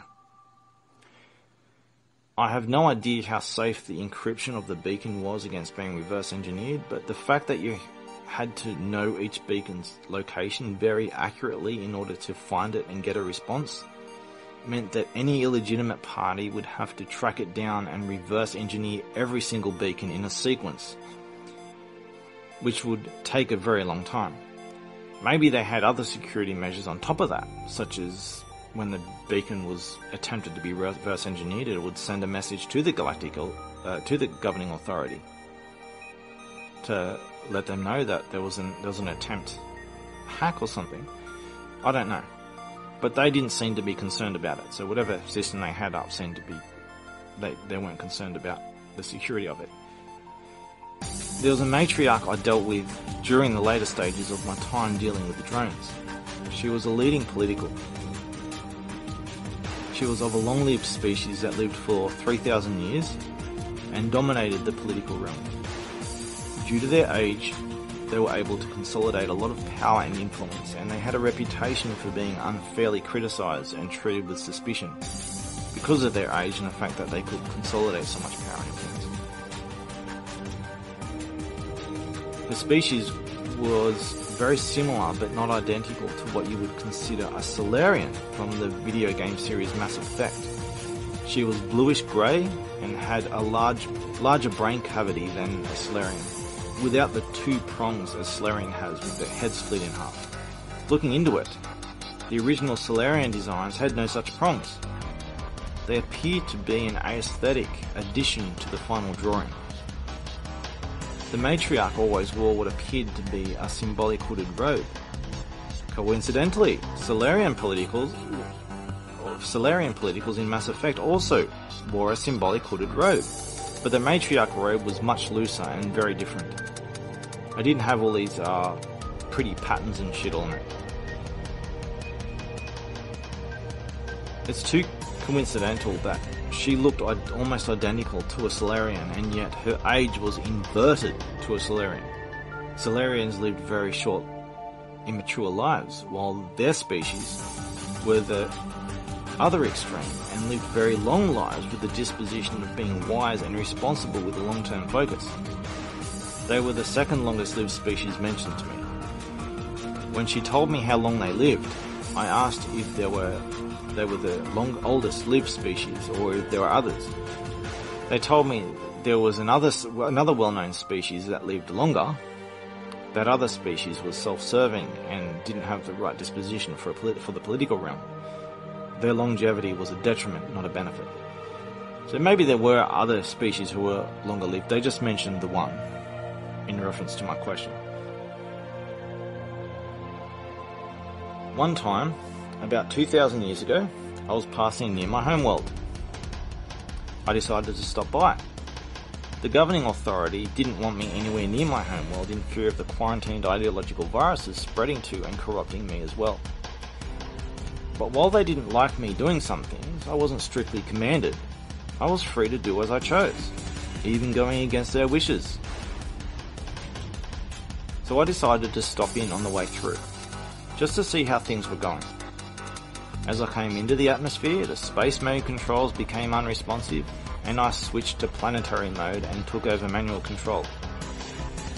As I came close to land, I pulled out the 6 landing turbines that came out of the sides of the ship.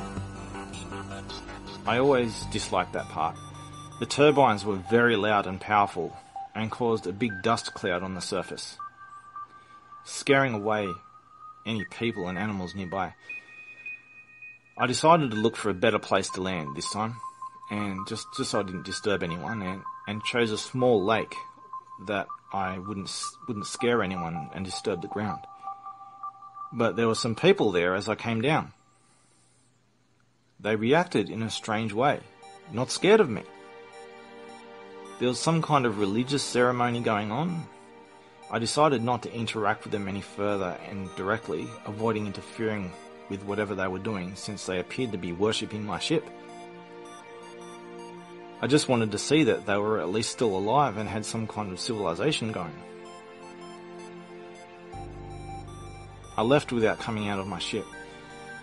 Coincidentally, this fits the timing and the story of Jesus as he was baptized by John the Baptist. The story says that 3 entities were there. Jesus was being baptized while God spoke from heaven, and the Holy Spirit came down like a dove while a voice from heaven above it spoke. This is the only reference to the Holy Spirit or anything related to God being in the form of a dove. And that is the only reference. Coincidentally, the shape of my ship was that of a dove without its wings extended. So perhaps this coming down of the Holy Spirit was actually my ship.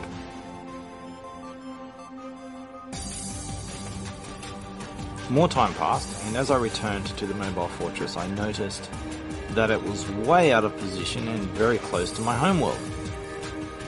When I returned, one of my team, a green female alien with thick tentacle-like hair, confronted me about the drone problem. She was convinced of a big conspiracy, that there was more to the situation than the governing authority were telling us, and that they weren't allowed to. She was convinced of the same early conclusions I made myself over the situation, that someone was behind the drones and intentionally using them as a proxy to destabilize the galaxy, and that it had something to do with the war that ended more than 1 billion years ago. I wasn't convinced that the governing authority were hiding a gold mine of information from us. She had a plan to prove it. She invited a high-ranking political to meet us and have a talk about the subject. She told me that they would respond in a very unusual and highly specific way without confirming or denying it, because they weren't allowed to talk about it. In the conversation, they responded exactly how she said they would, word for word. She understood the political realm far more than me, and you might consider the political realm an expertise of hers, at least compared to me. She was very familiar with the whole system. After they responded exactly how she said they would, I took her claims very seriously and sided with her ideas, which were also my own suspicions from the start. We planned another meeting with the matriarch herself. We told her everything we had come to discover, and that we knew they weren't allowed to talk about it until we independently figured it out on our own. She confirmed some things, but said she couldn't talk here. She took us through the door into the restricted political area and into a dark room. There was computer communication equipment all around the room with the same general and simple square and rectangle theme that computers seem to have throughout the mobile fortress. No curvy, futuristic computers. All these computers were square and rectangle basic shapes. In the center of the room was a square green table with computer terminals on all sides. It seemed to be some kind of 3D image generator, but everything in the room was turned off and inactive. We went into the corner of the room and she began talking openly. She confirmed all our suspicions were true and told us about the problem and the new situation on my homeworld. She explained that my world had breached the barrier into space. She said nothing about going to the moon, only that my species had entered space and breached the barrier, therefore ending the quarantine and placing my species under the same rules as everyone else. And since my species was considered violent, aggressive and invasive, the rules were that my species had to be destroyed. The use of nuclear weapons on my world got their attention, and after getting their attention, they witnessed mankind breach the barrier into space. These strict rules of exterminating invasive species after they breach the barrier is part of the truce that was made more than a billion years ago. It was a necessity to protect all life and avoid another war and genocide. Where two or more parties cannot coexist, a choice simply needs to be made. One often needs to be completely eradicated to protect the others, and that's the argument behind it. But since this was a new development, they hadn't yet acted on the rule and destroyed my species yet. They didn't just destroy one species either. They destroyed the very genetics related to the invasiveness, which can involve whole branches of evolution. Sometimes it meant completely destroying life on an entire world.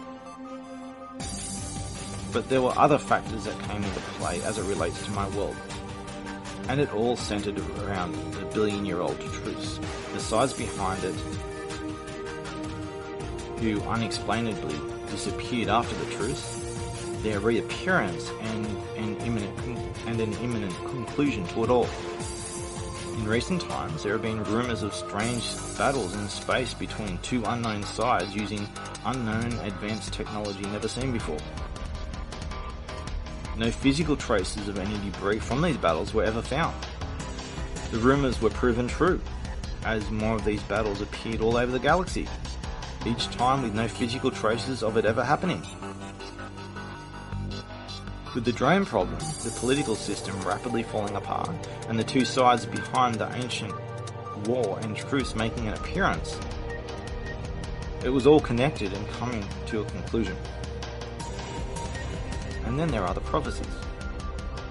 I was given an old book to read, which was a compilation of prophecies, many of which referenced a man today known as Jesus. They didn't say that I was this Jesus, but they did say that the prophecies all referred to me. I looked into it and read what they gave me in a strange language, the only language I was able to read. The closest earthly language to it would be Arabic, but it was definitely not Arabic. It was just a little bit similar in the fact that it had an excessive amount of straight lines and in short and tall length. There were many quotes from historical figures in the text compilation they gave me, and it was clear that most of it was word for word a copy of what I have taught mankind since the beginning. But some of it had a few words changed here and there that dramatically changed and corrupted the context. And different stories seemed to have been put together and corrupted into a completely new story. There was a common theme with merging more than one story into one. But then there was this Jesus character who stood out. Many things he said were the same things I said word for word. But there are other things he said that I never said remotely. I wasn't convinced that this was just a corruption of my own words and a personification of my own words, and that they were just misquoting me. This Jesus character seemed to be someone else entirely, who just said many of the same things I said. So I wasn't convinced that I was this Jesus character, that they've misquoted or something, but I was convinced of what they said. That while prophecies are generally not taken seriously, the compilation of prophecies here and the timing of their reference to everything going on must be taken seriously, in this case at least. The matriarch confessed that there was still much more that she couldn't talk to us about, so I was only just seeing the surface of what they couldn't tell me. She said that they'd seen into the future, and that one of us 6 had to make the ultimate sacrifice to go down into this world in a one-way trip to solve the problems on this world. She explained that what happens on this world decides what happens to the galaxy. That what is going on in this world is the stage of the conclusion of the billion-year-old truce. My homeworld had become the stage where the prophesied intervention would change not only the world but the entire galaxy. So perhaps there are prophecies on other worlds relating to this or something, I don't know. Both sides of the war and truce set up the truce in expectation of the eventual arrival of an intervener that would resolve their disagreement once and for all. It was explained that one of us 6 were the long-awaited manifestation of that intervention. The green alien woman immediately offered to be that one to make the sacrifice. But then I stopped her. I knew it had to be me. I came from this world. I am partly responsible for everything that has happened here. She eventually and reluctantly agreed, but still offered anyway. More was explained to me after that. I had to be disassembled and planted into a human fetus. They had a variety of possible choices that would fulfill the prophecies and requirements for my intervention. In the end, there were 2 clear choices. One was in Japan, the other was in Eastern Australia. I chose Eastern Australia. After making the choice, they agreed that it was clearly the right choice. I didn't understand the details of how it would work, but I would enter a chamber, be disassembled and then planted into a fetus. I would forget everything, and I would never see any of them ever again. But they assured me that they would set things up so that I would remember enough that I would be able to fulfill my secret mission. The matriarch explained more about the situation to me. I wouldn't just be entering a fetus as a grown man in a child's body. I would somehow be going back in time a short way, before a certain event, so that it wouldn't happen. But it gets more strange than that. I wouldn't actually be entering the same universe. I would be entering some kind of alternate or parallel universe. Travelling back in time, you could not enter the same universe. They explained to me that they had become aware that they weren't exactly real. That they became aware that they were a kind of dream universe that wasn't yet real. And the dream was about to wake. They and their universe would cease to exist. As I understand it, there are many universes that appear and disappear all over the place as different ideas are explored, run their course and reach a conclusion. One could say that all universes are dream universes that aren't yet real, but collectively they test the exploration of ideas and together they slowly construct a real universe in a tree structure. The matriarch explained to me that they had seen into the future, that theirs was a dream universe that would unavoidably soon end. That the mistake they made could be attempted again and avoided. And I was the one to intervene. In some ways, all universes are connected to each other, and ideas that run their course provide input to the others. It isn't a matter of every possibility and idea being played out, only the strongest that are able to retain cohesion for a time. For all anyone knows, a conscious entity might be independently split up across all active universes and merges together after they've reached their conclusion and the dream is woken from. Whatever the case, I was to enter a chamber, become disassembled and inserted into a fetus before a certain event happens a short time after it happened.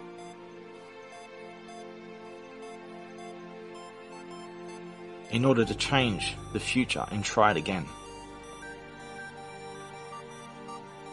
There is a lot that can be said on this topic, but it would take too long to go through and difficult for most people to understand. I am to this universe like a tree passing through a length of string. It's important to understand that both the universe and the evolution of life operate on the same principle, that they are a construction process that isn't finished yet. They're still being made. Mankind itself hasn't been made yet. It's still being built. And life is being built for a purpose, to reach a destination and provide an independent input into an algorithm. I come as an outsider from an unnamed destination, a gardener to cultivate and guide life to its destination. I'm not the only gardener. I'm one of 6 identified and chosen in this galaxy alone. Those who chose me knew at least that much about me. That I was an anomaly of external intervention whose true identity was anonymous. And that I am worthy of trust as an uncorrupted force of good. And a protector and gardener of life. To cultivate life. That I was on their side. Whoever and whatever I and the other 5 others really are.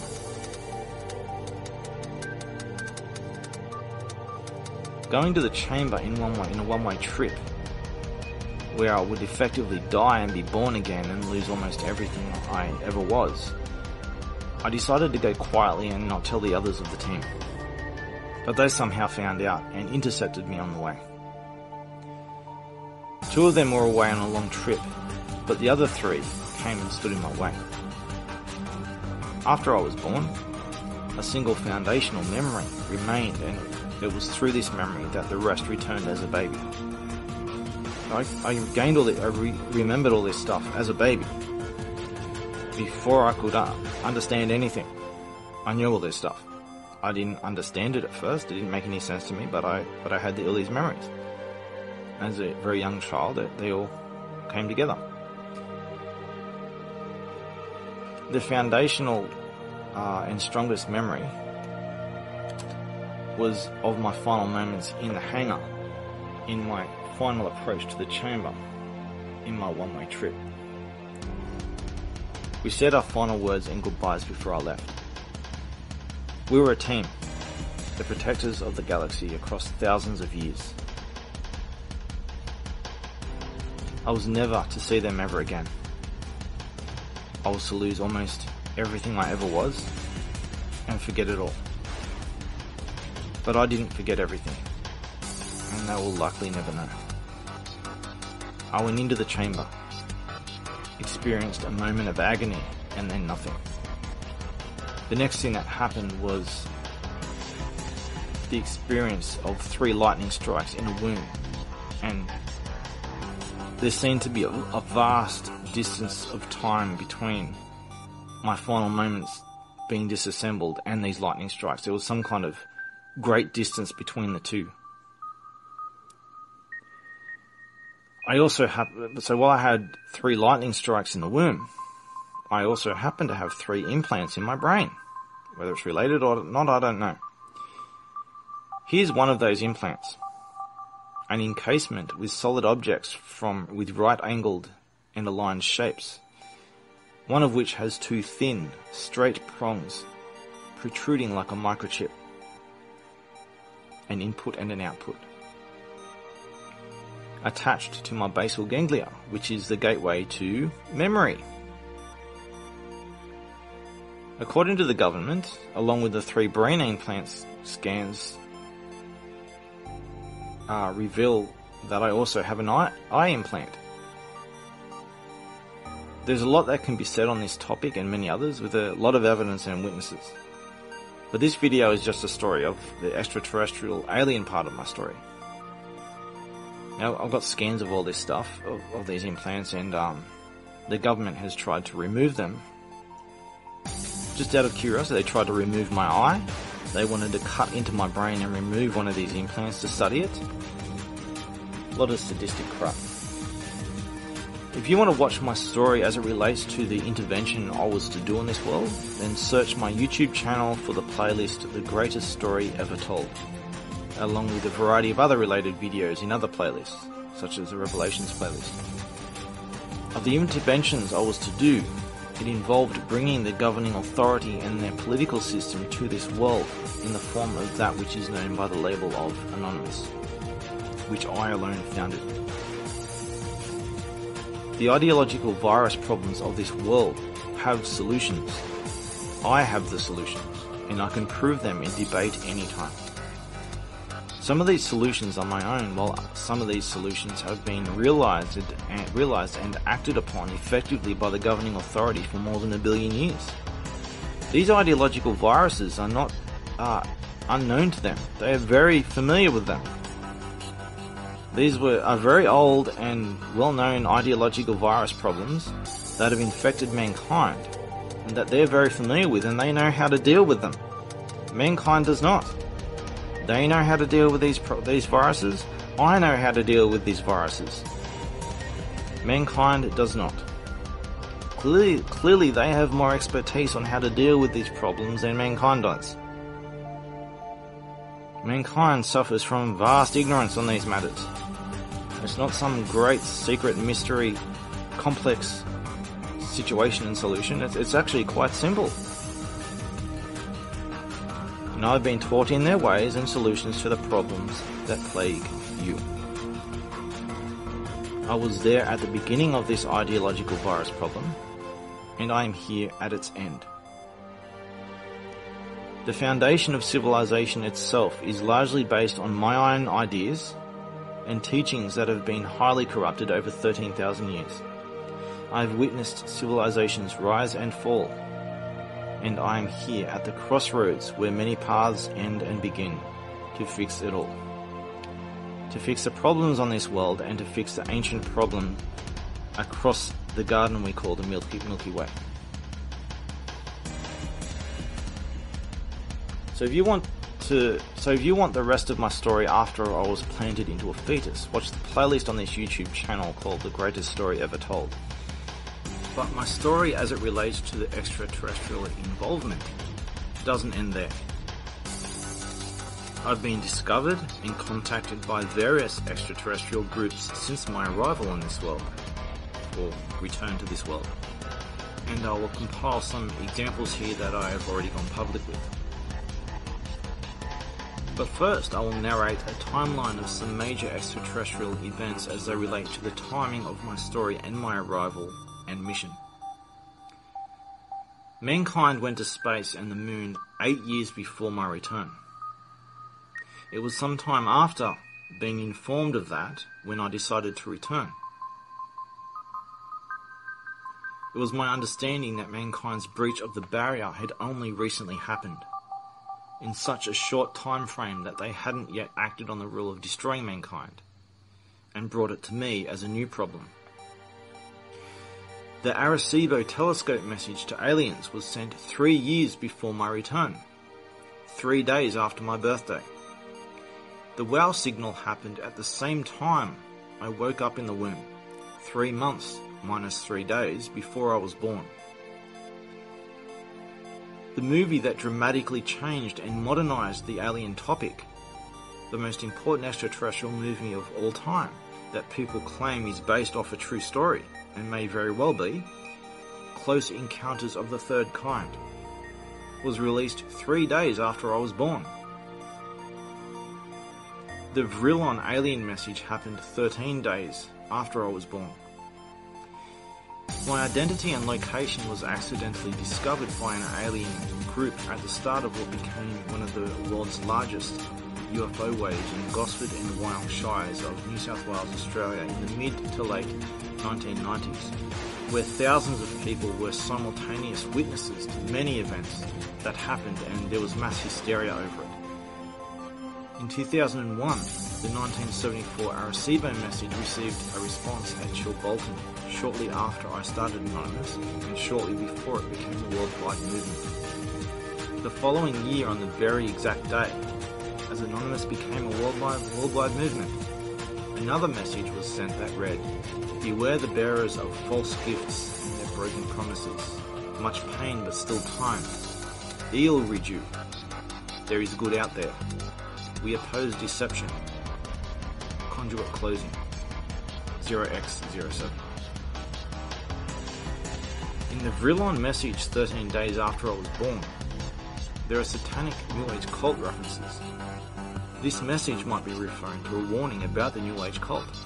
As Anonymous became a worldwide movement, I was repeatedly approached by the New Age cult, explaining that as I brought them to justice for their crimes, their exploitative crimes, they were instructed by their superiors to never fight back against me, but to observe and emulate me in hope of gaining my power. They came to me saying that they knew all about me, the drone problem, which I never mentioned to anyone, and recognized me as the one expected to come and end their old war once and for all, one way or another. Since Anonymous became a worldwide movement, almost all credible reports of alien abductions, UFO sightings and self-proclaimed contactees have completely stopped. The only existing stories in recent times are clearly insane nonsense. There are no credible stories anymore. Further alien interference has been removed from the equation, as the quarantine has been heavily enforced. A new quarantine has been placed on this world since the early 2000s. It's likely that the governing authority itself has come to enforce that quarantine from their mobile fortress. As a toddler of 2 years old, every day I went out into the backyard and drew glyphs in the dirt. There was a certain symbol I was trying to draw, but I could never get it right. I was trying to send a message to someone in the sky far away, to let them know I had arrived and that I was aware that I was here on an important secret mission I didn't yet understand. I did this every day for several months, drawing a new glyph every day. I would return each morning to see if the glyph was changed, but it never was. But then one day, it was changed into a complex geometrical shape. I wasn't sure whether my message was detected and received or if someone was messing with me. Later that day, I was walking from one room to another, and suddenly I was in a strange, distorted open space full of static. An image of several people formed in front of me. It was a family, with a mother and father, a young boy and girl, and the mother holding a baby. But they weren't human. They were bipedal like a human, with 2 arms and legs, 2 eyes, etc. But they were very different. They were mostly amphibian and a little bit reptile. There was something unusual about the whole experience, as though it was artificial. It was like I was interacting with a scripted computer program as opposed to a real living creature. Sometimes it either didn't respond at all or repeated the same statement, waiting for the right response. I was told that this was a representation of them. They claimed to be our distant relatives, from a distant branch in evolution, that they originally came from this world. They showed me a family representation of them in order to express the idea that they took care of their children just like we do. They explained that they had a bad reputation and were vastly misunderstood. They evolved along a very different evolutionary path to us and everyone else. They are very aggressive and violent, but that doesn't mean they have any ill intent toward other species and us. They're also highly ritualistic. They explained to me that they communicate heavily in body language, with dominant and submissive postures, where hierarchy is very important to them. They send their children off to camps where they are trained in violence and battle each other with a high fatality rate. They showed me a family representation of them to contend with the popular myth that they sacrifice and don't care for their children. They explained that they once lived on this planet, but had to leave. A catastrophe happened with the sun, and then a meteor fell which destroyed all life on this world, making it impossible for them to live here any longer.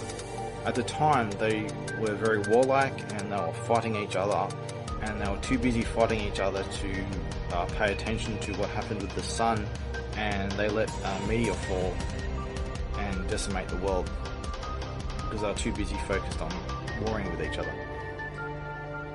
As far as they knew, all life was permanently sterilized. But life did survive and evolve again. They left the planet and stayed in the solar system for a while, mining resources for a long journey to find a new homeworld. They had limited space travel abilities at the time, but eventually survived the long journey to find a new home. They've lived there for so long that they forgot where they even came from, until the events of this world became more well known and they became aware that they came from this world. They wanted me to be aware of their claim to this world. That even though they weren't claiming this world as their own to take it away from us, they wanted some role in it and they wanted their right to be recognised. They showed me some things about themselves. Here is what their ships, homeworld and buildings look like. Their buildings were made up of identical pancake structures stacked on top of each other. Scattered randomly around the outside were egg-shaped structures. Atop each building was some kind of pointed tower that looked like a typical aerial. Their buildings were a shade of brown, their ships were a shade of brown, their planet was brownish, even their bodies were brown. Everything was a shade of brown. Their ships looked very unique, with globular shapes, similar to their buildings. They looked unlike any alien ship I've ever seen, except for one example from the movie Flight of the Navigator. They were very similar to that ship, but brown with more pronounced globular shapes that curved on a different angle on the front and the sides. And there were no pointed edges. They seemed to have something against pointed edges. They explained to me that they weren't the only ones who had staked a claim on this world, and that there was a lot of fighting over it. Some groups wanted to share this world, others wanted it all to themselves. Some claims were more legitimate than others. There was no consensus on the matter, outside of this world belonging to humans, unless they mess up and are destroyed for being invasive and violent. If mankind is destroyed, then one or more of these extraterrestrial groups get to take over. So they have a clear motive for sabotaging mankind. There were hit and run tactics being done in other groups' names to discredit their claim on this world. Violating a quarantine that was put on this world, but not heavily enforced due to a lack of resources over the drone problem. And they were doing things in each other's name in order to discredit each other's claims, but no one knew who was doing it, and they were accusing each other, and a lot of shit went down. But as I understand it, since then, heavy resources have been put into quarantining this planet, and most, if not all, extraterrestrial influences have been removed by force from the equation while I perform the intervention and give mankind one last chance. But that doesn't stop the occasional hit-and-run tactic of interference, especially in someone else's name. Many groups have a reason to sabotage mankind, and the governing authority seems to be the only side with mankind's interests at heart, yet at the same time threatening to destroy mankind if it fails its last chance while under quarantine.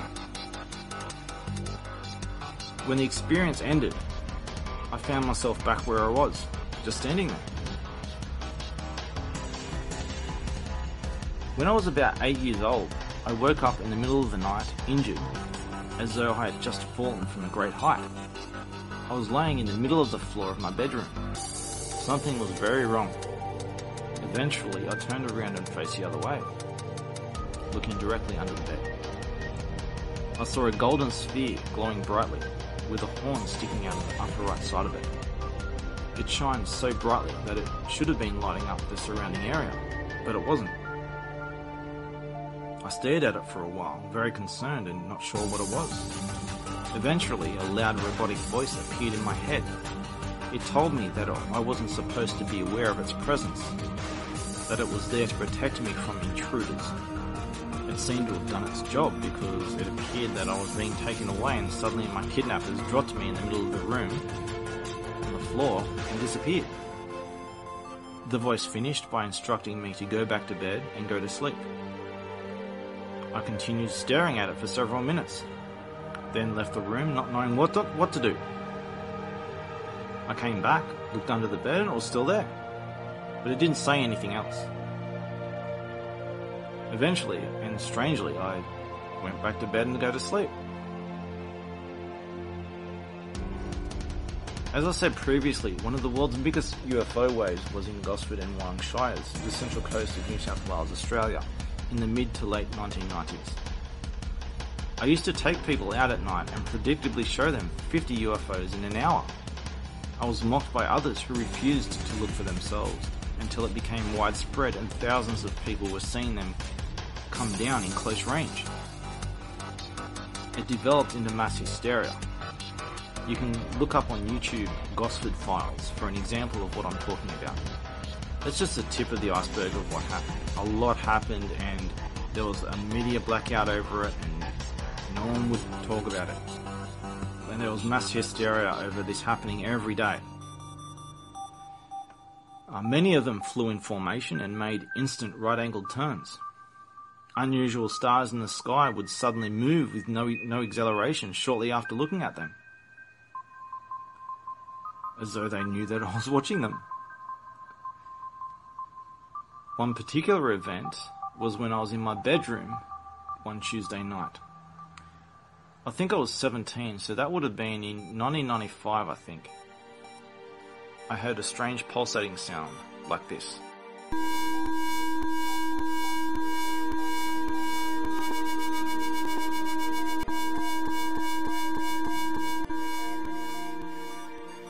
It was playing the same note, but at different speeds, like it was changing gears.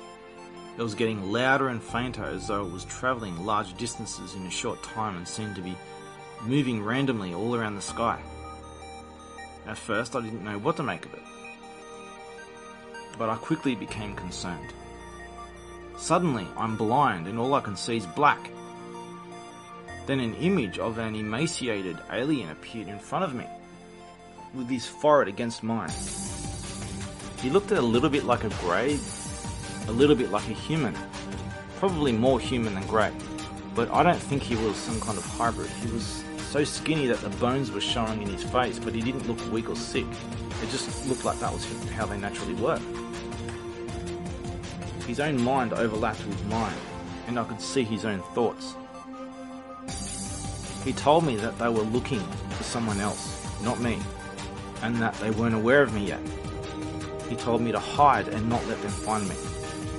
I was going to acknowledge him, but decided to probe his mind.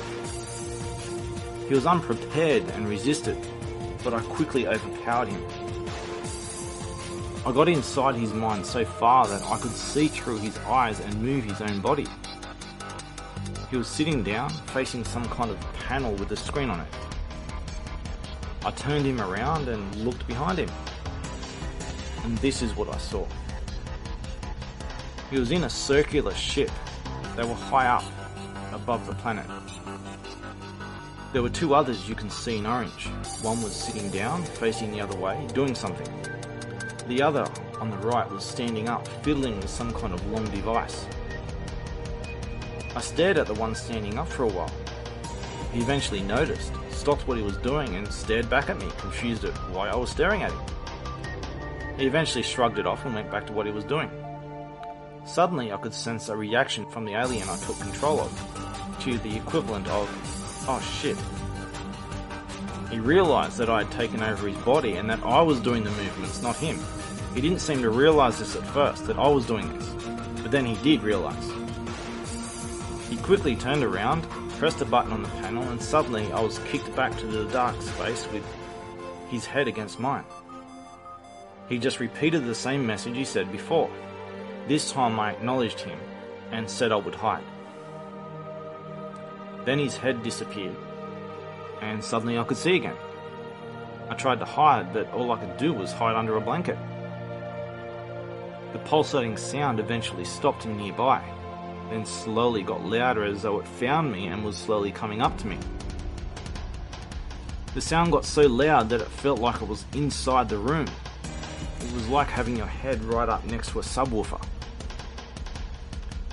Everything around me began to distort, and time itself seemed to slow down, but my mind didn't.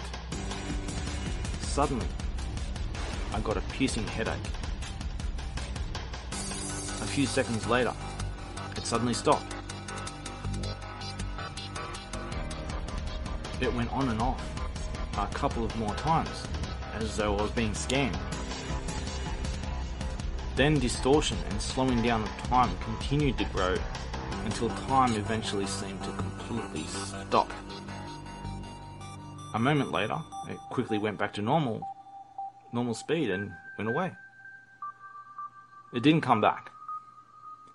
I eventually went upstairs and noticed that I had about, 45 minutes of time missing.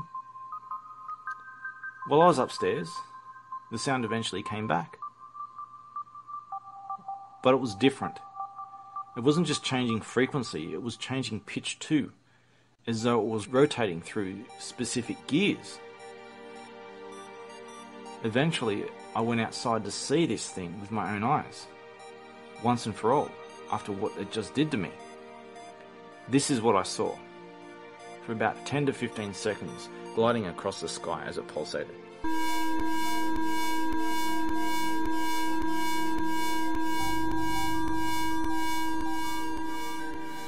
In this next example, I went out for dinner that night. I shaved at 7 PM, went out for dinner, came home and had a typical late night on my computer. In the early hours of the morning, I finally went to sleep. The next thing I know, all I can see is a very basic childlike drawing of a tree, grass and a table with blue sky. I'm staring at this image, mindlessly mesmerized by it in a trance, like it's the focus of my trance. Eventually, I realize something's wrong and begin questioning it. I slowly gain my intellectual abilities and break free of the trance. And suddenly I snap out of it and realize I'm in a dark, empty room. You can see this room in the diagram here, at the bottom right of this map. I didn't know if I was the only one there, but I suspected I wasn't. Before looking around, I noticed a door to the left and got out of there as quickly as I could. I came into a new room. On the left, there was a large square object in the corner taking up a large portion of the room. It was too dark to make out whatever it was. There were some other things in the room, but I couldn't make it out. There was another door to my right. I went into the next room, and there were large circular bottles of some sort and rectangular planks piled up messily on top of each other around the corner of the room. I went through the next door to the right, and it led to a long curved hallway with a series of windows. I looked through the second window and found that I was in some kind of facility in a tunnel void of space, with a defined edge that had distorted portals normal open space. There might have been a door or two on the left, but I wasn't paying attention to that. I realized I was far away from home. I went through the hallway and the door at the end, which led to an open space. There might have been a door or two on the left, but I wasn't paying attention to that. In front of me was a series of stairs leading to a large domed archway with a glowing light coming from it. I intended to go up there, but as soon as I took a few steps, half a dozen small grey-like creatures came walking out of the archway and down the stairs. They weren't like typical greys. They were muscular, not frail, and smaller than a grey. They happily moved about with energy like children swinging about and playing. Halfway down the stairs, they spotted me and stopped. They were surprised to see me, but not concerned. I could hear in my head one of them saying, "Oh, what are you doing here? You're not supposed to be here." I tried to speak back in my head in the same way I heard them, and they were able to understand me. I had a coherent civil conversation with them as I would with any other person. I asked them questions and they answered them all. When asked about how we were able to communicate, they explained that they were able to use their voice just like I did, but preferred not to. They had devices scattered around the roof and walls that enabled everyone to talk directly through thought, and this was much more efficient. The way I was receiving their words wasn't in the same order as English, but it actually made more sense. I don't think they were communicating in my language. The devices seemed to have been translating and converting it all. Nonetheless, we were able to have a normal conversation. They were very talkative. I asked them about what I saw from the window and they explained the portals were very difficult to make, and they were entry points into different places and times in our universe. The conversation went into why I was there and what they were doing. They explained that they were from the distant future, near the final stages of the universe. After a time of peace, war happened and everyone began distancing themselves from each other. There was technology at that time where one could weave space around itself and create a bubble of space out of nothing, and stretch space around it and seal it up as though it was never there. They could exist in their own universe, a bubble of space separated to the universe it was weaved out of. In this space, they said they had more control over it than normal space. They explained that they were entering the universe at different places and times and covertly taking wasted resources that no one would miss. I got upset at what they were doing and became violent. They became scared, and then suddenly they weren't scared anymore.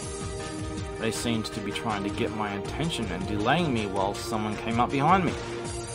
Then I'm suddenly hit in the back of my head by something that caused extreme nausea, and I quickly fell to the ground and blacked out. The next thing I know, I'll wake up sitting in a chair with two of them operating a device attached to my head. I asked them what they were doing, and they explained that they were harvesting chemicals from my brain. According to them, there were two brain chemicals that we humans had that they had a use for. Whenever they found some of it, they got very excited. They were very excitable and childlike. They explained that we still made certain brain chemicals from earlier in our evolution that we didn't use anymore. According to them, they were harvesting chemicals we no longer used or needed. I got upset again, but there was nothing I could do. After a while, they put me back to sleep. The next thing I know, I'm in my bed, upside down and back to front on an awkward angle like I was clumsily dumped there. I was suffering extreme nausea. I tried to get up. I had extreme pain in my foot, and I couldn't walk on it. I had a blister in that location, and the pain seemed to be from an injection site that went deep into the bones of my foot. I went to my computer to tell my friends what had just happened. I noticed that time-wise, it was shortly after I went to sleep. While suffering from extreme nausea, I wasn't tired. I felt like I'd been sleeping for days. Then I noticed I had a beard, but I shaved only a few hours ago. Wherever I was, a lot of time must have gone by, and I seemed to have been put back shortly after I was taken. Those aliens claimed to be covertly taking resources that no one would miss, doing it undetected and not making an impact on events. Well, here I was, seriously injured and affected by them and a memory of what happened. They seemed to have no concern or recognition for the impact they were having on others, and they also seemed to be lying. They seemed to be covert parasites on mankind, and who knows who else on what scale. Who knows the extent of damage they were doing to the timeline and the targets of their parasitism. I took photos of the injection site and the beard and sent them to my friends to prove what had happened. I still have some of those photos, and those friends that I sent all this stuff to can confirm everything. The injection site got worse over several months and took a long time to heal. The green alien woman, while she had big black eyes, her face looked very human-like. Her disposition was very human-like as well. In the early days, I noticed that her tentacle hair looked different sometimes. There were other species that had tentacles too, such as the big one of us six, who was very different and had a giant elephant type of trunk and arms that were similar. If he could move them, I wondered if she could move her hair, since it would seem to be different sometimes. I asked her if she could. She thought the idea was funny. She seemed a little bit flattered about it and said she wished she could, as though they were some kind of burden of annoyance that haunted her. She said they had a mind of their own. They changed depending on her emotional state and the environment. They seemed to have more than one function, but one of which, and the primary function, seemed to be that they were to moderate body temperature. I should also mention something about language. The original language I spoke 13,000 years ago didn't last for 6,000 years during my time as a messenger. In the first few thousand years, the language changed a bit, and I was able to work with the changes. But as time went on, new languages became dominant, and I had to trace human migrations to find those who knew my language, so that I was able to speak to mankind and give them messages. As time went on, it was increasingly difficult to communicate with mankind, because I spoke an old language that faded out of general use. It's important to understand that I spoke in what became a very old language that became symbolically important in a similar way to how we use Greek and Roman today. Stories were passed down about me over thousands of years, and that includes the language I spoke. Historians, philosophers, and religious leaders learned my language so that they would be able to talk to me when I returned. I would return after decades or hundreds of years to a new generation of people waiting for someone their ancestors spoke about. So while my language faded out of general use, it was also preserved among the most educated, so they could speak to me during each return. It became increasingly difficult to communicate with mankind as time went on, and I had to rely on experts to pass down my language. I dealt with the general population directly, but I needed experts to translate verbal language for me. As time went on, I focused more of my time speaking only to experts who were progressively harder to find. As alien hybrids, their culture and technology came to override human civilization in the late stages of my time as a messenger. The tradition of learning my language and following my teachings were largely abandoned. I was a relic from the past, speaking a forgotten language. I was progressively disconnected from the very people I was trying to save. I was progressively disconnected from everyone on all sides. Communicating with the meddlers and the separatists wasn't a problem though, because I used a translation device to speak to them. I had no such translation device to speak with humans in their own languages. There's a very important point here that most people will have difficulty facing. When mankind is placed under a quarantine during an evaluation period of whether it will be accepted into the galactic community or destroyed to protect it, that doesn't necessarily apply to all life on this planet, and that includes other human races. The chosen race for civilization 13,000 years ago was only the white race. The introduction of civilization was never intended for the non-white world. They were a long way away from being ready for it, and introducing them to such things would harm their evolution and cause them to become a destructive problem for everyone else. They were to be introduced to civilization and later into the galactic community in their own time. It was time for the white race, and only the white race. Civilization and technology was to be strictly kept away from the non-white human races until they were ready, just as it was kept away from the white race until it was ready. So now that mankind is under evaluation for its entry into the galactic community, only the white race is being considered here. The non-white world is not ready yet, but since the non-white world has been given access to white civilization and technology, including space travel, that puts the non-white world at serious risk of being exterminated by the governing authority. This scenario could play out in a variety of ways, but in none of those ways are the non-white world introduced into the galactic community at this point in time. If the white race does not pass its evaluation period and has to be destroyed, the non-white world will be destroyed along with it. If the white race is accepted into the galactic community, the non-white world might still be eradicated if it continues to be a threat to the white race and the galactic community. Eradicated by the white race if it continues to be a threat to them. Eradicated by the galactic community if it continues to be a threat to them. In both cases, quarantined on this world until further notice. In some cases, quarantined to a specific part of this world and then eradicated if they continue their violations. Let's consider Islam here, for example.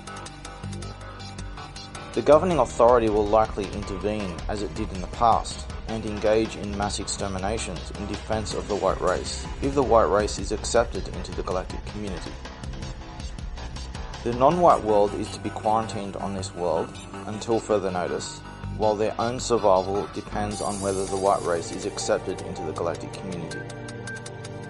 Foolish non-whites must understand that their very attacks against the white race are an attack against the only hope for their own survival. Should they destroy the white race, then they will be exterminated by the governing authority. Should the white race survive and the non-white world doesn't change their ways, they will be exterminated by the white race with the help of the governing authority if necessary. It is likely the case that a large portion of the non-white world will be exterminated. The question is, how much of it can be salvaged, if any at all? I believe in giving everyone a chance, but I will not give the guilty a chance at the cost of the innocent. So with this whole story in mind, understand that there are extraterrestrial influences pulling the puppet strings of mankind to fuck up the evaluation period, resulting in the destruction of all mankind and leaving the world for someone else to claim as their own. Those in the know within the non-white world know that they have no chance to gain entry into the galactic community, and that they will quickly fall even further behind the white race as a result of the white race being accepted into the galactic community. The puppet strings of their destructively competitive nature, combined with the extraterrestrial meddling pulling their puppet strings, has led them into being sacrificial puppets of their own demise, and they are too hopelessly blinded by greed, jealousy, and fear associated with psychological projection to see the consequences of what they are doing. Some people in current positions of illegitimate power within both the white and non-white world are foolish enough to think that they can keep this world in a long-term quarantine state while making secret deals with extraterrestrial meddlers in order to hold on to power and siphon even more power secretly and manipulatively from extraterrestrials. They think they can outsmart all extraterrestrials in their plan to reign supreme over this world at any cost, and they would gamble everyone's future over it. As far as they're concerned, they would rather see the world burn than let go of their illegitimate power. And they know that if the white race is accepted into the galactic community, their empire of lies will no longer exist. And the only extraterrestrials who would even attempt to work with such psychopaths are those who are also trying to destroy the world.